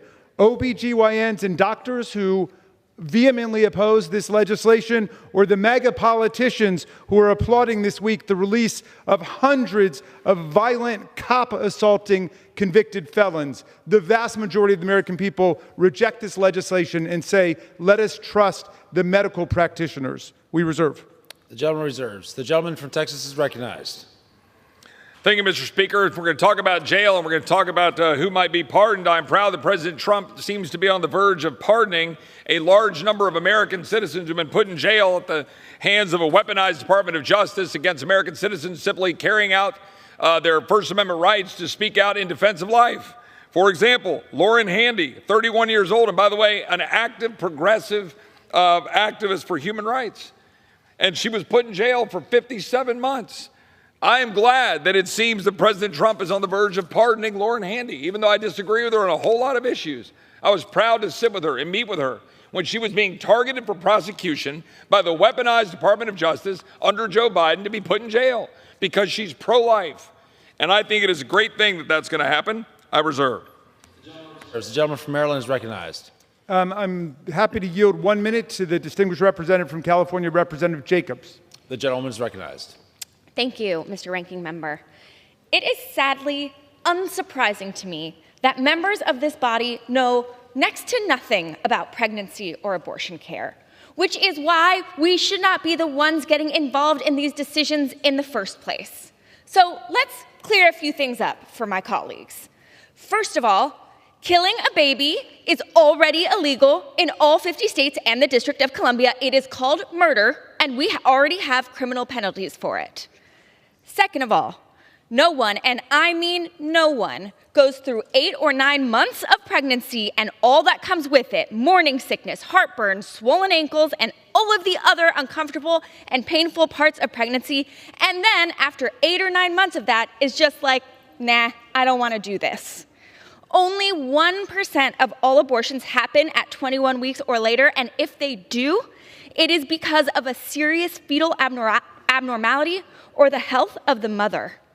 And if you are the one getting that news, it is heartbreaking, it is earth-shattering, and the last thing families need is government to interfere with their access to care. This bill isn't based on science or reality. It is a horrible, disgusting bill, and I yield back. Mr. Speaker, my distinguished colleague from Texas keeps referencing his female staff and colleagues, but it seems like there's been a co-ed exodus from his side of the aisle as support for this bill vanishes. Meantime, I don't have enough time, and I'm happy to be yielded time to share with my colleagues, and I will reserve. The gentleman reserves. The gentleman from Texas is recognized. Mr. Speaker, may I inquire how much time each side has? The gentleman from Texas has 8.5 minutes. The gentleman from Maryland has 9.5 minutes. How many? Sorry? 8.5 minutes for the gentleman from Texas, 9.5 minutes for the gentleman from Maryland. Well, I would just simply say I'm proud to have my colleague here from Minnesota, co-ed, last time I checked. The fact of the matter is, as my friend from Maryland is trying to allude to here, when we're talking about, in the last speaker, about it's already against the law and it's murder on the books. Well, here's the problem. We've got here in the District of Columbia, we have the DC-5, which were very clearly full-term abortions. We've got the bodies of 5 babies discovered in Washington outside of a Washington clinic. And as subcommittee chairman, I sent a letter to Washington, D.C. authorities to preserve the records. Biden's Department of Justice refused to look into this information, but the 5 reveals the uncomfortable truth about abortion and a reality that we're all dealing with here. And again, I go back to the point, talking about murder, we're also talking about babies being allowed to die. Babies being allowed to sit there and literally gasp out their last breath rather than have doctors resuscitate those infants. That's the truth that our colleagues on the other side of the aisle just simply do not want to recognize. With that, I would reserve. The gentleman reserves. The gentleman from Maryland is recognized. I'm yielding 1 minute to the very distinguished representative from Oregon, Representative Bynum, the mother of 2. The gentlewoman is recognized. Thank you, Mr. Speaker. This extremist bill undermines women's access to health care. That's unacceptable, and it's frankly not what I was sent here to work on. So I'll be voting no. The evidence is clear. In states with less access to care, maternal mortality is higher, infant deaths are higher, and racial inequities are greater. These restrictions also make it harder for expecting mothers to receive the care they need in pregnancies with complications. It's nonsense that my daughters have less rights than I did at their age. It's nonsense that we have had to decide with them where to live and where to go to school based on where they have rights. And it's nonsense that my daughters are less safe because of government interference in their health care. It's time House Republicans put aside this foolishness and start focusing on real issues, like eliminating maternal mortality and increasing rural access to health care, like lowering costs and creating good jobs, like working across the aisle to deliver real results for real people. The gentlewoman's time's expired. I yield back. The gentleman yields. We reserve. The gentleman reserves. The gentleman from Texas is recognized. I yield 1 minute to my good friend from Minnesota. The gentlewoman is recognized. Thank you, Mr. Speaker. And I have to bring this back to what we're talking about, because I've heard so many passionate words from the other side, and the words have nothing to do with the bill that we have in front of us. Like I mentioned before, this bill is about medical care for babies. It says it in the title. The clerk mentioned it. I've mentioned it. It is about medical care for babies. What we are trying to do here today is make sure that babies are treated with dignity and medical care that they will need, so that babies aren't left to die in a closet alone and discarded like medical waste. We recognize the humanity of these babies. We ask for them to have medical care. That is what this is about. Don't let the other side gaslight you and pretend this is about abortion rights. This is about babies and medical care, and I will continue to repeat that. Thank you very much. I yield, Mr. Speaker. Reserve. The gentleman reserves. The gentleman from Maryland is recognized. Delighted to yield 1 minute to the co-chair of the Reproductive Freedom Caucus, Representative Presley from Massachusetts. The gentlewoman is recognized. Thank you, Mr. Raskin. Well, another day under Republican majority of an anti-science, anti-facts healthcare agenda. I don't know which is worse, the cruelty or the ignorance on full display here across the aisle. I would ask my colleagues, have you ever met or spoke to a woman who had an abortion care late in pregnancy? If you had, what you would have heard her share is about the nursery that she lovingly decorated. If you had, what you would have heard her share was about the name that she picked out. If you had, then you would have heard her share about how her world collapsed all around her when learning of her baby's devastating medical diagnosis. Let me be clear what you're doing here. You're not only putting women's lives at risk, but you want to deny them the chance to hold their baby who will not survive. I don't know what God you serve. The God I serve is one of love and mercy, and did not deny a mother final moments with a dying child or subject her to carrying a lifeless fetus around. You want to force your way into the exam room during one of the most impossible, dangerous moments in someone's life. When a family learns their baby has a fatal diagnosis and will be born with only a short time to live, some people make the decision to end the pregnancy so they can hold their baby during their final moments. I yield the lady an additional 20 seconds. How cruel the Republicans in Congress would deny them that small comfort.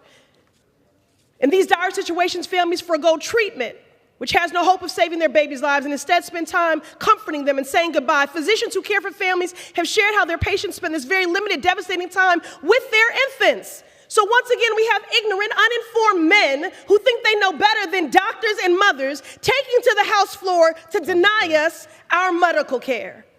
Another day under Republican majority. Enough. I yield. We reserve. Gentleman reserves. Gentleman from Texas is recognized. Thank you, Mr. Speaker. Gianna Jessen, another adult survivor of abortion, testified to the House Judiciary Committee in 2015 stating, quote, "I was delivered alive in an abortion clinic in Los Angeles on April 6, 1977. Thankfully, the abortionist was not at work yet, because had he been there, he would have ended my life with strangulation, suffocation, or leaving me there to die. I will have plenty to answer for when I meet my Maker and talk to the good Lord for my life as a flawed and sinned human being. But I will not have to answer for not standing up in every which way that I possibly can to stop those kinds of horrors and to stand up for a fellow living American, a fellow living human being allowed to die for the political whims of my colleagues on the other side of the aisle. I reserve.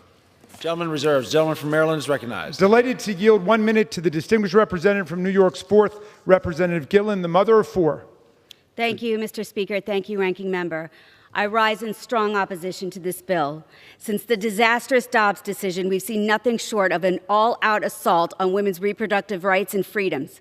Make no mistake, this bill has nothing to do with its fallacious title. Infanticide is already a crime. Instead, this bill is aimed at deterring physicians from providing reproductive health care that is many times life-saving. I know this firsthand, because when I was supposed to be thrilled by a 20-week sonogram, I got the devastating news that my daughter had no heartbeat.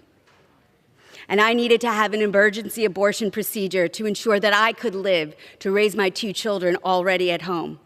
It is unthinkable that this law and laws like it are trying to strip my daughters of the same access to this health care. Americans want Congress to lower costs, secure our border, and create jobs, not interfere with heartbreaking family medical decisions. America's women deserve better, our daughters deserve better, and with that, I yield back. Well, thank you. Thank you for your eloquent words. When will they stop feeding on other people's tragedies? We don't need MAGA in the delivery room. We reserve. Gentleman reserves. Gentleman from Texas is recognized. Reserve. Gentleman reserves. Gentleman from Maryland is recognized. Delighted to yield 1 minute to the distinguished gentlelady from Oregon, Representative Dexter, the mother of 2 and a critical care physician. The gentlewoman is recognized. Thank you, Mr. Speaker. I rise today in vehement opposition to this bill, which amounts to legalizing physician intimidation and healthcare obstruction. Killing infants after birth is murder. It is illegal everywhere in this country. This bill is a thinly veiled attempt to make healthcare providers fear that they will be criminally prosecuted or sued for giving life-saving legal healthcare. Under this bill, infants born with a heartbeat but without any chance of survival must be subjected to immediate traumatizing life support rather than being allowed to die peacefully in their mother's arms. This bill does nothing to save babies or protect mothers. Instead, it is a disgusting fear tactic, and it will absolutely exacerbate the already dire shortage of women's health care across this nation. Make no mistake, women across this country will be harmed with this bill. No doctor should have to choose between administering the treatment their patient needs and going to jail. And no politician should be making decisions about any patient's health care. Thank you. I yield back. We reserve. Gentleman reserves. Gentleman from Texas is recognized. Thank you, Mr. Speaker. I would just note that in the very text of the legislation, Congress finds, 1, if an abortion results in the live birth of an infant, the infant is a legal person for all purposes under the laws of the United States and entitled to all the protection of such laws. 2, any infant born alive after an abortion or within a hospital, clinic, or other facility has the same claim to the protection of the law that would arise for any newborn. For any person who comes to a hospital, clinic, or other facility for screening and treatment or otherwise becomes a patient within its care. That is hardly anything to do with what my colleagues on the other side of the aisle are talking about. And we just heard one of my colleagues on the other side of the aisle describe very specifically, yes, what we're trying to say we shouldn't do, which is after a procedure, an abortion, or otherwise, if you have a living human being, that yes, you should try to resuscitate and save that child. I would yield 1 minute to my friend from Virginia, Mr. Klein. The gentleman is recognized. Thank you. I thank the gentleman for yielding. I know that this has been discussed already, but in Virginia, this has been talked about quite a bit. And that is because our governor, former governor, Ralph Northam, was the one who really laid bare the horrible attitude on the left that if a child is born with some abnormalities, that after that child is born, that child may not necessarily be given life-sustaining treatment, but instead, according to our former governor, a conversation between the mother and the physician would ensue about whether or not to attempt to save this child's life after it had been born. And so this is a tragic story of just how far the left has gone, the attitudes toward children born alive, and we must do all we can to stop this treatment of human beings. And I yield back. I think gentleman I reserve.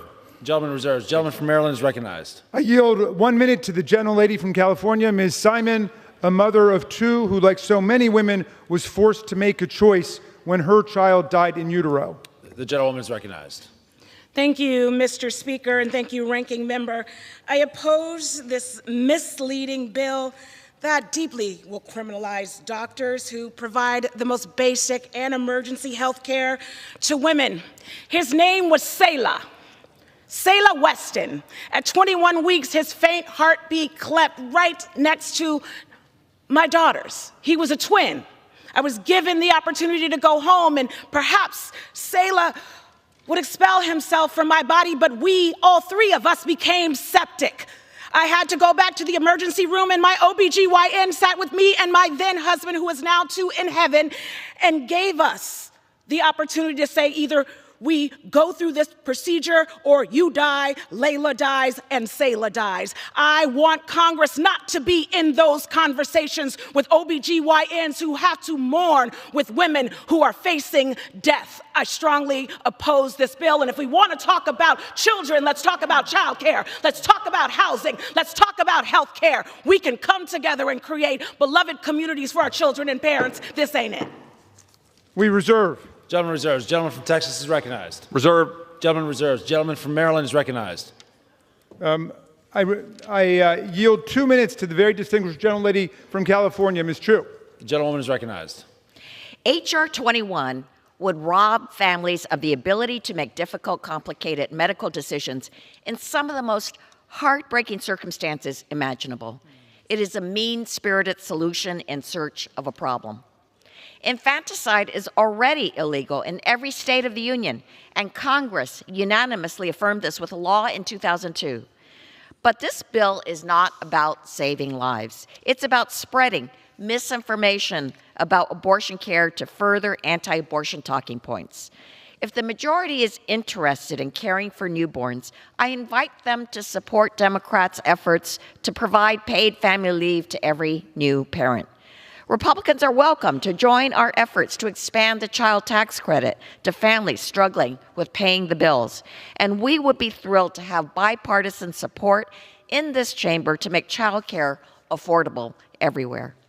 Instead, House Republicans have brought up a bill designed to intimidate doctors and perpetuate disinformation about how abortion care really works. For this reason, at the appropriate time, I will offer a motion to recommit this bill back to committee.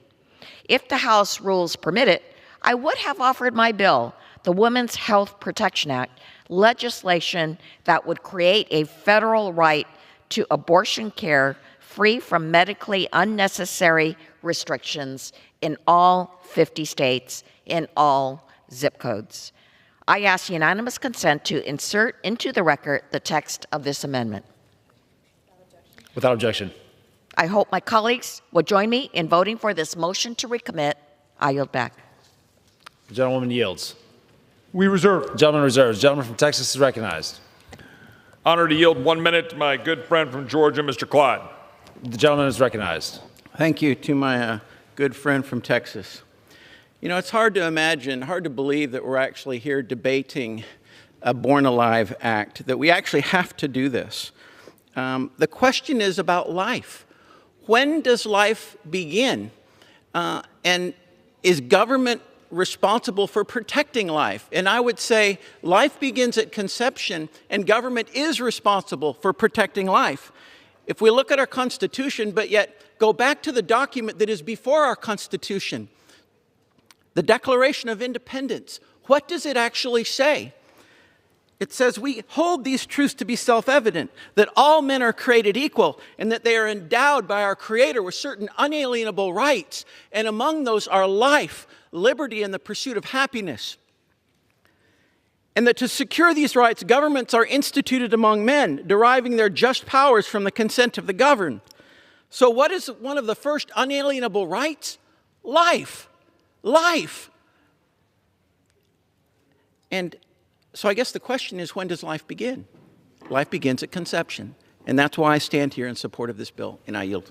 Gentleman yields. Reserve. Gentleman reserves. Gentleman from Maryland is recognized. We have no further speakers. We're ready to close. The gentleman reserves. Good. Prepare to close.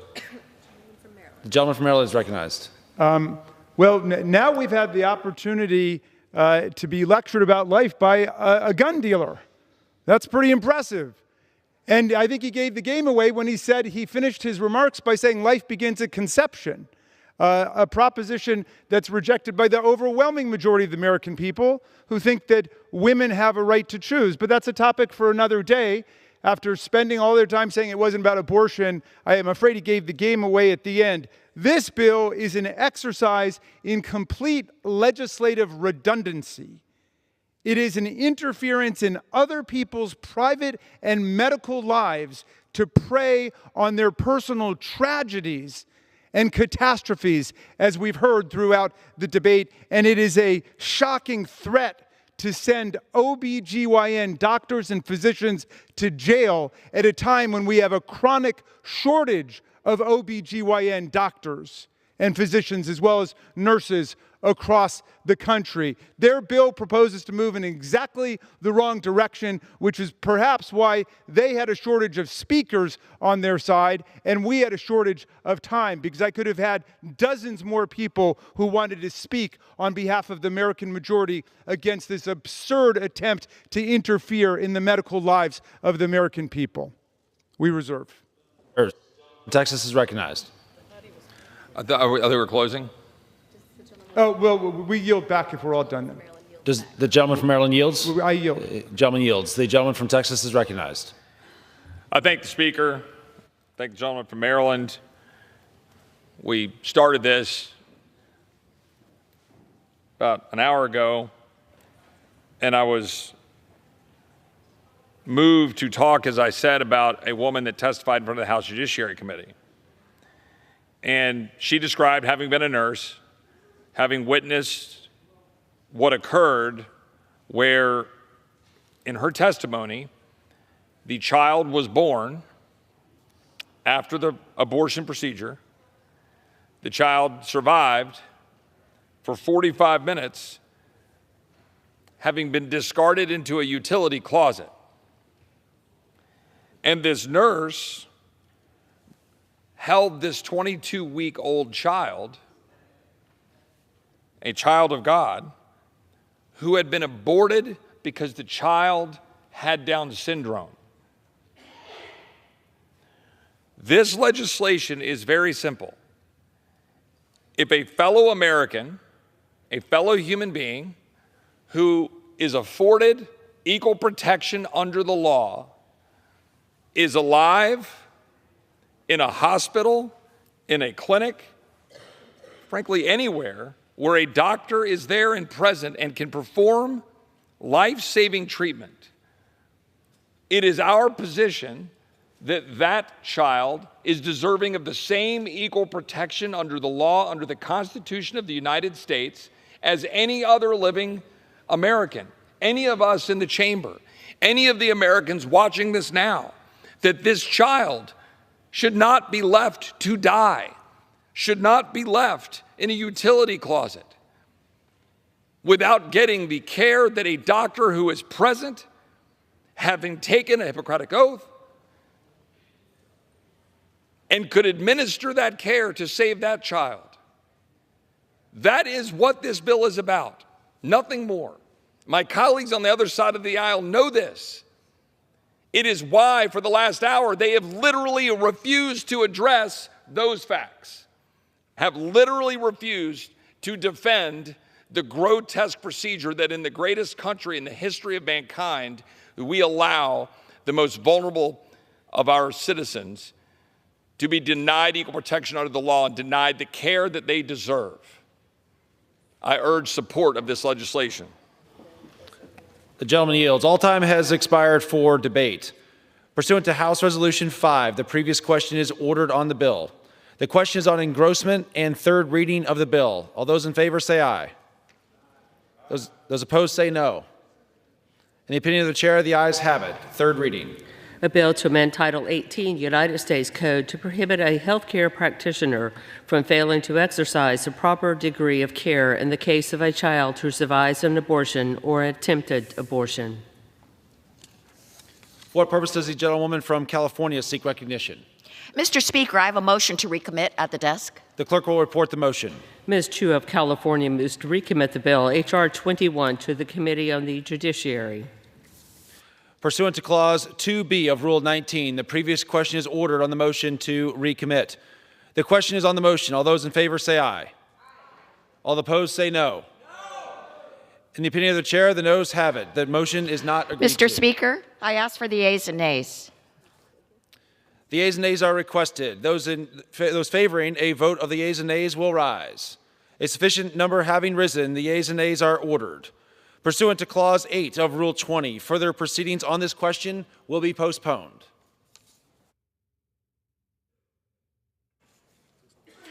Proceedings will resume on questions previously postponed. Votes will be taken in the following order. The motion to suspend the rules and pass H.R. 375. Passage of H.R. 471. The motion to recommit on H.R. 21. And the passage of H.R. 21 if ordered. The first electronic vote will be conducted as a 15-minute vote. Pursuant to Clause 9 of Rule 20, the remaining electronic votes will be conducted as 5-minute votes.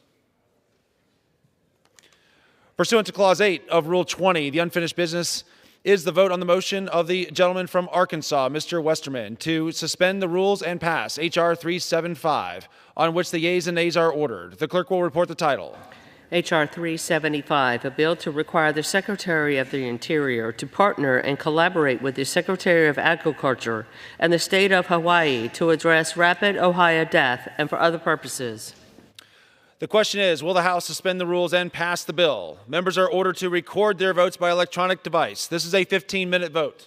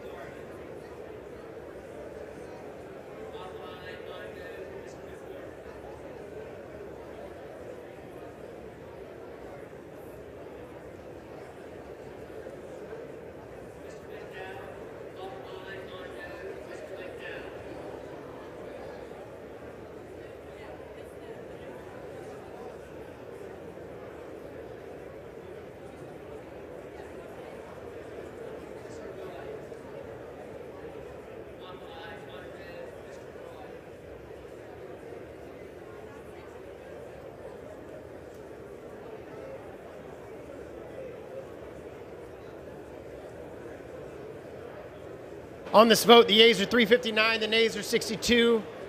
Two-thirds being in the affirmative, the rules are suspended, the bill is passed, and without objection, the motion to reconsider is laid on the table. Pursuant to Clause 8 of Rule 20, the unfinished business is the vote on passage of H.R. 471, on which the yeas and nays are ordered. The clerk will report the title of the bill. H.R. 471, Bill to expedite under the National Environmental Policy Act of 1969 and improve forest management activities on National Forest System lands, on public lands under the jurisdiction of the Bureau of Land Management, and on tribal lands to return resilience to overgrown, fire-prone forested lands and for other purposes. The question is on passage of the bill. Members will record their votes by electronic device. This is a 5-minute vote.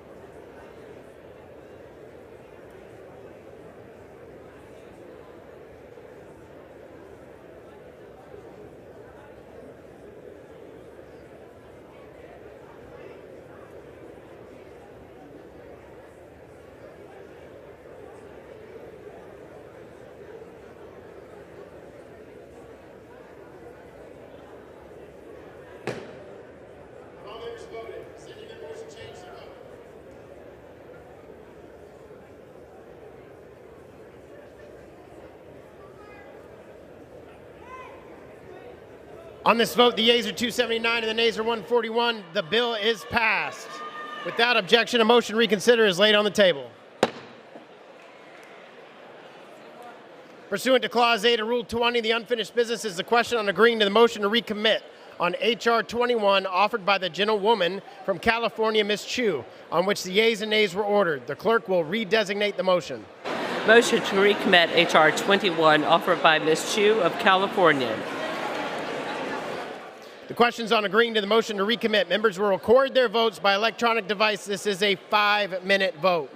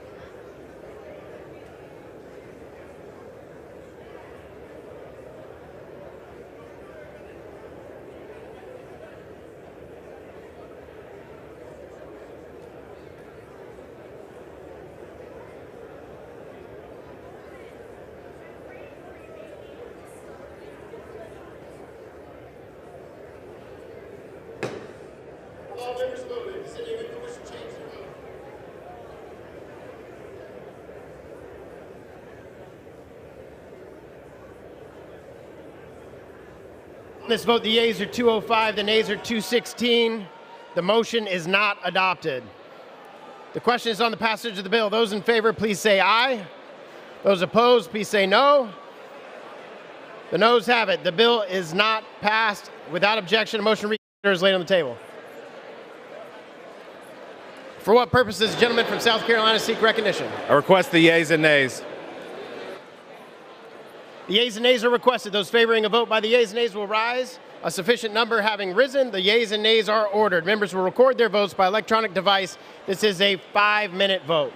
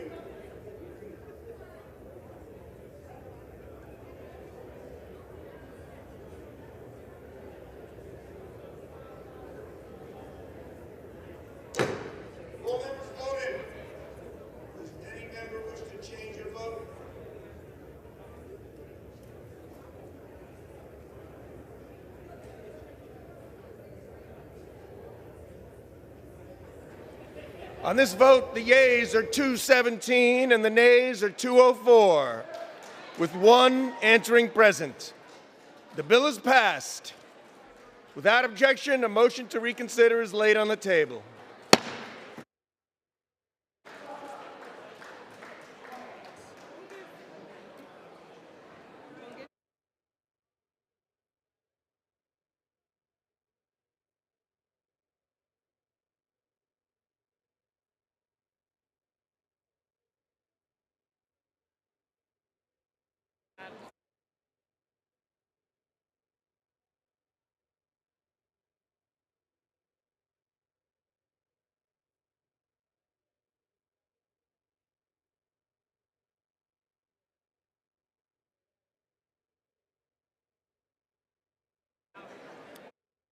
I'm Julia. Julia, yes. What's your position?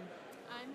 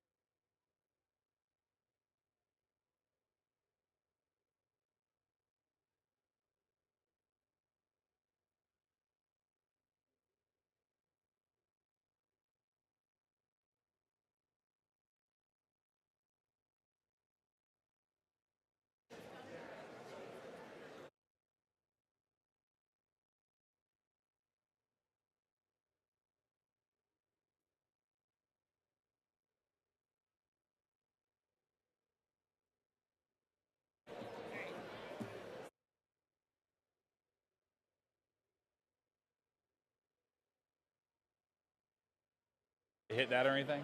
hit the gavel, say the chair lays before the House. The chair lays before the House a communication.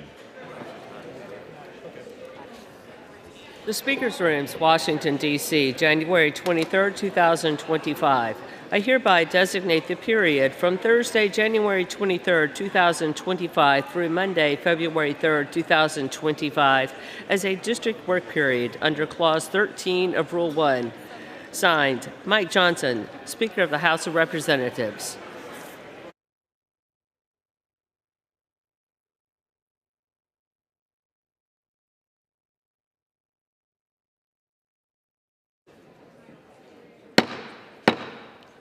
House will be in order.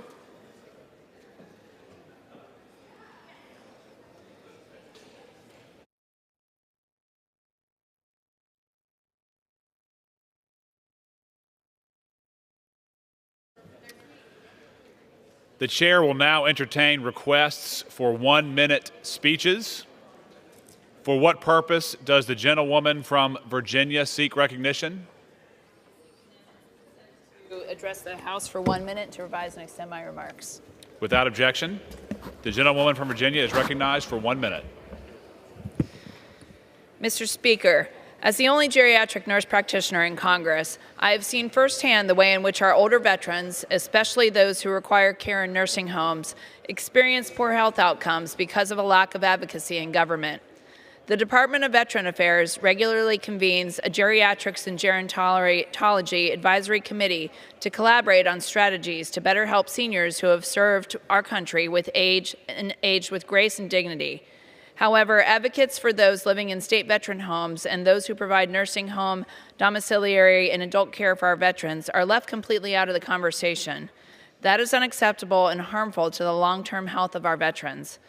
That's why I'm introducing the Representing Our Seniors at VA Act to reform the VA's advisory committee and ensure a representative from the National Association of States Veterans Homes is included. I urge my colleagues on both sides of the aisle to join me in this effort so we can improve the quality of care for our greatest generation living in assisted living facilities. Thank you, and I yield back.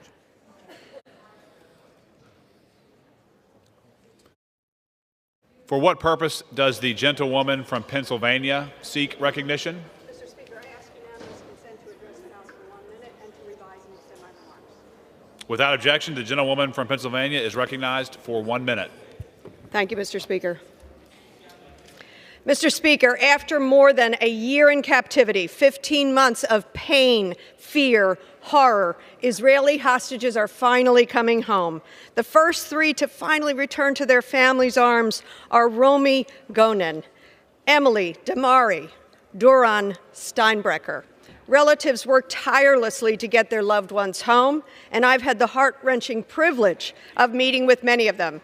Just last month, I met with Yarden Goen, Rami's sister, and Aviva Siegel for the 3rd time since October the 7th.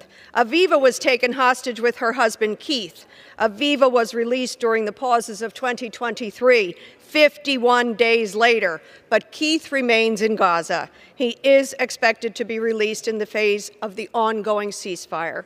After 15 months too many, Romy, Emily, Duran, and God willing, 30 others will return home, and then the remaining 70.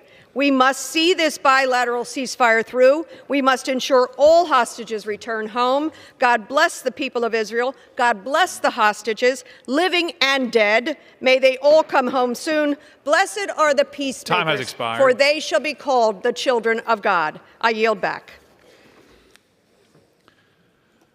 For what purpose does the gentlewoman of South Carolina seek recognition? I seek unanimous consent to address the House for 1 minute and to revise and extend my remarks. Without objection, the gentlewoman is recognized for 1 minute. Mr. Speaker, I rise to address the body for the first time to express appreciation and exhilaration with the opportunity that sits before us now. Last week, former President Biden addressed the nation for the last time in a speech that was filled with blame shifting and praise for his administration that left us with nothing but empty promises and lighter pockets. But President Trump is now at the helm, and I'm confident that with his administration, in partnership with this House and our Senate colleagues, we'll turn the page with policies that put America first. Win the border war, protect tax dollars, keep our promises that were made to our veterans, and to defend our sacred values. That's what my constituents want from this Congress. And that's what I intend on helping deliver in my service to South Carolina's 3rd District. Thank you, and I yield back.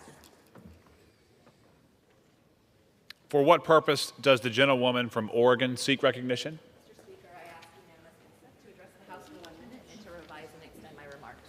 Without objection, the gentlewoman is recognized for 1 minute. Mr. Speaker, I rise in strong opposition to President Trump's unlawful attempt to end birthright citizenship. The 14th Amendment clearly states that all persons born or naturalized in the United States are citizens of the United States. This law has been the law of the land for over 150 years, and it is core to our identity as a nation. Any attempt to change that through executive order is both unconstitutional and un-American. As the daughter of an immigrant, I know the vast majority of immigrants work hard. They pay taxes, they own businesses, and contribute so much to our country's success. I also agree that we need to secure our borders and fix our broken immigration system, but we can't accomplish any of that by relying on fear tactics and failed, inhumane policies from the past. Instead, President Trump must work with Congress on serious bipartisan solutions that will actually make our communities safer and more affordable for everyone. I'm happy to work with the new administration to achieve that goal. However, if the president continues to pursue dangerous and harmful policies, I am prepared to defend the rights of my constituents. Oregon sent me here to fight for them, and that is exactly what I intend to do. I yield back. For what purpose does the gentleman from Mississippi seek recognition? Speaker, I seek unanimous consent to address the House for 1 minute. Without objection, the gentleman is recognized for 1 minute. Mr. Speaker, I rise today to recognize the city of Petal, Mississippi as it celebrates its 50th anniversary. For half a century, Petal has been a vibrant and thriving community known for its strong sense of pride, deep-rooted history, and outstanding contributions to South Mississippi. For its rich heritage to its remarkable growth, Petal has become a shining example of what makes our region so special.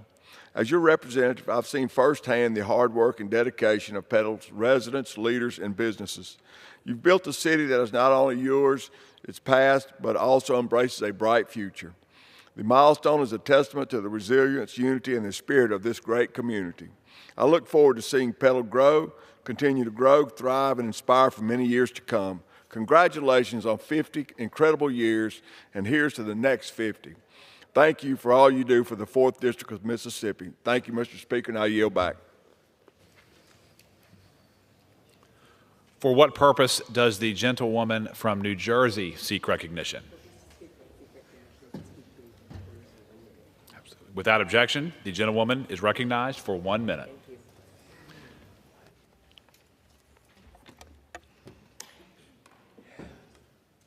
Mr. Speaker, U.S. Capitol Police Officer Brian Sicknick was born in New Brunswick. He was raised in South River and he died in D.C. on January the 7th, 2021. He succumbed to 2 successive strokes just hours after being pepper sprayed and by violent criminals attempting to stop the peaceful transfer of power and undo our democracy. The men who attacked him just hours before his death, who were charged, tried, and convicted of assaulting a police officer, well, they were just able to walk free. They were pardoned by Donald Trump. Officer Sicknick made the ultimate sacrifice. Pardoning his attackers is an assault to his memory, an affront to his family, and a disgrace to the Constitution that he swore to uphold and gave his life to defend. January 6th was a violent insurrection, and we have proof and we have videos, and nothing will change that history. I yield back. For what purpose does the gentleman from Indiana seek recognition? Without objection, the gentleman is recognized for 1 minute. Mr. Speaker, I represent one of the heaviest manufacturing districts in the country. In fact, my family employs Hoosiers that build and fabricate products for our great American economy. In 2017, President Trump laid out his plan to add rocket fuel to the American manufacturing sector. He enacted major tax cuts, eliminated regulatory red tape, and increased pressure on countries like China that have been eating our lunch for decades. During Trump's first term, we saw businesses return home at a record rate, supplying our country with a surplus of employment. You couldn't leave the house without seeing a help wanted sign. Trump knows how to make businesses successful, and following his lead, we will make America successful again. We need to support his efforts to deregulate. We need to use every tool available to level the playing field. And we must create an appealing business environment so that our great manufacturing companies can feel confident to grow here rather than looking abroad. It's time to take pride in our abilities, our people, and the words made in America. Mr. Speaker, I'll yield back. For what purpose does the gentlewoman from Ohio seek recognition? I request unanimous consent to address the House and to extend and revise my remarks. Without objection, the gentlewoman is recognized for 1 minute. Thank you, Mr. Speaker. Today, I rise to recognize Rick Cardinal and Wendy Dam as Ohio's 13th Congressional District Champions of the Week. Rick and Wendy are chemistry teachers at Barberton High School, and this year they each earned the Gene Easter Award, which recognizes science teachers who demonstrate in their classrooms the importance of science and chemistry. They earned this award for their dedication to the Explorer's Post, a program designed to inspire students to explore careers in STEM fields. Ohio's 13th Congressional District has long been known for its scientific innovation, and Rick and Wendy are helping to ensure this legacy for generations to come. Congratulations once again to Rick Cardinal and Wendy Dam on this fantastic accomplishment, and thank you for all that you do to inspire the next generation of scientists, engineers, and mathematicians. Thank you, Mr. Speaker. I yield back. Thank you, ma'am. For what purpose does the gentlelady from Georgia seek recognition? I ask unanimous consent to address the House for 1 minute and revise and extend my remarks. Without objection, the gentlewoman is recognized for 1 minute. Thank you, Mr. Speaker. Mr. Speaker, I rise to celebrate the opening of the Acres Mill Ramp project. During my first months in Congress in 2018, I gathered federal officials to speak about the importance of the investment in our state's infrastructure. In July of that year, my team was able to announce a $5 million grant, the final funding needed to complete the project. I am so proud that working together, we were finally able to secure the resources for a project that will serve more than 100,000 commuters in my community and benefit all of metropolitan Atlanta. I want to thank the Cumberland Community Improvement District, our partners in Cobb County, the Atlanta Regional Commission, and our state and federal officials who had a hand in making this project a reality. Congratulations to the entire Cumberland community, and I yield back. For what purpose does the gentleman from New York seek recognition? Mr. Speaker, I ask unanimous consent to address the House for 1 minute, revise and extend my remarks. Without objection, the gentleman is recognized for 1 minute. Mr. Speaker, I rise today to honor the life and legacy of Juan Pablo Duarte, the founding father of the Dominican Republic, where I was born. Duarte was an instrumental person in the war for Dominican independence, and he fought for the ideals of a liberal democracy after founding the nation. On January 26 marks Duarte's birthday and is celebrated by the Dominican Republic as a national holiday. Each year, I have the pleasure of introducing a resolution which supports the ideals of Juan Pablo Duarte, and I look forward to doing it again. This is one of several bills that will be introduced to mark the beginning of Dominican Heritage Month. We look forward to the February 11th event here at the Hill, Dominicans on the Hill. Again, in February, we will remember Juan Pablo Duarte for all his sacrifice. Dios, Patria y Libertad. For what purpose does the gentleman from Illinois seek recognition? Unanimous consent to address the House for 1 minute. Without objection, the gentleman is recognized for 1 minute.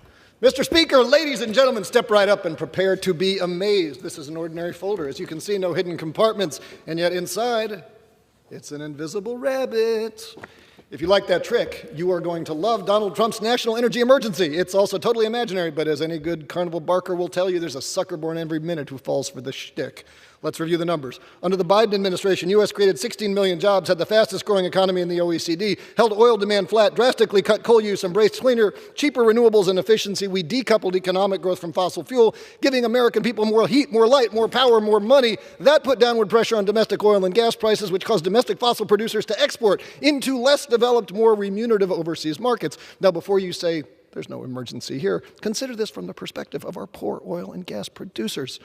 They're losing market share. They're making less money, but they got an ally in Donald Trump. After all, he's the guy who forced the Saudis to curtail production in 2020 to drive up oil prices and oil industry profits. That's right. He made sure U.S. consumers paid more for gasoline. Ta-da! Don't be a sucker, but if you are, I am available for parties and I can solve all your invisible rabbit problems. You can keep hopping, Mr. Speaker, and I yield back. Members are reminded to refrain from using profanity. For what purpose does the gentlewoman from New Mexico seek recognition? I ask for unanimous consent to address the House for 1 minute and to revise and extend my remarks. Without objection, the gentlewoman is recognized for 1 minute. Thank you, Mr. Speaker. I stand before you today with a heavy heart as we remember and honor the life and legacy of my dear friend and mentor, State Representative Eliseo Lee Alcon. Chairman Alcon's legacy and passing leaves a hole in our community, but his legacy will live on. A veteran, a judge, a state representative, a beloved father, grandfather, and great-grandfather, Representative Alcon dedicated his life to public service and was rooted in our community. A fierce advocate for the people, the economy, the environment, and our veterans, all New Mexicans across the state will miss him as we grieve his loss, and our prayers are with his family and everyone who loved and learned from Representative Alcon. We will work to carry his vision forward and continue his fight to lift up our veterans and our military, our children and our elders, and all New Mexicans who he loved so deeply. Rest in peace, dear friend. We will miss you. Thank you, and I yield back. Thank you, ma'am. For what purpose does the gentleman from California seek recognition? Thank you, Mr. Speaker. I speak unanimous consent to address the House for 1 minute. Without objection, the gentleman is recognized for 1 minute. I rise today because tens of thousands of acres are on fire in my state in California. More than 10,000 families have no home to go back to. Nearly 30 people have already lost their lives in this disaster, and the numbers keep climbing. Tens of thousands will have long-term health issues from the smoke, all because our government failed California. These mega fires could have been prevented if our government had done its job. We've been yelling from the rooftop for years that our communities are in danger. We have a massive firefighter shortage. Bureaucratic red tape holds everything up, and our lands aren't properly maintained. Today, thankfully, my colleagues join me in finally taking the first big step in dealing with this crisis. We passed the historic Fix Our Forests Act to finally do what has been badly needed: real, comprehensive wildfire prevention. I'm happy to say that this is a true bipartisan effort. Wildfires don't care if you're a Republican or a Democrat, and neither should we. This is the first of many reforms needed to get this crisis under control, and time is running out. Thank you. For what purpose does the gentlewoman from Virginia seek recognition?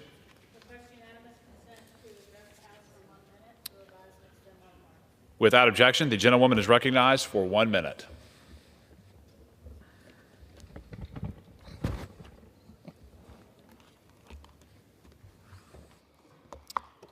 Mr. Speaker, I rise today to draw attention to the detrimental impacts that President Trump's recent flurry of executive orders targeting our workforce is already having. Despite being in office for less than 3 days, President Trump's orders have caused major disruptions to the federal workforce, and the first casualty is the health care provided to our veterans. The Richmond VA Medical Center in my district was forced to rescind employment offers to essential hospital staff.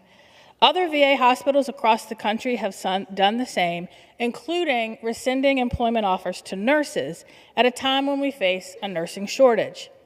The new VA Medical Center, set to open in Fredericksburg, Virginia, now has to contend with hiring freezes and an inability to staff up, jeopardizing its opening in February. Medical school students have been told they can't go to the VA for clinical rotations because of the hiring freeze, impacting the training of a critical workforce provider. Our veterans deserve much more than this. They put their lives on the line for our nation and should be able to access the health care services they need. But this hiring freeze is putting Gentlewoman's that time in has jeopardy. expired. I yield back. For what purpose does the gentleman from California seek recognition? To revise and extend my remarks. Without objection, the gentleman is recognized for 1 minute. Mr. Speaker, I rise today to honor the brave firefighters who have stepped into the breach to take on the fires raging across Southern California. Their bravery has been on full display these past weeks, including in my own district, where they have valiantly and swiftly responded in Jurupa Valley to the Clay Fire. We all owe them our thanks. But I'm deeply troubled by some in the Republican conference who are seeking to link emergency disaster aid to my home state with toxic policy goals. This would be a disaster. I urge my colleagues to pass emergency aid without policy riders, just as we did for the people in North Carolina, Florida, Louisiana, and many other states who have faced natural disasters. Leveraging the losses of thousands establishes a dangerous precedent. It is unacceptable for politicians in Washington to endanger Americans' survival for their own political gain. I yield back. For what purpose does the gentleman from Illinois seek recognition? I ask unanimous consent to address the House for 1 minute and revise and extend. Without objection, the gentleman is recognized for 1 minute. Mr. Speaker, Officer Brian Sicknick, Officer Howard Liebengood, Officer Jeffrey Smith, Officer Kyle DeFreitag, Officer Gunther Hashida. These are the names of the U.S. Capitol Police and D.C. Metro Police who died in the wake of the January 6th Capitol attack. 140 police officers were assaulted on January 6th. But this week, Donald Trump pardoned or commuted the sentences of over 1,500 individuals responsible for this attack. He has made a mockery of our justice system and the rule of law. These were not hostages. They were not victims. They were extremists who showed up armed, wore Nazi symbols, and attacked police officers. They were militants who planned for months to overthrow the election and were convicted of sedition by a jury of their peers. Make no mistake, the President has put dangerous criminals back on the streets.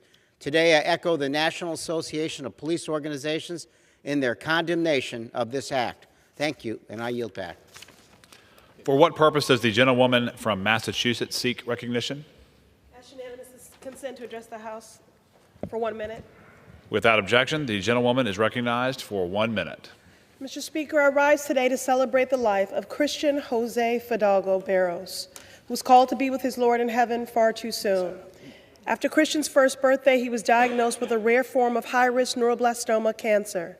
John and Shinsia were unrelenting in their prayers and their efforts, as were his doctors, to extend and to save his life. Christian's weary body is now at rest. His soul called home on January 13th, 2025, just weeks after his second birthday. Despite his short time here on earth, Christian left an impression on all blessed to meet him and to bear witness to his faithfulness. Christian means follower of Christ. I know he knew God. It was the only way he could have summoned the strength and kept a smile every day. And so last weekend, it was no surprise, given the masses and the multitudes he inspired, to see thousands of people show up to support Christian, John, Chinsia, John Jr., Jeremiah, Casey, and Olivia. They braved the New England winter to share their love and support for the Barrows family during this time of unspeakable grief. The Barrows family are chosen family to many in the city and our Commonwealth. They have put their love into action in public and in private, in big and small ways, in public service. They are loved, and Christian belonged to all of us, which is why I'm on the House floor eulogizing him, because I believe his loss is one for our nation. I mourn his loss, but I celebrate his life and his light. Christian, we thank you for the happy memories you leave behind, and thank you for inspiring us with your courage, your strength, and your joy. I yield back. Thank you, ma'am. For what purpose does the gentlewoman from Minnesota seek recognition? Mr. Speaker, I seek permission to unanimously address the House revised and Without objection, the gentlewoman is recognized for 1 minute. Yeah, somebody. Yeah, it won't. It just doesn't like me. Okay, that's way too low, though. Okay. Mr. Speaker, I rise today to recognize and congratulate the University of Minnesota Spirit Squad on their monumental performance at the 2025 UCA and UDA College Cheering and Dance Team National Championship this week in Orlando, Florida. The Gopher Cheer team made history this weekend, securing the program's first ever national title, winning the small co-ed game day division, and the Gophers also finally finished runner-up in small co-ed cheer. The University of Minnesota dance team earned their third straight national title in the Palm division on Sunday night, securing the dance program's 23rd title. The team also finished second in the jazz division. These are tremendous achievements all around from the University of Minnesota's Spirit Squad. We are incredibly proud of each and every one of our Gophers athletes for the hard work they have put in to bring home these national championships. Go Gophers. Thank you, ma'am. For what purpose does the gentleman from California seek recognition? Mr. Speaker, I ask unanimous consent to address the House for 1 minute and to revise and extend my remarks. Without objection, the gentleman is recognized for 1 minute. Mr. Speaker, I rise to wish all those who celebrate a happy Lunar New Year. Lunar New Year is observed by many Asian countries around the world, including the incredible East and Southeast Asian communities in my district. As the son of Vietnamese refugees, I represent Little Saigon in Orange County, California. I am especially proud to don my ao dai today, a traditional garb that is worn to celebrate special occasions such as Tet, the Vietnamese Lunar New Year. The ao dai represents our cultural identity and heritage. Tet is a time to reflect on the past, to embrace new beginnings, and to eat a lot of really good food. It is a vibrant celebration brimming with parades, festivals, and firecrackers. What's more, it's a celebration of family tradition and enduring spirit of hope. And it's time to express kindness and well wishes to one another. So as the Vietnamese saying goes, chúc mừng năm mới, an khang thịnh vượng và vinh sự như ý. Happy New Year, wishing you peace and prosperity, and may all your wishes come true. Thank you, and I yield back the balance of my time. Thank you, sir. For what purpose does the gentleman from California seek recognition?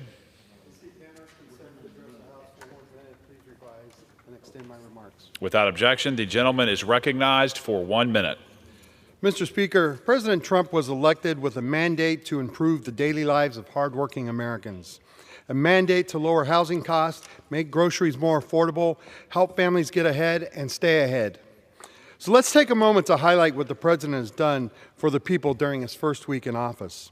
Ended birthright citizenship, a guaranteed right under the 14th Amendment, terminated diversity, equity, inclusion programs, withdrew the United States from the Paris Agreement, renamed the Gulf of Mexico, raised the cost of prescription drugs for seniors on Medicare and Medicaid, pardoned 1,500 convicted felons who stormed our Capitol and violently assaulted our police officers on January 6 in 2021, and created a special fake department for shadow President Elon Musk. Well, wait. None of those executive orders lowered costs, let alone meaningfully improved the lives of the American people.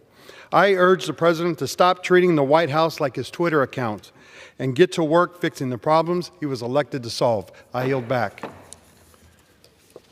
For what purpose does the gentlewoman from Nevada seek recognition? Mr. Speaker, I seek unanimous consent to address the House for 1 minute. Without objection, the gentlewoman is recognized for 1 minute. Thank you, Mr. Speaker. I rise today to celebrate an incredible achievement by the University of Nevada, Las Vegas cheerleading team, who once again won the all-girl Division 1A game day title last week. And this isn't the first time these amazing women have taken the top spot in one of the most prestigious championships for cheerleading. But with this year's performance, an iconic Elvis-inspired homage to our city, they have reaffirmed themselves as not just a national champion, but a national powerhouse for years to come. I want to congratulate every cheerleader, coach, and family member who made this success possible. Congratulations, go Rebels. Thank you, and I yield the balance of my time. For what purpose does the gentleman from Rhode Island seek recognition? Without objection, the gentleman is recognized for 1 minute.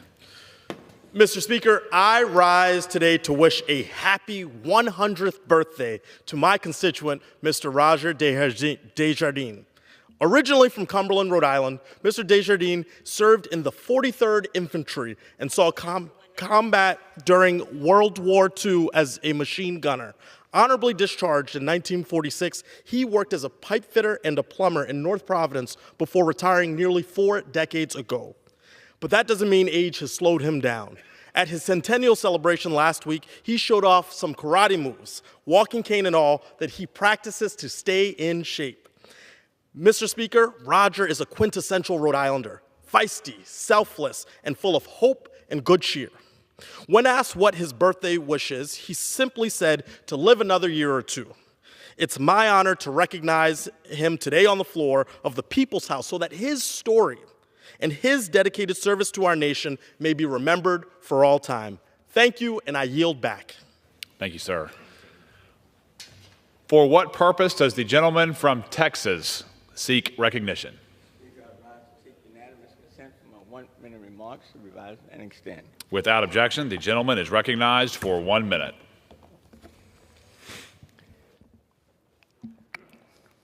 Mr. Speaker, on September 24th, 1965, President Lyndon Baines Johnson signed an executive order which ensures equal opportunity for people of color and women, prohibits federal contractors from engaging in discriminatory practices in recruitment, hiring, training, and discriminating based on race, sex, religion, or national origin. This executive order was signed during a period of transformative progress, 1 year after the Civil Rights Act of 1964, a few months after the Voting Rights Act of 1965, 2 years after Dr. Martin Luther King's iconic speech, I Have a Dream speech. Yet, just 2 days after we honored the legacy of Dr. King this week, President Trump, with the mere stroke of a pen, seeks to undo what has been in place for nearly 60 years. His actions aim to undermine the principles of diversity, equity, and inclusion, threaten the livelihoods of thousands of federal workers and their families. Mr. Speaker, I could not sleep last night.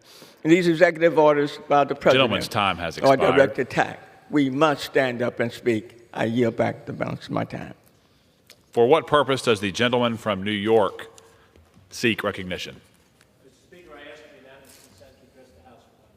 Without objection, the gentleman is recognized for 1 minute. Thank you very much, Mr. Speaker. I rise today to honor the life of Gus Williams, a basketball great and New York's 16th Congressional District native from Mount Vernon, New York. Gus was born October 10th of 1953 in Mount Vernon, and his basketball talent made him one of the greatest players to ever hail from my hometown.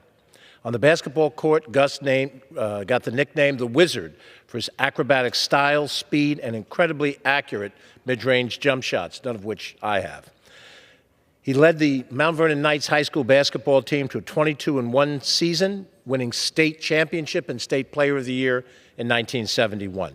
He went to the University of South California, where he was most valuable player in 1975, went on to an NBA career with the Golden State Warriors, and then signed with the Seattle Supersonics. And in 1979, Gus led the NBA Supersonics to their NBA title, averaging 28 points in their final games, and the Sonics retired Gus's #1 jersey in 2004.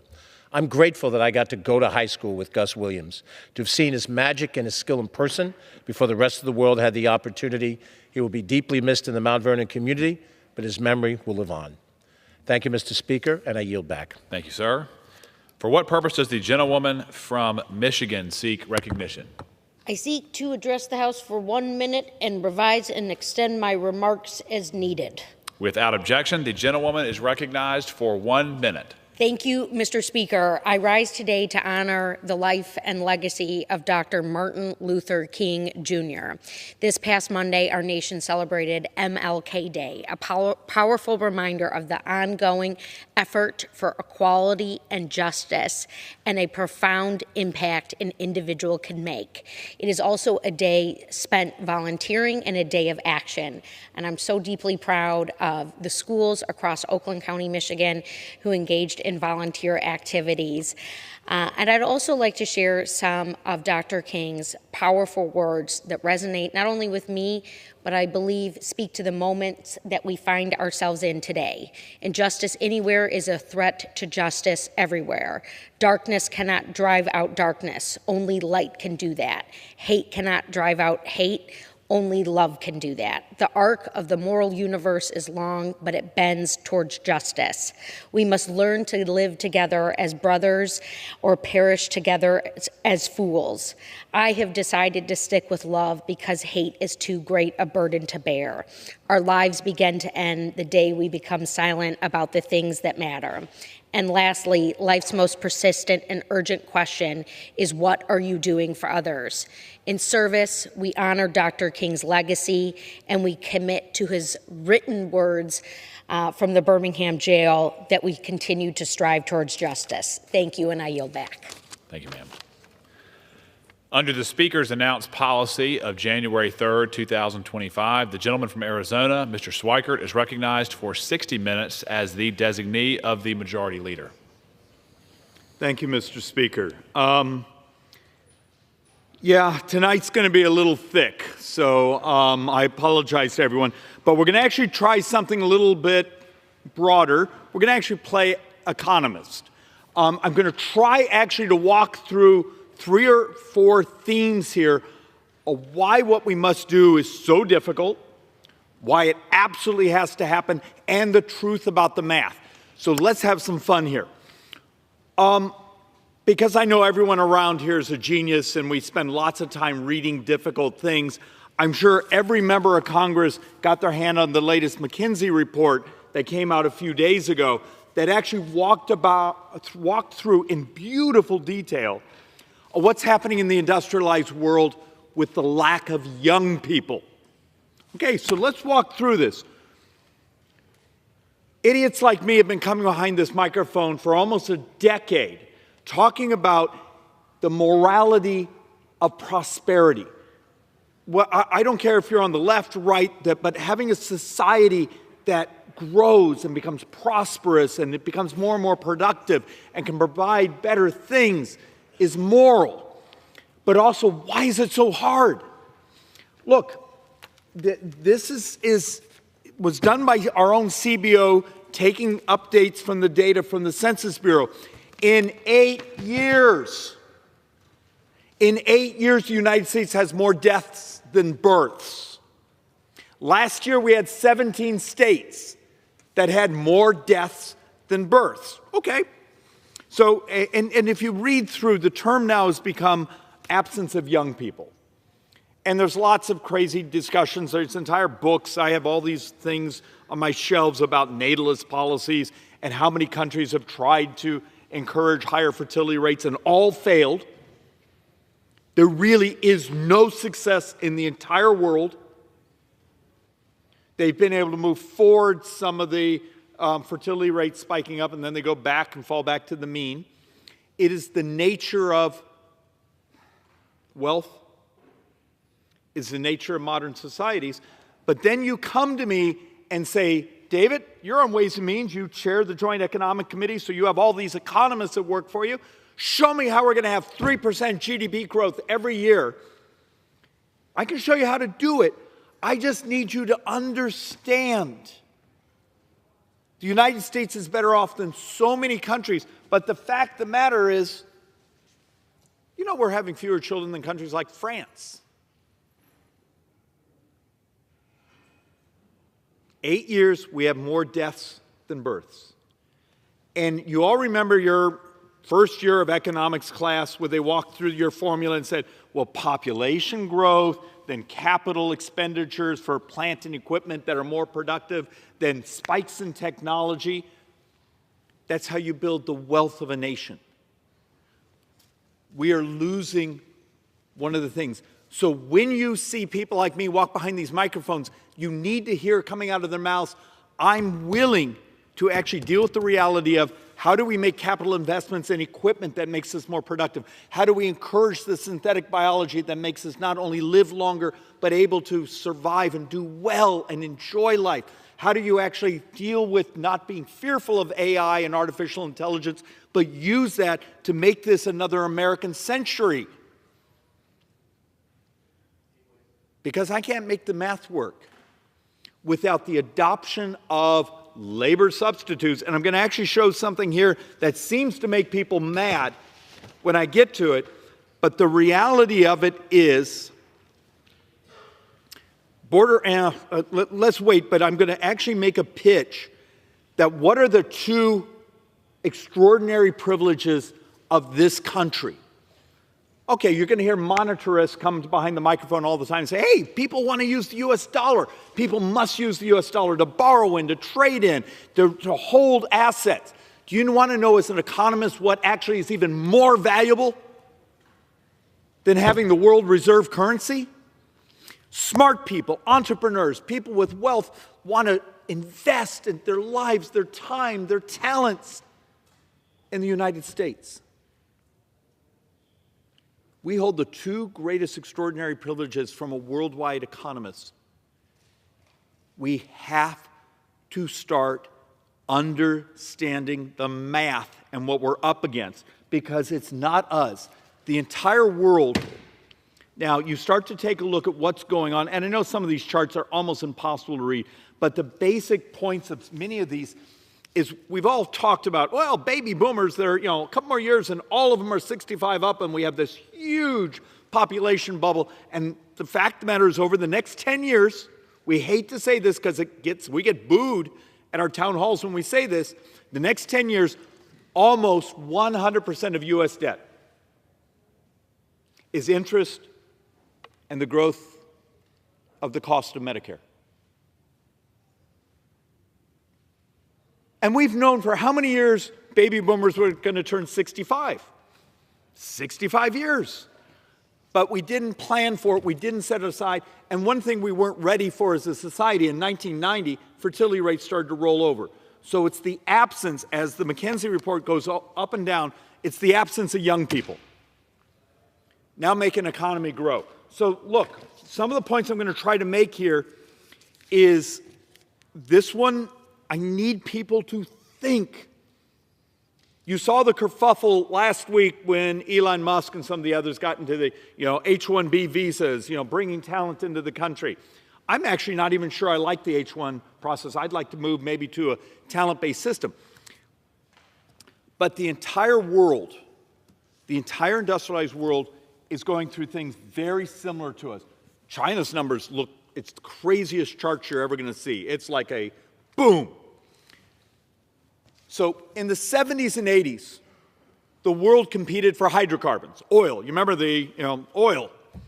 Last decade, we sort of battled for where we could have supplies of rare earths. Some of the smartest economists that actually do demographics are now saying the industrialized world is going to knife each other for smart people. Now, maybe a smart person is the great carpenter or the synthetic biologist, but we need to start being honest with each other that you want us, particularly my economic team, to say, build us ideas, build us a plan as we get ready to do reconciliation, do the things that provide us the growth so we can still be Americans, that sort of beacon of prosperity. You got to understand, 8 years, more deaths than births. Are we going to be willing to do very difficult things and move to a talent-based immigration system that doesn't care about your race, your gender, who you cuddle with, anything else, cares about the talent? And I've actually done entire presentations here where I've shown what happened at the border over the last 4 years will make the working poor poorer in this country. It's math. It's not my opinion. I'm not demagoguing. It's math. You have a part of your society, we call them the quartiles, which I sort of despise that term.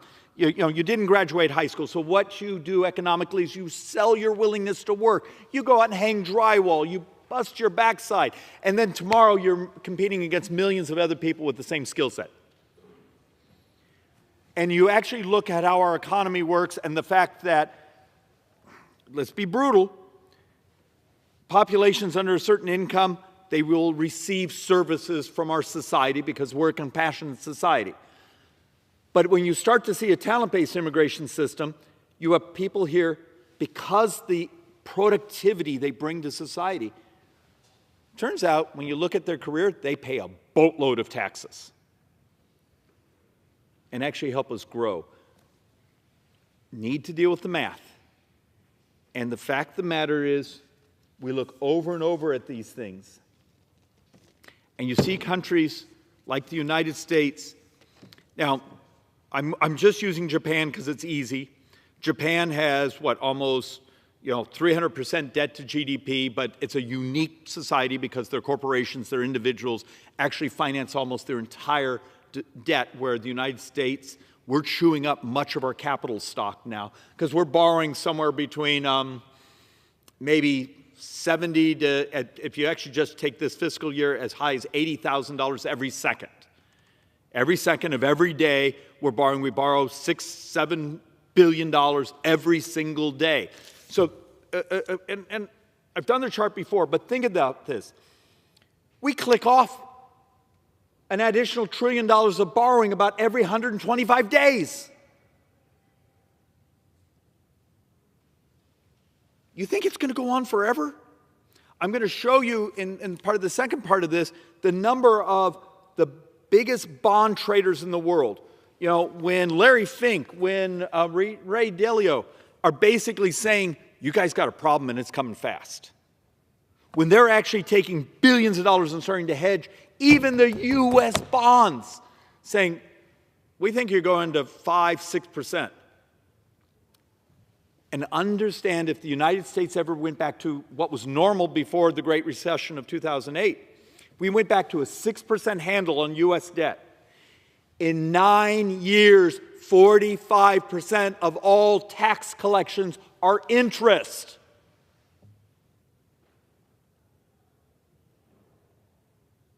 Why doesn't that scare the crap out of people? And then we're going to engage in policies where we're doing our best to scare to death the very people we're turning to and saying, please buy our bonds?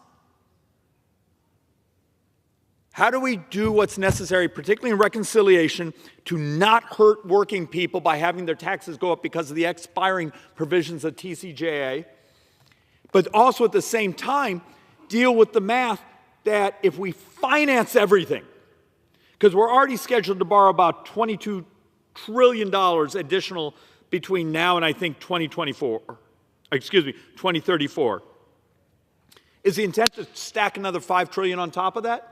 You don't think the bond markets aren't going to punish us? Because little bits of interest just crush not only the U.S. government, but they crush working people. How many people can afford a mortgage right now when it's over 7%? How many can afford the car loan? Understand, we just went through functionally 3-4 years of inflation where in my community, if you don't make 27% more, you're poor today.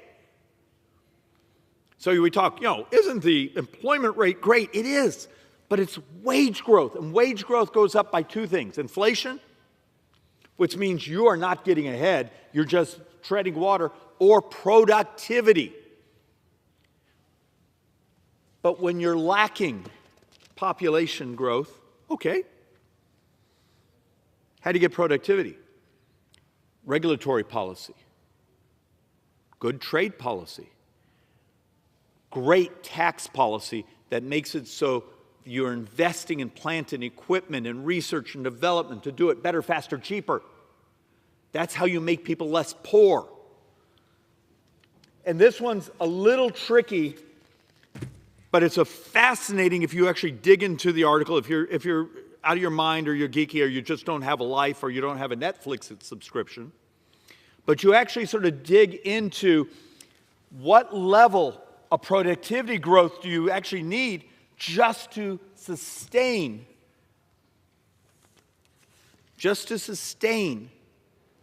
sort of your lifestyle.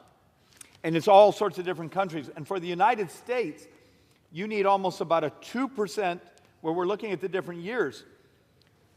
But you see the pink line? We calculate if you're not having at least a 1.8% productivity gain, which is a lot, you're functionally poor. You become poor. And for all the people who complain about, well, don't do tax cuts for business, okay? Don't do regulatory change for business, okay? Now, go read the literature.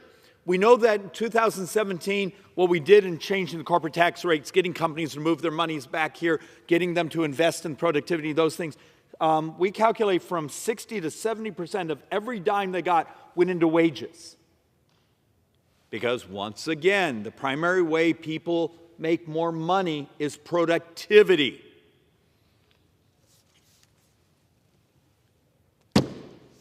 And this is the chart I'm sure will show up in an election ad beating the crap out of me. But you see this spike? That was the years of the open border. We go back to normality, where the immigration system, except we're the last country really on earth that uses a familial system. A familial system, you sponsor someone because your grandma was here, and your grandma sponsors her sister, and they sponsored theirs. That's a familial immigration system. My argument is, as part of when we're starting to deal with productivity for the society, we actually have to start thinking about it from top to bottom. It's not just great AI policy. It's not just great synthetic biology policy. It's not great regulatory policy. It's just a great tax policy. It's also going to have to be immigration. All right, now on to sort of the reality where we're at. We actually got, I'm going to call it better news. CBO actually did some calculations and said, hey, we expect tax receipts to be up in this fiscal year. So I've come here repeatedly and shown my chart that says for every dollar the United States takes in all sorts of tax receipts, And remember, most of those tax receipts are going to Social Security, Medicare, those sorts of things. But for every dollar we take in, 39 cents, $1.39 is spent. Guess what? The good news is now it's no longer $1.39 of spending for every dollar we take in. Now it's $1.36. Got better. Still terrifyingly bad. And this is the improvement that so many people were running around being giddy about. So let's actually sort of walk through some of these numbers as quickly as we can. Federal spending as a share of total tax revenues. The reason I'm showing you this is to give you an idea the scale we're up against. If you actually take all of our tax receipts, every dime, and say, here's what we call mandatory spending. Social Security, Medicare, Medicaid, veterans benefits, and interest, because you got to pay your interest. You know, we're the ones who basically binge on debt. It consumes every dollar of tax receipts plus some. We actually don't collect enough taxes to pay for our mandatory spending and our interest. And that's our basic problem, is if you do net interest and mandatory spending, it consumes everything. So the point from this chart is very simple. Everything, Mr. Speaker, you and I vote on, everything a member of Congress votes on is on borrowed money. Every dime of defense, every dime of non-defense discretionary. But we're going to do theatrical things, go on our local talk radio show, go on cable television, sometimes stand behind these mics and say things that may be great policy, but we act like it actually will make a difference to these sorts of numbers, and it doesn't. I've heard my brothers and sisters here say things like, okay, health care or Obamacare subsidies for those who are here illegally. Okay, I'm fine. Go ahead and get rid of them. It's 9.5 hours for an entire year's worth of borrowing. So an entire year, you just covered 9.5 hours. Don't act like it's a solution. It's one of 1,000 things you have to do. And here's the classic problem of the way this place thinks. Turns out fixing things are complex. And we live in a society with these things where we have attention spans. We want something that's simple, flashy, short. Well, it turns out complexity often requires a complex solution. It's hard. You're going to have people, the armies of the lobbyists in the hallways, mad at us. They don't like it when we tell the truth. Heaven forbid, have you ever gone home and talked to your voters and they think it's, you know, if you just got rid of foreign aid, and then you show them the chart, it's about a week of borrowing. And they just stare at you with daggers like, how can that be? It's not their fault. I believe the political class, the commentary class, let's be honest, a lot of the partisan media class have just made crap up for years. I challenge my brothers and sisters on the left or the right, know your math and start telling the truth. Because you look at charts like this, where this right here is break even. This is where the dollars. And even this year, every dime of discretionary and a little sliver of mandatory are on borrowed money once again. And the only reason I threw this chart in the way it is, where we did 24, 25, you see this? That was with the CBO's calculations that, hey, the law says next year they get to take in $400 billion some additional taxes because Americans' taxes go up. Well, we don't want that to happen. We want to protect hardworking people. The very last board I'm going to show here is the way you protect American people is you offset as much of that as you can, because you give it to hardworking folks and then you take it away from them in higher interest costs, in higher financing costs. You smile at them, you hand them $1 in their face, and you're grabbing their wallet from behind and stealing it from them. That moment of telling the truth about math is really important. Look, I brought a lot of the boards just trying to explain. that, last couple of years, 39 cents out of every dollar, for every dollar we took in tax receipts, we spent $1.39. This year we're going to spend $1.36, which means all that differential. Reason I have this, it's a little complex, but to make it super, super simple as best I can. You're going to hear lots of, particularly Democrats and others say, well, the tax reform, it caused this, it caused that. Well, the charts now, you got to work through the incredible craziness of the pandemic. But if you actually take a look at the matching of TCJA and what we expected to be inflation-adjusted tax receipts. So I'm not playing the scam of, look at how much more money we're getting, even though we've had like 25% inflation. An honest number, when you actually calculate it and normalize it, guess what? Tax receipts are pretty much right on track. And we have a couple of these, to give you sort of a sense. When you take a look at annual revenues match pre-TCJA projections, this one's important, and we often don't actually talk about it. Go back to the baseline numbers of CBO and joint tax before we did tax reform in 2017, and then step up to where we are today and take a look where we are, where baseline is. Adjust for inflation, it's normal. The math is normal. So when someone says, well, it's because you did this tax reform and you helped the economy, I'm not standing in front of you saying tax cuts pay for themselves. What I am saying is the scale of the economy actually today is right on track to what the projections were before tax reform. Some of that it's a complex calculation of everything from technology adoptions to new ways we do things to productivity gains. But the baseline number is the baseline number. And back to trying to make the point. Do we have is the issue with the United States binging on debt? Is it we don't collect enough taxes, or is it we spend too much money? I've done entire presentations here where I've shown high marginal tax rates, low marginal tax rates, and we seem to hold about 17% of the size of the economy in taxes. 17% of GDP you'll often hear. And it's historic. It just somehow, when you raise up the marginal tax rates, you're getting 17% of the economy. And part of that is a offset because the economy slows down.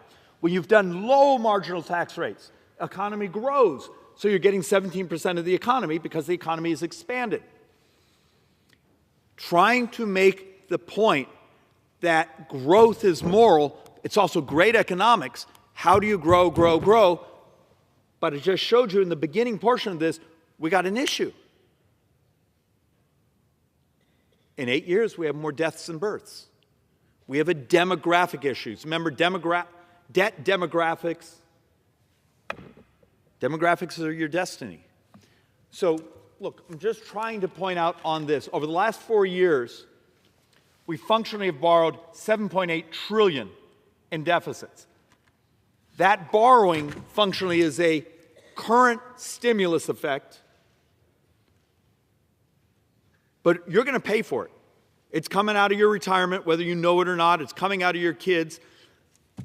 The insanity is, I'm 62, my wife's 62. I have a 9-year-old daughter and a 2.5-year-old, and they're the same birth mom we've adopted. My little boy, when he's 24, to keep baseline services, so just to keep things, what's that fancy word? Ceteris paribus, keep things even. United States in about 22 years would have to double every single tax. The math basically says my kids will be part of the first generation in America that will be poorer. That's the morality of this place. But David, adopting modernization and cutting spending is really, really hard. And we're going to get someone that's going to say mean things about us. So you're willing to screw over your kids. That's the morality of this place. How is that Republican or Democrat? And then once again, to my friends on the left over here, you know, I've done the whole presentation on it. Go to the Manhattan Institute right now, look up Riedel's analysis. Every tax hike, and there's a dozen of them, on those $400,000 and up, when you do all the economic effects, produces about 1.5% of GDP. For those on the right, here's all the things we're willing to cut. It was about 1% of GDP. If my math is right, that's what, 2.5%?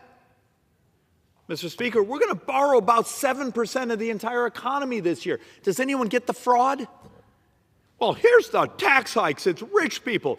We're going to do these cuts because we're not willing to do the hard things of modernizing how we deliver services to our brothers and sisters in this country, because we're going to make some bureaucracy, some union, some company out there that lives off delivering the services the way they were doing it 30 years ago, and they don't want to modernize.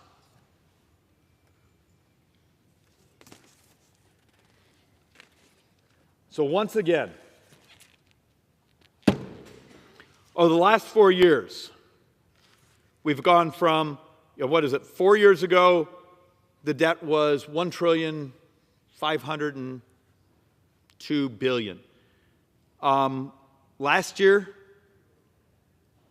$1,900 billion. Now you got to understand, that number also is a bit of a fraud. What we often don't, the United States is one of the only countries that doesn't actually put in its internal borrowing. So we borrow money from the Social Security Trust Fund, from the Veterans Trust Fund, from all these things. Are we not going to pay it back? You know we pay interest to those. So that's why the real number, like for this year, is going to be closer to $2.3 trillion. Because there's about another $300 billion out there that we borrow internally that we got to also pay back and also have to pay interest. So let's make a point here. Budget deficits are heading to, now I got to make the point, and if there's any staffer who actually writes memos for your boss, this is the one I want you to memorize. If we do the tax hikes that are coming and we don't offset them, we don't pay for them, in 9 years, we're no longer at 7% of the economy in borrowed money. We're at, I think it is 9.2% of the economy is in borrowed money. When the smart people are starting to tell us that small changes in interest rates, are we really dead set on trying to freak out our bankers? The people we turn to and say, please buy U.S. bonds. Help us finance the fact that we can't stop spending. If we went to a 6 handle, let's say this again, a 6 handle on U.S. debt, so 6%, which wasn't, I think before 2008 we were what, 5.5, 6, somewhere in there? In 9 years, 45% of all tax receipts would be just interest. We're playing with live ammunition here, and we seem terrified to own a calculator. So you're going to tell our brothers and sisters, the hardworking people of this country, we're not going to let your taxes be raised. Absolutely. But we don't want to do things that are hard and get yelled at by a lobbyist or some group back home. So we're just going to borrow the money. So we're going to give it to you. And then a few years from now, you're going to find out that productivity in the country has slowed down because the capital stack, another $4 trillion we've sucked out of the economy, doesn't get lent to your business, to you buying a house, to the new piece of equipment. And the economists have already done the calculations, basically saying, I'm sorry, it got crumpled as I was marching over here. You want to maximize the economic growth and the wealth of this country. This is a CBO report. It's been vetted by my economists in Joint Economic. You want to maximize prosperity in the curve. You offset the spending because you're screwing up the available capital, because the reason these people are writing really smart bond houses, are now writing articles, is the binging on debt that's going on in this country, but China and so many other places. Why do you think Great Britain this summer took down their government. Their bonds exploded. They lost their government. What the hell do you think is going on in France? What do you think is going on in Germany? What do you think happened in South Korea? What do you think was happening in Canada? All these countries, even Germany, who are just trying to deal with the financing costs of their pensions, their levies. And the United States is much better off than many of these countries, but it's coming fast for us. Do hard things today, maximize prosperity tomorrow for every working person, but also for my kids. Maybe for your pension, your retirement. Because, Mr. Speaker,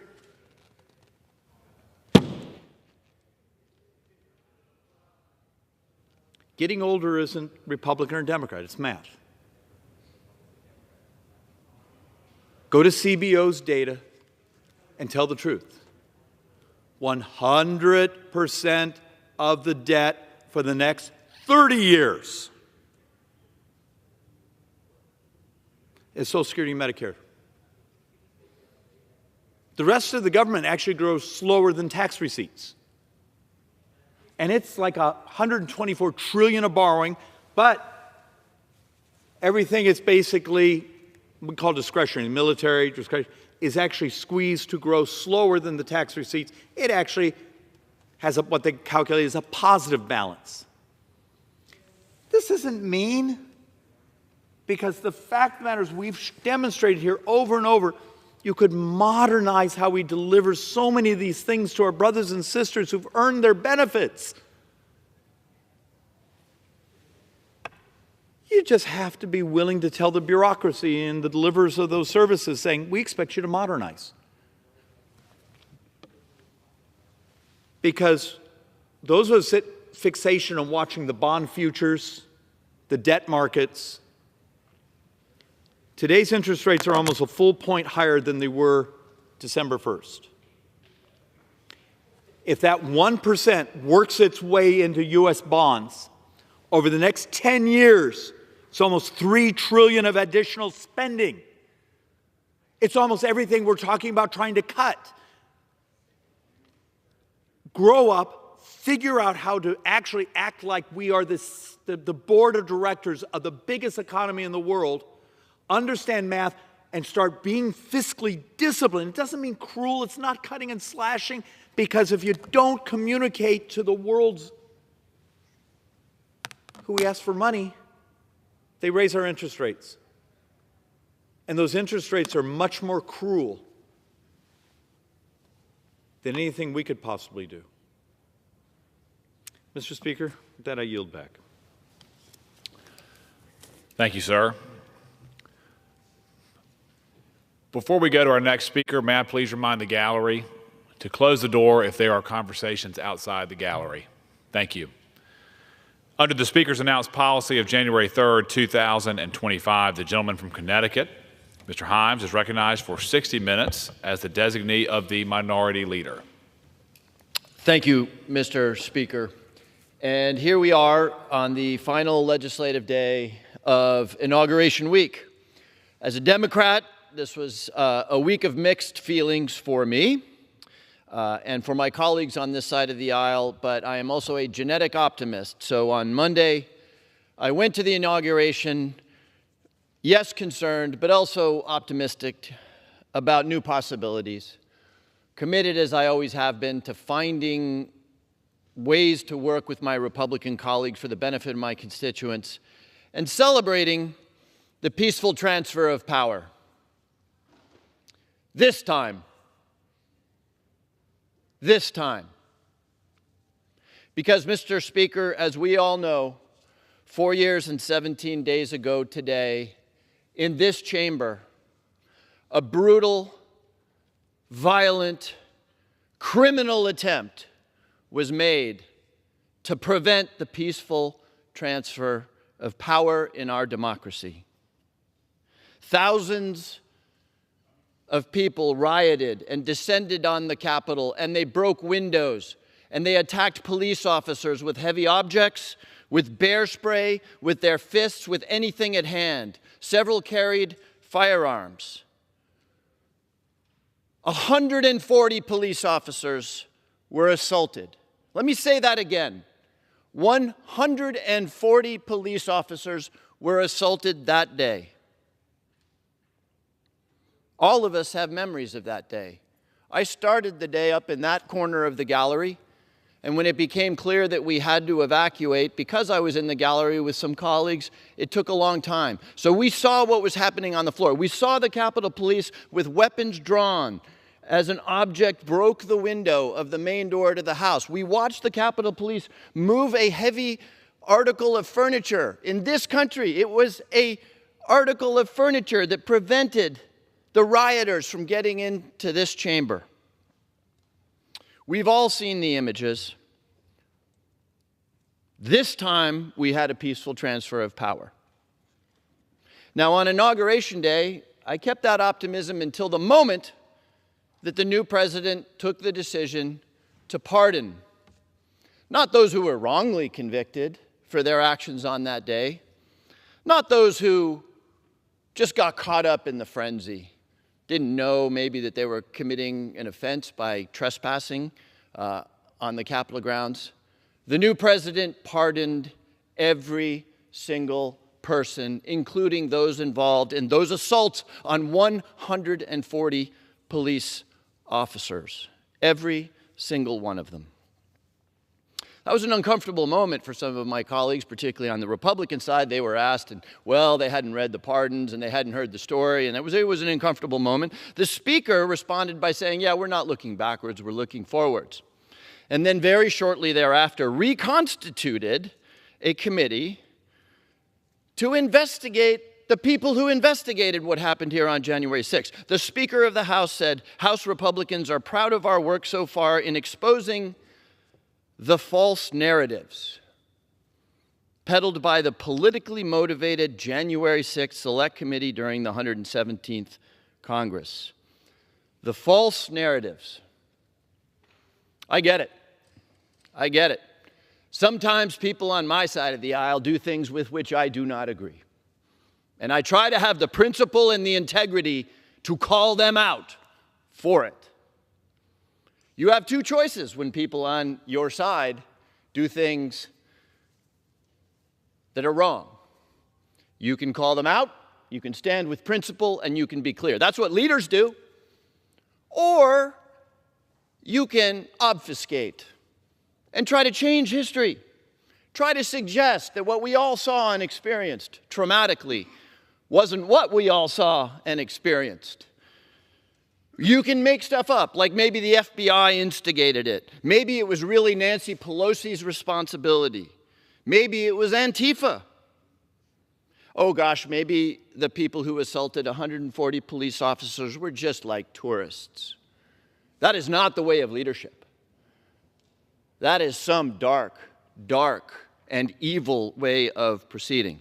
Why? Because it dishonors the truth on which the stability of this republic relies. And maybe just as importantly, it dishonors all of us who were there that day and who saw with our own eyes what happened. And maybe worst of all, it dishonors the brave men and women who put their lives on the line that day to protect us. Those of us who put up the signs on our office doors saying, "Thank you, Capitol Police," only to turn around and remain silent when the attackers of the Capitol Police were pardoned on Monday. These are people who put their lives on the line to protect us and the democracy. I think it's worth spending a minute or two, Mr. Speaker, to remind us who these people were and what happened. Brian Sitnick, Capitol Police officer. He stood outside the gates here and fended off the attackers as they bear sprayed him in the face and eyes. The very next day, Officer Sitnick suffered 2 strokes and ultimately died, making him the first fatality of January 6th. Officer Brian Sitnick was only the 4th Capitol Police officer to die in the line of duty.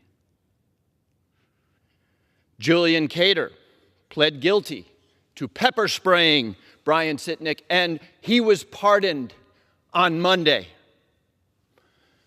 Officer Jeffrey Smith of the Metropolitan Police Department. He fought off rioters in the Capitol that day, only to be struck in the face by a metal pole as the siege continued that night. You can imagine the trauma. We feel it. We didn't get struck in the face by a metal pole, though. Days later, Officer Smith climbed into his Ford Mustang and shot himself in the head. Those who assaulted Officer Jeffrey Smith, now pardoned. Officer Howie Liebengood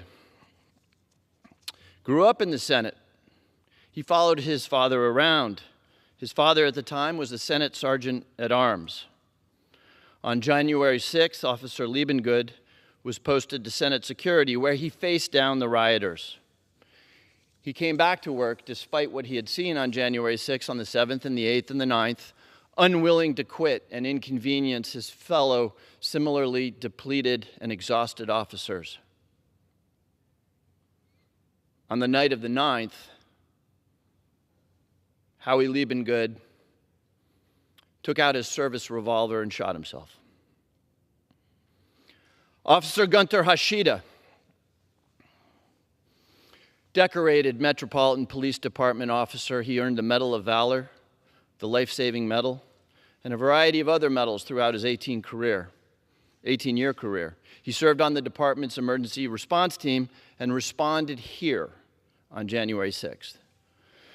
Officer Hashida took his own life at home in July of 2021.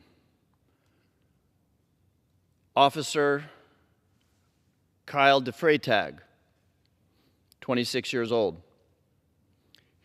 He'd been on the job for 5 years when he deployed to the riot, to the insurrection.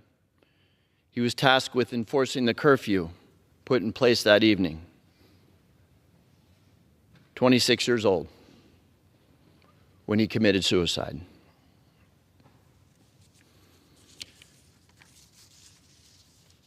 The trauma suffered by these officers was not an accident. It wasn't an act of God or an act of nature. It was done to them by people, each and every one of whom has now been pardoned.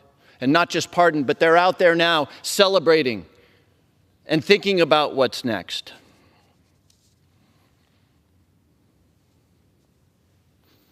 So, I guess I have 3 questions for my colleagues before I invite them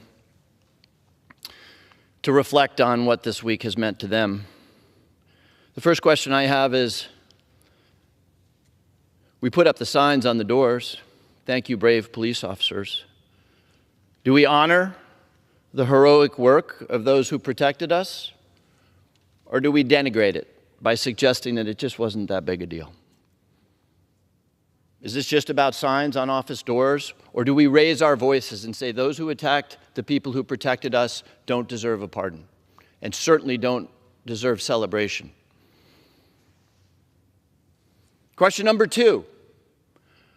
Are we, and when I say we, each and every one of us and each and every American, are we committed without reservation or condition to the idea that our differences are worked out in here with words and debate, not out there with bear spray and clubs? Are we committed to that idea? Or do we celebrate and pardon and elevate those who wield bear spray and clubs? I hear all too often something that is pernicious in moral thinking and corrosive of our political dialogue. The whataboutism.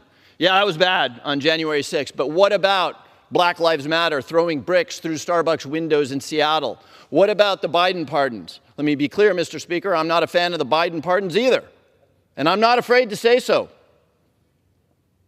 That thing about principle.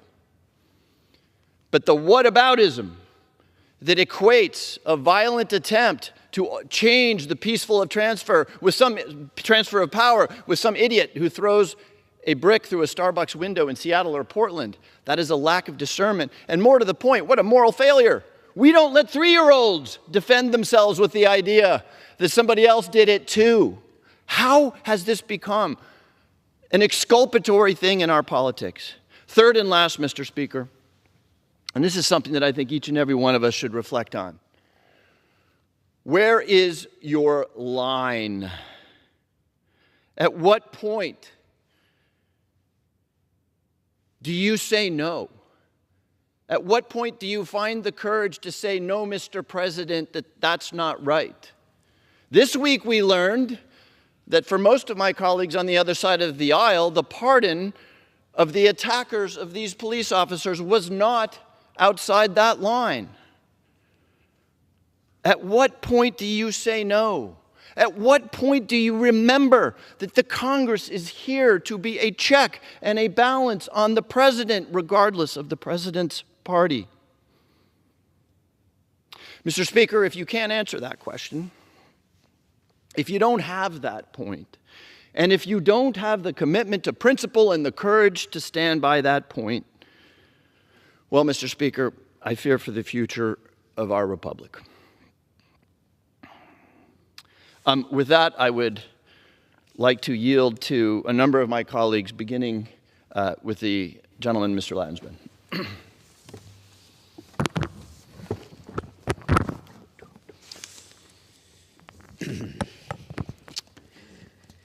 Thank you, Congressman, for doing this and including us. I appreciate your leadership.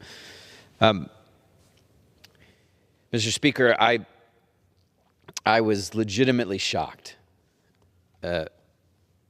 And I'm certain that this was the first time ever the President of the United States, certainly in my lifetime, released hundreds of violent criminals from jails and sent them into our communities. People who've now said that they're determined to buy weapons, pursue more violence. These are convicted criminals. They conspired to overthrow their own government. They stormed this Capitol. They destroyed property, sacred property. They attacked police officers.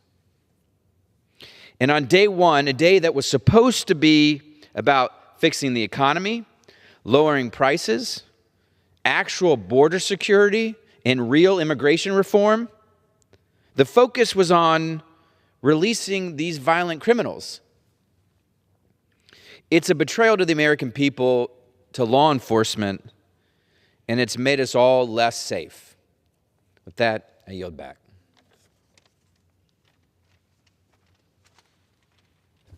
Thank you, Mr. Landsman. With that, I would like to recognize my good friend, the gentleman from Virginia, Mr. Byer. Thank you, Mr. Speaker. And Congressman Himes, thank you so much for convening this special order. Thank you for your eloquence and your passion. Mr. Speaker, I represent many of those people who protect us on Capitol Hill. Members of the Capitol Police, of the Metropolitan Washington, D.C. Police Force, the Arlington County Police, police who live in my Northern Virginia district. January 6th was not some distant, abstract event for my constituents. Democracy was on the line that day, but so were their lives, their bodies, their physical safety and well-being. And as events spiraled out of control on January 6th, calls for help went out on the police radios, and they were answered by men and women in uniform throughout the metropolitan Washington, Virginia, Maryland area.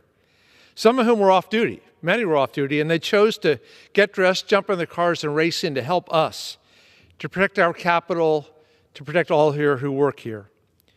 Hundreds of those officers still bear the wounds, seen and unseen, that will never heal. The January 6 pardons and commutations were some of the worst things that Donald Trump has ever done. With these pardons, Trump embraced lawlessness and violence. Trump pardoned people who beat and tased my constituent, Officer Michael Fanone, tased repeatedly in the neck. And he described it as being like torture, and it led to him having a heart attack at that very time. Jeff pardoned the people who gave a brain injury to my officer constituent, Jeffrey Smith, days before he died by suicide. Congressman Himes, mentioned how he was beaten in the head with a pole. His wife, Erin Smith, said those injuries changed him in his final days. He was a different person. And as Officer Smith's death was later ruled as a line of duty death because it resulted from the injuries suffered here on our behalf. Trump pardoned the people who attacked my constituent, Officer Brian Sicknick. They sprayed him with pepper spray hours before his death from 2 strokes. The medical examiner said his death was from natural causes, but what happened to Brian before his death during the attack on the Capitol clearly led to his death. Trump pardoned people who charted Nazi slogans, who yelled racial slurs at our black police officers, including and those who called for the assassination here of Speaker Nancy Pelosi and Trump's own Vice President Mike Pence. Trump pardoned a man who was charged with throwing an explosive device at the police in the Capitol. This was a man who previously been convicted of domestic violence, battery by strangulation. Trump pardoned a man who stomped on an officer's head, who beat other officers with a flagpole and a crutch and with pieces of furniture, and sprayed officers with pepper spray. Trump pardoned a man who ripped off the gas mask of a police officer, beat him in the face with that, and then crushed him in a door. Trump pardoned hundreds of people who pleaded guilty to assaulting law enforcement, many of them with deadly weapons. He pardoned or commuted the sentences of over a dozen violent criminals convicted of seditious conspiracy. And by pardoning those who carry out these heinous crimes, Trump has made our country less safe, and he betrayed law enforcement heroes who protected the Capitol at great personal cost. These pardons send a message that violent crime, even against law enforcement, will be sanctioned by Trump's government if it is carried out in his name. I urge my colleagues to remember the families of the 5 police officers who died as a result of January 6th. Officer Brian Sicknick, Jeffrey Smith, Howie Liebengood, Gunther Hashida, and Kyle DeFreitag. And I urge you to remember the many officers who defended the Capitol on January 6th, who put themselves at risk to protect us, and who will carry the scars, and seen and unseen, as long as they will live. These scars were inflicted by people who will face no further legal consequences for those acts, thanks to President Donald Trump. This injustice is a gross betrayal of their service and sacrifice, but does not diminish their patriotism.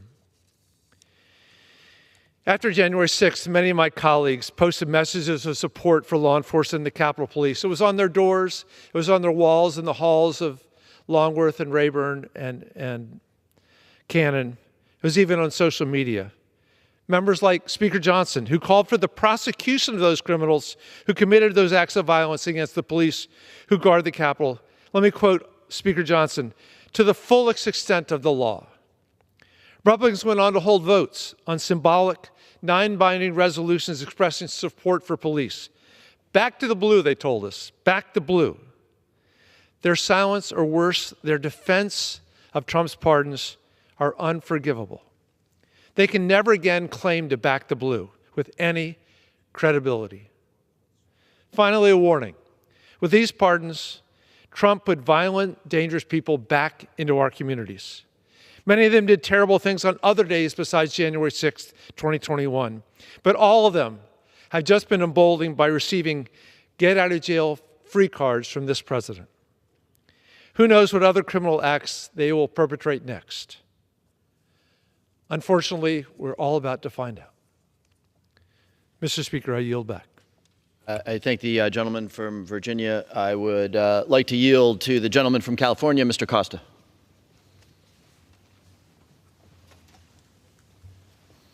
I want to thank my colleague for organizing this special order, appropriately so, because this is the conclusion of the inauguration efforts of this week. On January 6, 2021, I have expressed numerous times to my constituents and to my colleagues that it was the saddest day of the 20 years that I've had the privilege and honor to serve in the Congress. That day, the world watched as a violent mob of insurrectionists breached the Capitol, attacked the police viciously, and try to overturn a fair and free election. I was one of 25 members trapped in the House gallery for 40 minutes as we were observing the counting of the ballots as a part of our responsibility every 4 years. Let me tell you something. This was not a peaceful protest, as some have tried to portray it, including President Trump and Speaker Johnson. Let me repeat this. The photos and the videos that we've all seen over the last 4 years make it very clear. This was no love fest. It was not a peaceful protest. It was a violent insurrection attempt to overthrow a fair and free election. I feel very strongly about this, having been trapped up in that gallery with my colleagues here for 40 minutes. On that day, I came to the House chambers with my colleagues to certify the 2020 presidential election, which President Joe Biden had won overwhelmingly. 4 years later, this week, my colleagues and I are speaking out to ensure that no one rewrites history with a false narrative, which we see being attempted to take place. Just a handful of brave officers up at that gallery that day, brave Capitol Police officers, stood between us and the violent mob that had already breached the Senate chamber and now were trying to force their way in here to the People's House. I took this photograph when I was crouched down there with my gas mask because of the attempt of this violent insurrectionist group of people. I remember crouching on the floor with my colleagues thinking, how could this be happening? I thought it was surreal, unbelievable, that it would happen in the United States of America, the oldest democracy in the world. As a student of American history, I thought to myself, as strong and as resilient as our democracy, our country has been historically during wars and depressions, it was a stark reminder to me while we were up there wondering what our fate might be, how fragile our democracy can be. This week, President Trump pardoned over 1,500 perpetrators convicted for assaulting police officers, and was noted by some of my colleagues here this afternoon, some who lost their lives. These are some of the folks, these Proud Boys that were trying to break into the chambers here. The police had them on the ground. They had their hands bound. We finally got out of these chambers and walked out as we were being escorted to a safe place, and we saw people trying to break in to get us, to get the Speaker, to hang the Vice President at the direction of President Trump, trying to overthrow the results of the 2020 elections. I do not believe these pardons that took place here this week were justified, and I think the majority of Americans don't believe they were either. We cannot allow history to be rewritten. Facts are the facts. The documentation, the hearings, and the videos are proof of what happened that day. 4 years ago, those violent insurrectionists chose a different path as President Trump's direction. They shattered the sacred traditional peaceful transfer of power, which has been the cornerstone of our democracy dating back to our first president, George Washington. Now let's talk about this week. While I didn't agree with the outcome of last year's election, I respected it. That's the essence of a democracy. This Monday, on the inauguration, we had a peaceful transfer of power led by President Biden and the other former presidents. That's the way it's supposed to be. But it wasn't that way 4 years ago. No, it wasn't that way 4 years ago. Let me just say something. And I wish more of my Republican colleagues had the profiles and courage that I think that's required. We Democrats are not election deniers.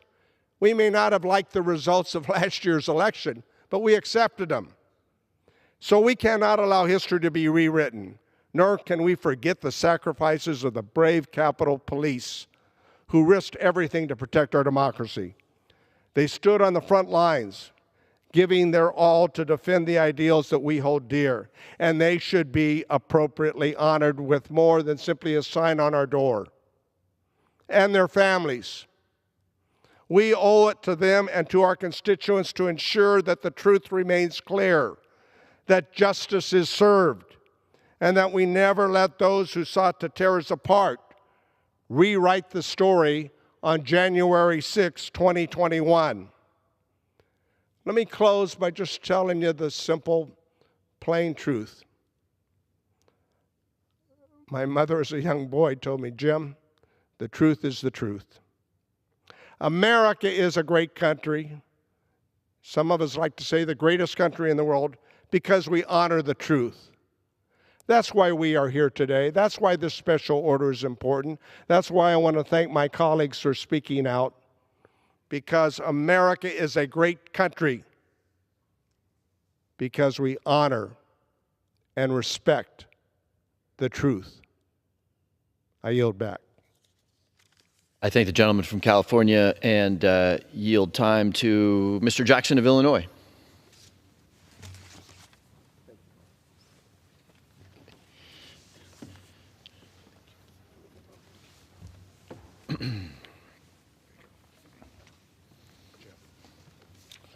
Mr. Speaker, I rise today because in light of the President's January 6 pardons, someone has to stand up for the people who defend this building, who defend the representatives of the United States of America, who defend this magnificent institution.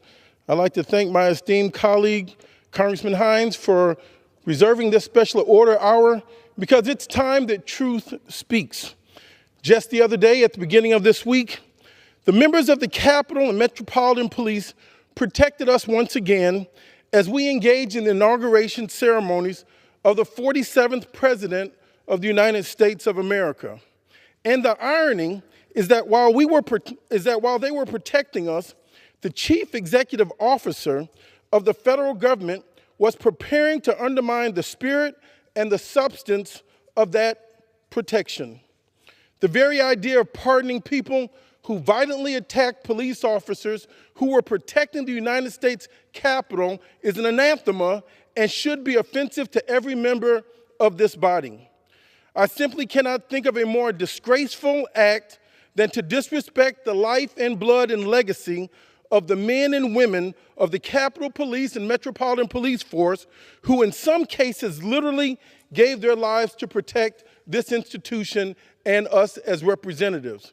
To pardon people who relished and participated in acts of political violence that led to the death of innocent people is something that cannot be and should not be overlooked.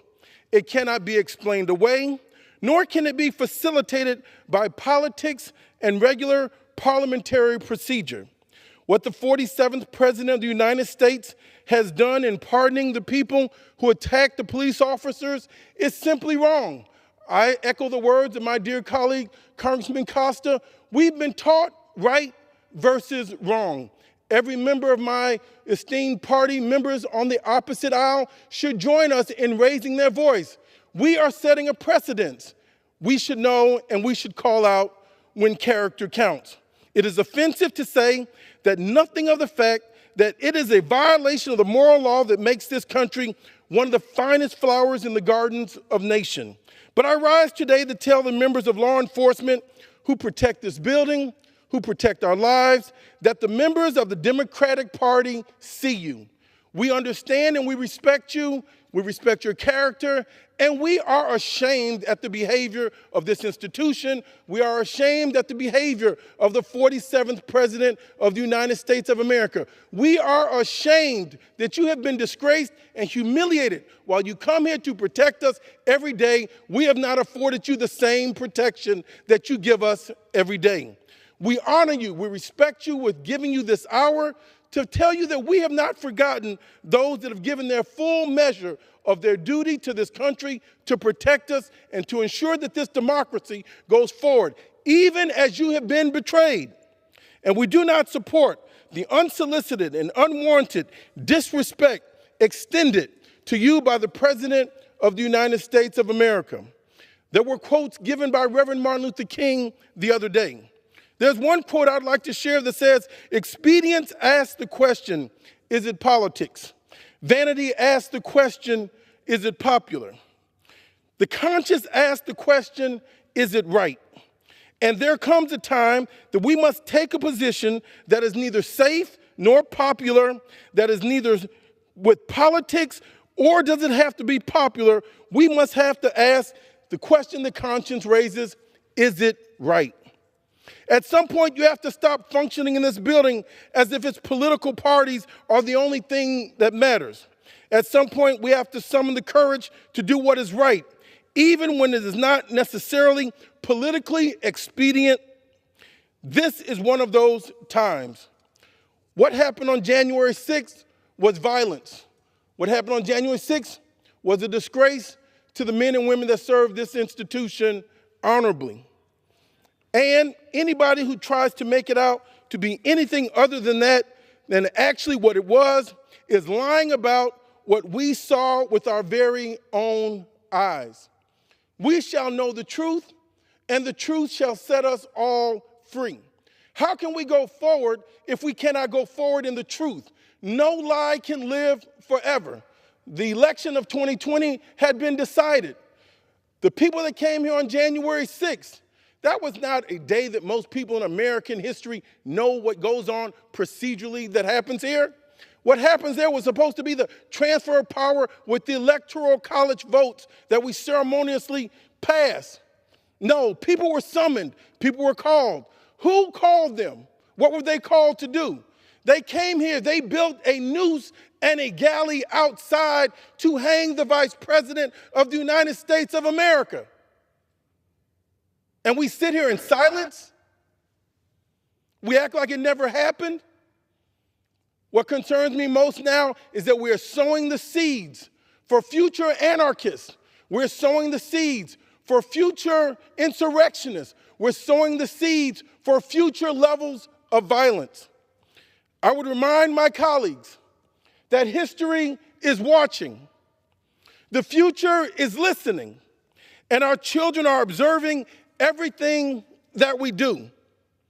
Mr. Roy, and before we get up and speak reckless about a mob that violently attacked police officers, we would all be wise to consider how our words will age in years to come and whether future generations will condemn what we said or remain silent about this issue. Mr. Speaker, the reality is no lie can, will, or shall live forever. Whether today or tomorrow, or whether in days or decades to come, truth will have its day, and we shall know the truth, and the truth shall set us free. So let us work to do what is right, even when it is hard. Let us affirm what is good, even when it is politically dangerous. Just yesterday, in this same chamber, where the officers were defending us, members of January 6th insurrectionists came in here and sat up in the gallery's chambers. Just this past week, there were 32 miles of fencing all around our beautiful capital. If we had known then what we knew now, police should have had the day off so these people could have roamed this building freely. That was their intent, was to destroy and kill. The constitutional ideals that make this nation as good as its promise are what each of us should be in service to do. And when history calls, we must be available to something greater than ourselves. I pray that we will answer this call. I pray we will not dishonor what is right. I pray we will stand up for those who consistently stand up for us. I take a point of privilege, and I want to say thank you from the bottom of my heart to those officers who came to work on that dreadful day to do what was right and normal and moral, who had been betrayed Reverend Martin Luther King also said, there comes a time where silence is betrayal. And I feel as if many of our officers have been betrayed. But we can fix this. We can stand up. We can speak out. We cannot betray the legacy of those officers that had been slain, violently killed. They did not give their life. Their life was taken from them. They should be with their loved ones today.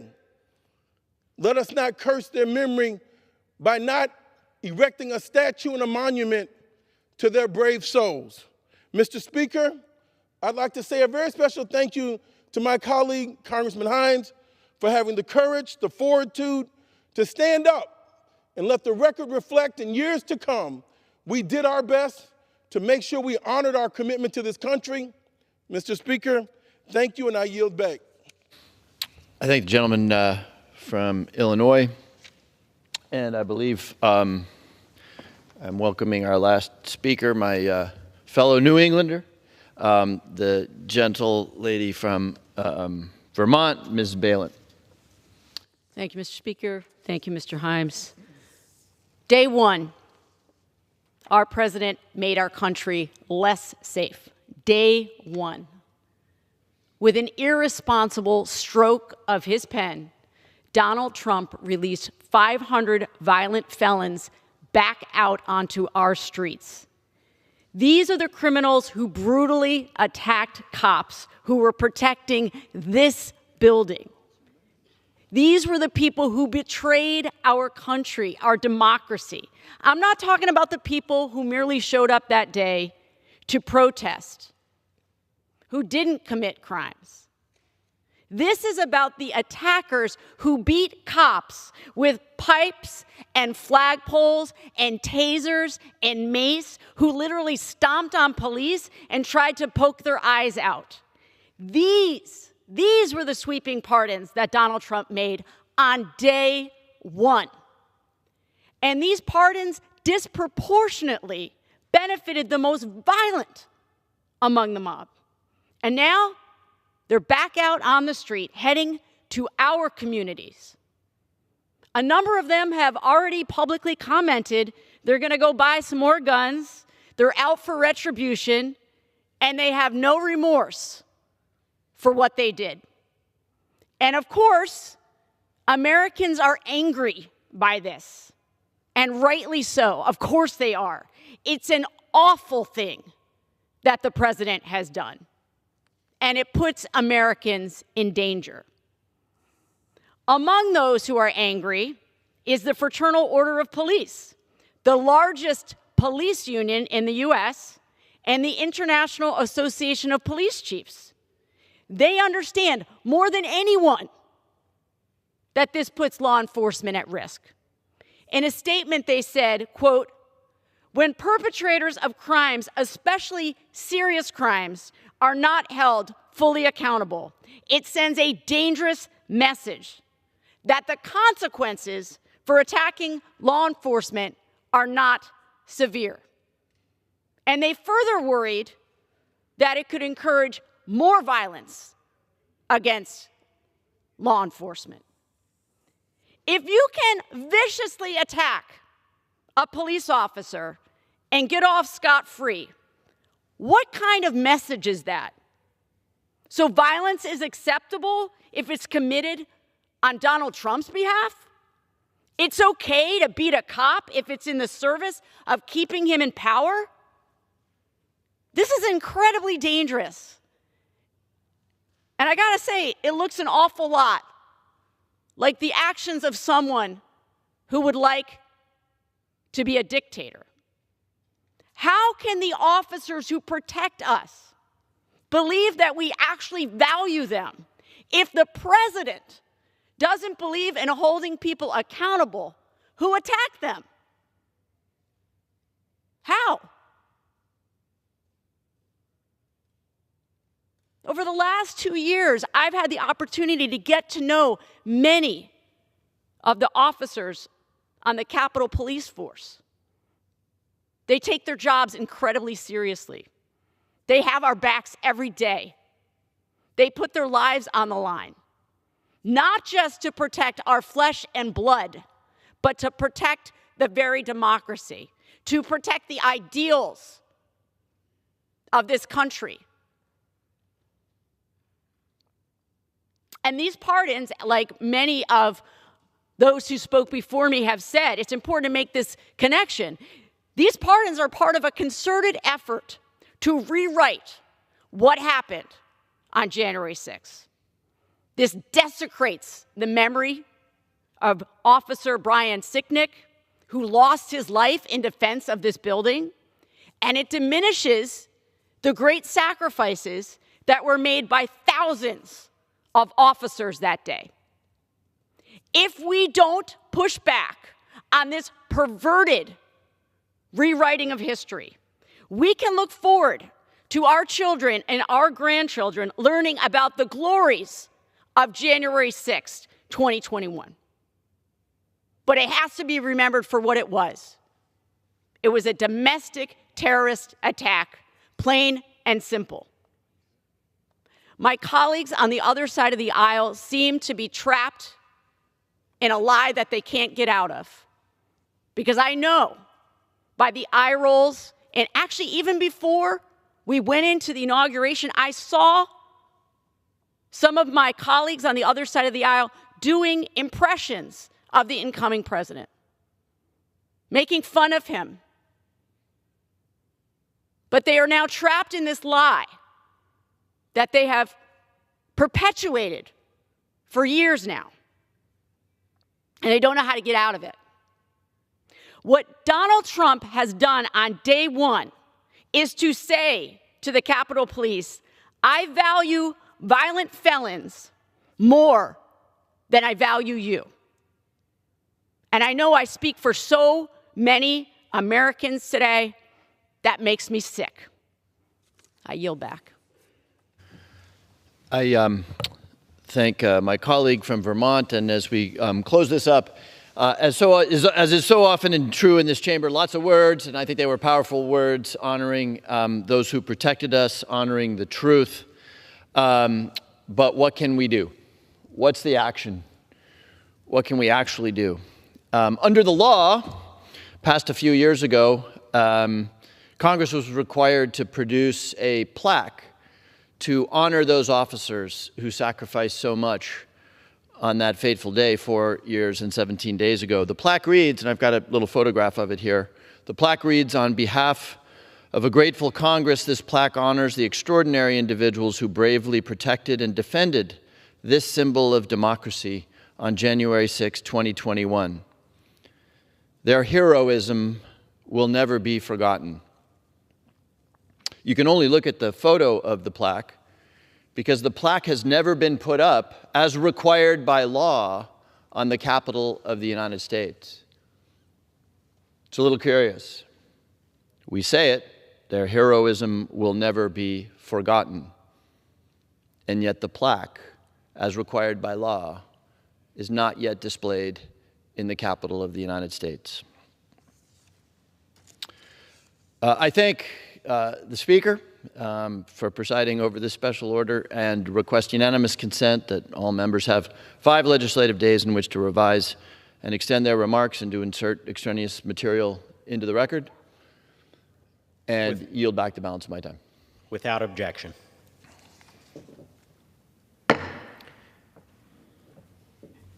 Under the Speaker's announced policy of January 3rd, 2025, the Chair recognizes the gentleman from Texas, Mr. Roy, for 30 minutes. Thank the Speaker.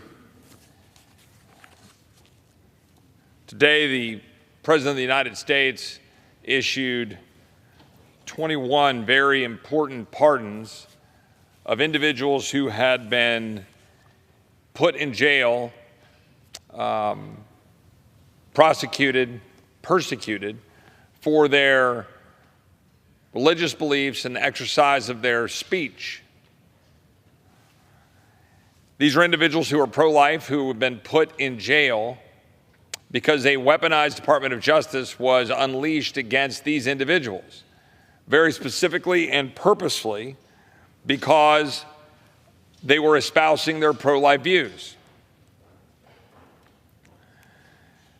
In the President's action to formally pardon these 21 individuals, he rights a wrong that was carried out against them, but more importantly, sends a loud message that the Department of Justice cannot and should not be targeted toward individuals for their political beliefs and their political actions.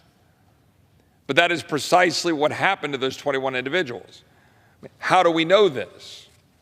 Well, if you look at the application of the so-called FACE Act that was used to prosecute these individuals, arrest them and prosecute them, 97% of the FACE Act prosecution between 1994 and 2024 were initiated against pro-life Americans. Now I want you to pause and listen to that again. 97% of the prosecutions under this one act were carried out against pro-life Americans. This despite the fact that there have been numerous attacks on pro-life facilities and crisis pregnancy centers in the wake of Dobbs. 91 pregnancy resource centers have been attacked since the Dobbs opinion was leaked. In 2022, pro-life activist Mark Houck was arrested by the FBI for FACE Act violations related to an incident outside of an abortion facility. They didn't charge him in Pennsylvania, and in fact, they passed. But the feds went after him. Got to ask yourself, why is that true? There have been 411 recorded attacks on Catholic churches since 2020. Was the FACE Act used once by the Department of Justice against any of these Catholic churches? No. And so what does that look like for these 21 individuals? And by the way, I think this is really important in the context of the speeches that my colleagues on the other side of the aisle were just giving with respect to the treatment of those individuals incarcerated, charged, prosecuted in the wake of January 6th. And I'll come back to that in a minute. These individuals that I'm talking about with respect to the pro-life prosecutions by the Department of Justice under Joe Biden, while Biden's, this is as one of the attorneys for one of the defendants put it, while Biden's prosecutors almost entirely ignored the firebombings and vandalism of hundreds of pro-life churches and pregnancy centers, they viciously pursued pro-life Americans. And had they been opposing anything but abortion, Joe Biden would have given them medals. Instead, Biden wanted them branded as convicted felons and imprisoned for years in a federal penitentiary. Eva Idle, an 89-year-old survivor of a Soviet concentration camp who sat in front of the entrance to an abortion clinic in a wheelchair. She was one of those targeted by the Biden Department of Justice. Let's be clear that she described how she was shipped off in cattle cars to concentration camps in Yugoslavia at age 9. They were packed in body to body with no food, no water. She lived through that. She is 89 years old. Again, I want everybody to understand who's listening to this at home.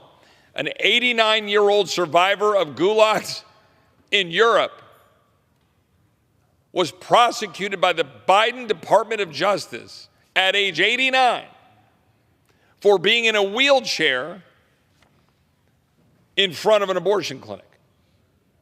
Federal crime, Federal Department of Justice.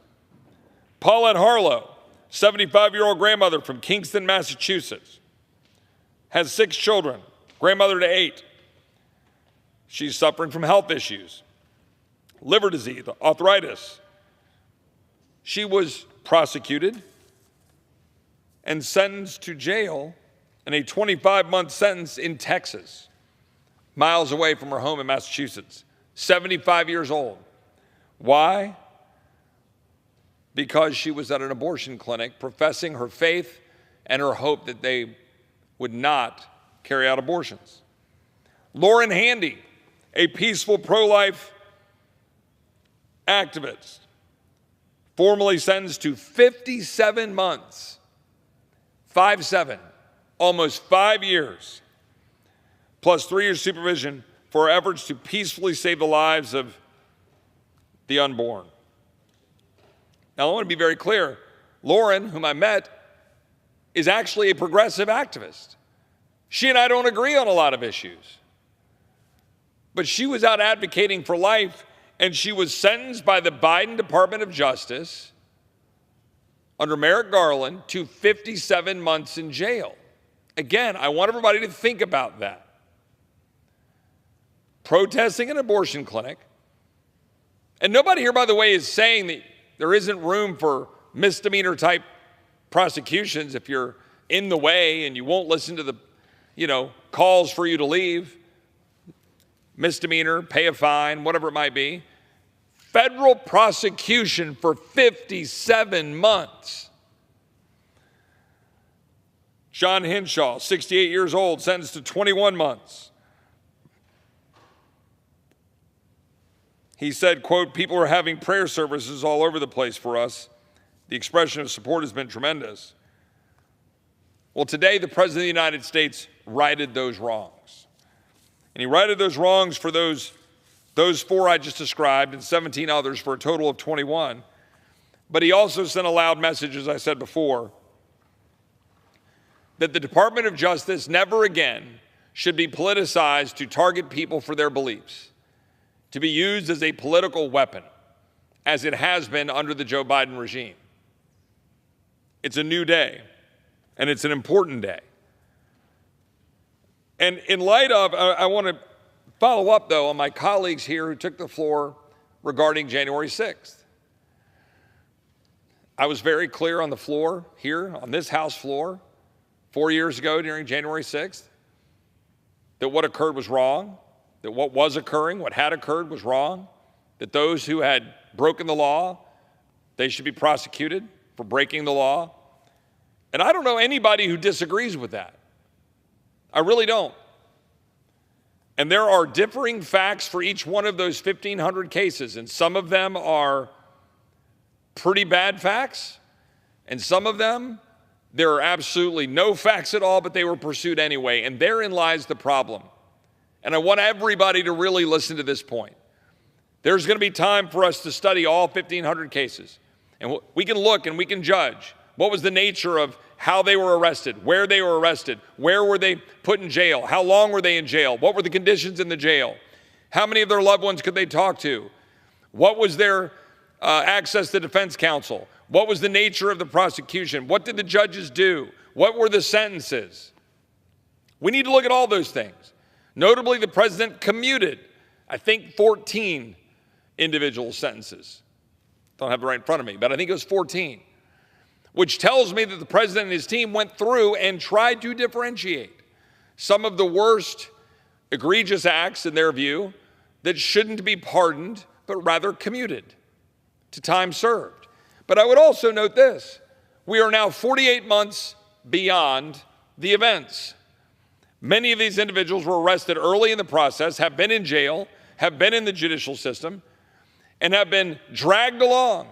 I've talked to dozens of the parents, family members, wives, husbands, spouses of the people that were jailed, unable to talk to their loved ones, people without criminal records, people who had done nothing else. Many of these people were charged with just parading here in the Capitol complex, which then the court said, well, not sure about that, and then crossing a line and being a place where you're not supposed to be, the obstruction issues.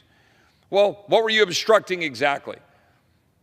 Now, again, I think it is important to note that what occurred that day should not have occurred, that many of the acts that occurred should have been punished. Some that were punished should have been punished. But when you completely ignore the rule of law, when you politically charge people, when you use the Department of Justice as a political weapon, you undermine the rule of law and you turn it on its head so that there's no differentiation between the right and the wrong. When you literally go prosecute an 89-year-old gulag survivor because she was exercising her pro-life views at an abortion clinic, what do you think one's view is of the righteousness of the other actions of the Department of Justice? How do you look at the 1,500 and go through and break them down in a way when 48 months later, as a father was on a news show today talking about his son, saying that his son had been moved from jail to jail and had to filter the water through a sock because there was so much rust in the water, that they weren't able to talk to him for 3 weeks over Christmas, didn't even know where he was, couldn't get access to counsel during a lot of those times. What are we supposed to do with that? Ignore it?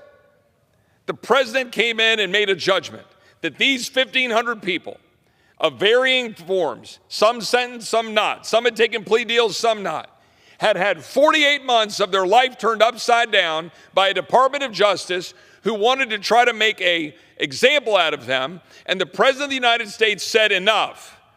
And you know what? I agree. Because at the end of the day, 48 months later, many of them having been in jail for all or a lot of that time, many of them who had their doors broken down, many of them had FBI raids. I had two grandmas driving from Austin, Texas, out into the hill country just a few months ago who were arrested and jailed overnight because they were physically present here at the Capitol. Not even inside, to the best of my knowledge. I think they might have just crossed one of the bike lines. 3 years later, you arrest two grandmothers, put them in jail? Does anybody see what happens when you politicize the justice system? The scales of justice become something that you can't look at as blindfolded? And again, why am I talking about this? Because today, the president righted the wrongs of those 21 individuals who were literally protesting in their view, and I share that view, the murdering of the unborn children. I think that stuff matters. I think it matters a lot. Because had Joe Biden, had Merrick Garland not politicized the Department of Justice, then maybe 20 or 30 cases of individuals who had done something that were particularly egregious, that were prosecuted, maybe those wouldn't have been pardoned. I don't know. I haven't studied every case. But when you're looking at 1,500 cases and all the people who are being abused, I think the president did the right thing. And again, differentiated between those with the commuted sentences. But meanwhile, what the president is doing besides, I think, trying to restore balance to the justice system is he's keeping his promises to secure our country. One of my colleagues over there said the first thing the president did was make us less safe. Are you serious? Are you serious? You think reversing politicized political prosecutions 4 years later is making us less safe? May I remind my Democrat colleagues that the individual who burned down a police station, a career criminal, got 27 months. That's the idea of justice, my colleagues on the other side of the aisle. Let's put aside the $2 billion of damage nationwide in the wake of the Floyd riots. Let's put aside all the other damage that flowed from that. Meanwhile, what is the president doing? Making our nation much more safe. Executive order declaring a national emergency at the border. In the first Congress that I was in office, I introduced the Border Visibility and Security Act to help regain operational control of the border. I put together a bill calling on the designation of cartels as foreign terrorist organizations. And I'm pleased that that was one of the president's executive orders this week, declaring cartels as foreign terrorist organizations. He issued an executive order requiring Homeland Security to deport aliens with orders of removal. There's over 1 million with orders of removal that Joe Biden wouldn't do. Again, the lawlessness of the previous administration set the stage for the dangers that we've experienced as people, and now the president, President Trump, is undoing that damage. An executive order to end categorical parole policies, undoing the CBP-1 app that was used to flood the zone with people who came into our country, were released, and did things like kill Jocelyn Nungray, whose mother, Alexis, I've gotten to know and who was with me for the inauguration this weekend. An executive order to end the catch and release program, an executive order to resume the successful migrant protection protocols and return to Mexico so we can stop the flow, to reinstate recognition of Title 42 where you're traveling through country with communicable diseases, an executive order ending birthright citizenship as it has been applied wrongly and incorrectly for years to people who have manufactured or have used a manufactured cottage industry in which people pay money to get delivered to the country, have a baby, get the citizenship, and then it is what is known as anchor babies. And it is real, and it is pervasive, and it is problematic, and it turns our country's system on its head. And by the way, yes, my colleagues on the other side of the aisle want to say, yeah, a court today ruled, that is not constitutional, so they put an injunction on it. Well, we'll see. We'll see how this plays out in the legal system. But from my reading of the law, when the 14th Amendment was passed in 1868, a mere 4 years later, the United States Supreme Court in the slaughterhouse cases explicitly said, 4 years removed from the passage of an amendment to the United States Constitution, the then sitting Supreme Court said that it did not apply to people who were here as the children that were being born here of people that were foreign citizens. Another court echoed that a decade or so later. One court came in and said, well, no, we think there's birthright citizenship if you're born here to a foreign national, but only if you're a legal permanent resident.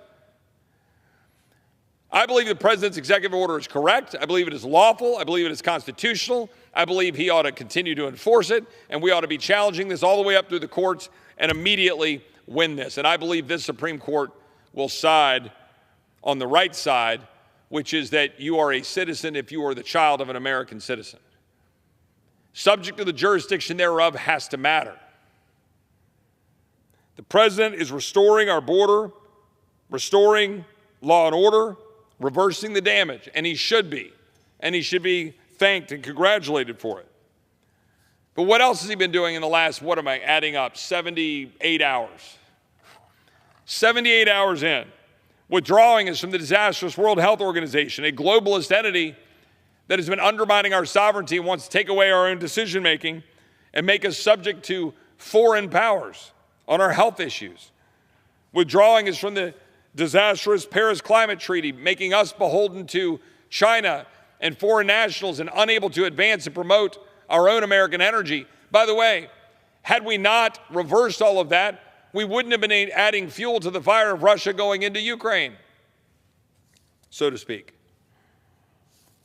Declaring a national energy emergency, unleashing American energy and opening up exploration, reversing Biden's ridiculous bans on offshore drilling, making it the policy of the United States to recognize two sexes, male and female, ending affirmative action and DEI in the federal government, trying to get us back to the actual view of a government that does not look through the lens of color or sex, but rather merit and hard work, requiring everybody actually show up to work. Who knew? All of those things are things that the president is doing in a matter of 78 hours since getting sworn in a few feet from this chamber, pointing the wrong direction, a few feet from this chamber, and making our country immensely better off for it. We've already seen a massive decline in the number of people trying to come across our border. Who knew? Who could have predicted that if you enforce the law, maybe people will say, I guess we can't come now. Maybe the cartels will say, this may not be the profit center that we have at the moment.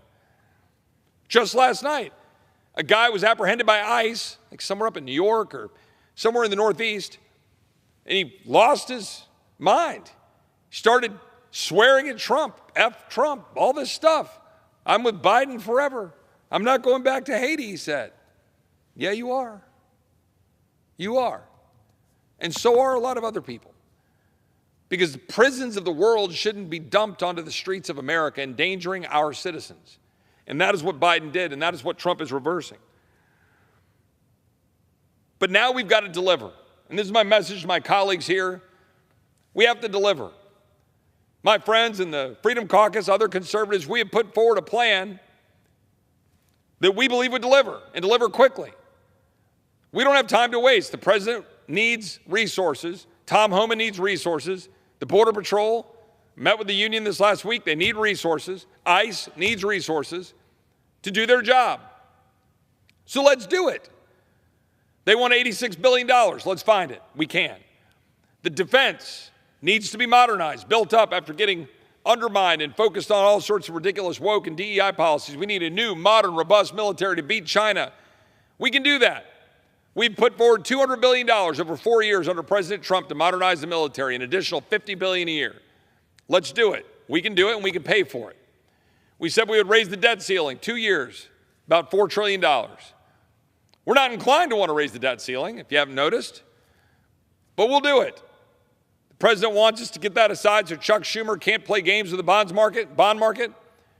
So let's get rid of the debt, or let's increase the debt ceiling. Let's get $86 billion for border. Let's get $200 billion for defense.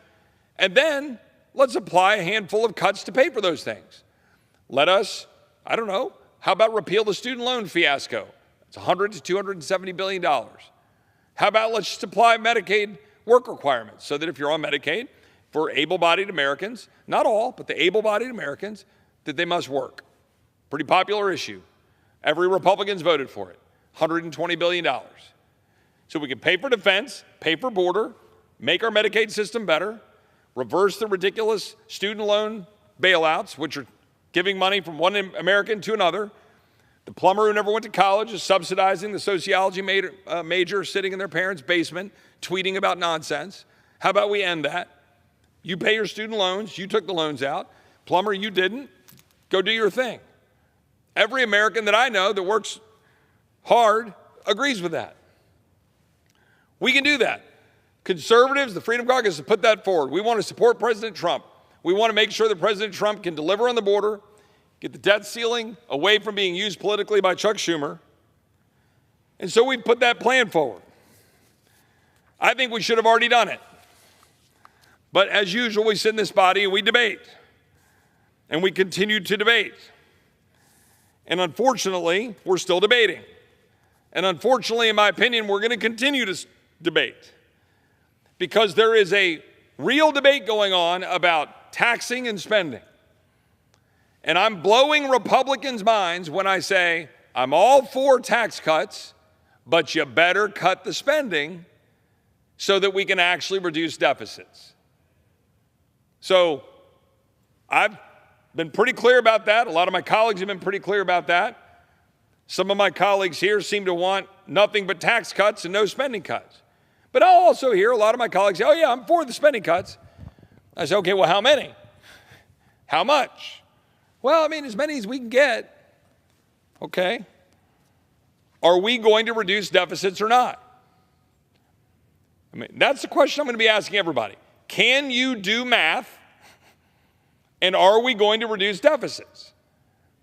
That's the question every American sent us here to do. Do the hard work, sit at the table. Why don't we put the microphones down, put the cameras away, use these tables, roll our sleeves up, get the paper out, and do the math. Yes, tax cuts can and do produce economic growth, more money in the hands of the people. Yes, it is morally correct to leave more money in the hands of the American people. I would gladly vote to get rid of the income tax. Zero it out. Leave the money in the hands of the people. But guess what? Whether it's President Trump's vision or views on tariffs, whether it's something else, there has to be some amount of revenue to pay for all of the promises and all of the programs that every politician loves to go home and run on. So now the rubber meets the road, or the piper needs to be paid, or whatever metaphor you want to use. We cannot have our cake and eat it too. You can't run around and beat up the CBO and blame the CBO and say, they never score anything right. Well, you know what? You're probably correct. They're human beings. And maybe they're biased. Fine. Okay. You think they're biased? Great. Come in with your models. Come in with somebody else's models and show me how the math is going to work out that if we do all of these tax cuts and do no spending cuts, that somehow we're magically going to have deficits going down.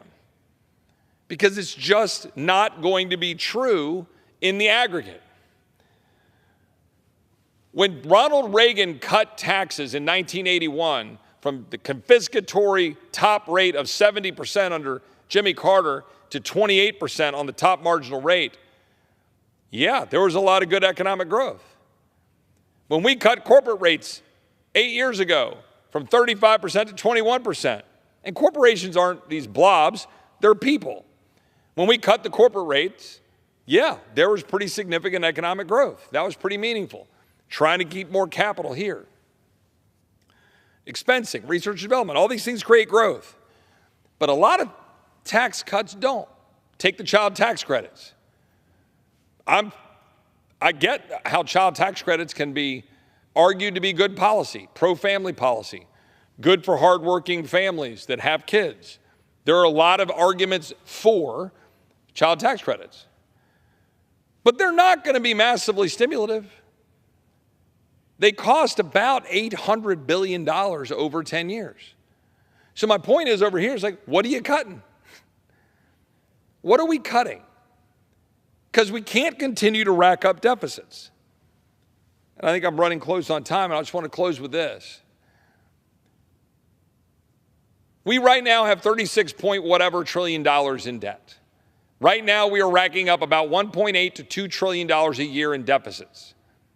When the interest on the bonds that we currently hold are getting refinanced over the next couple of years, those interest payments are going to go up, probably to the tune of another $200 to $300 billion a year.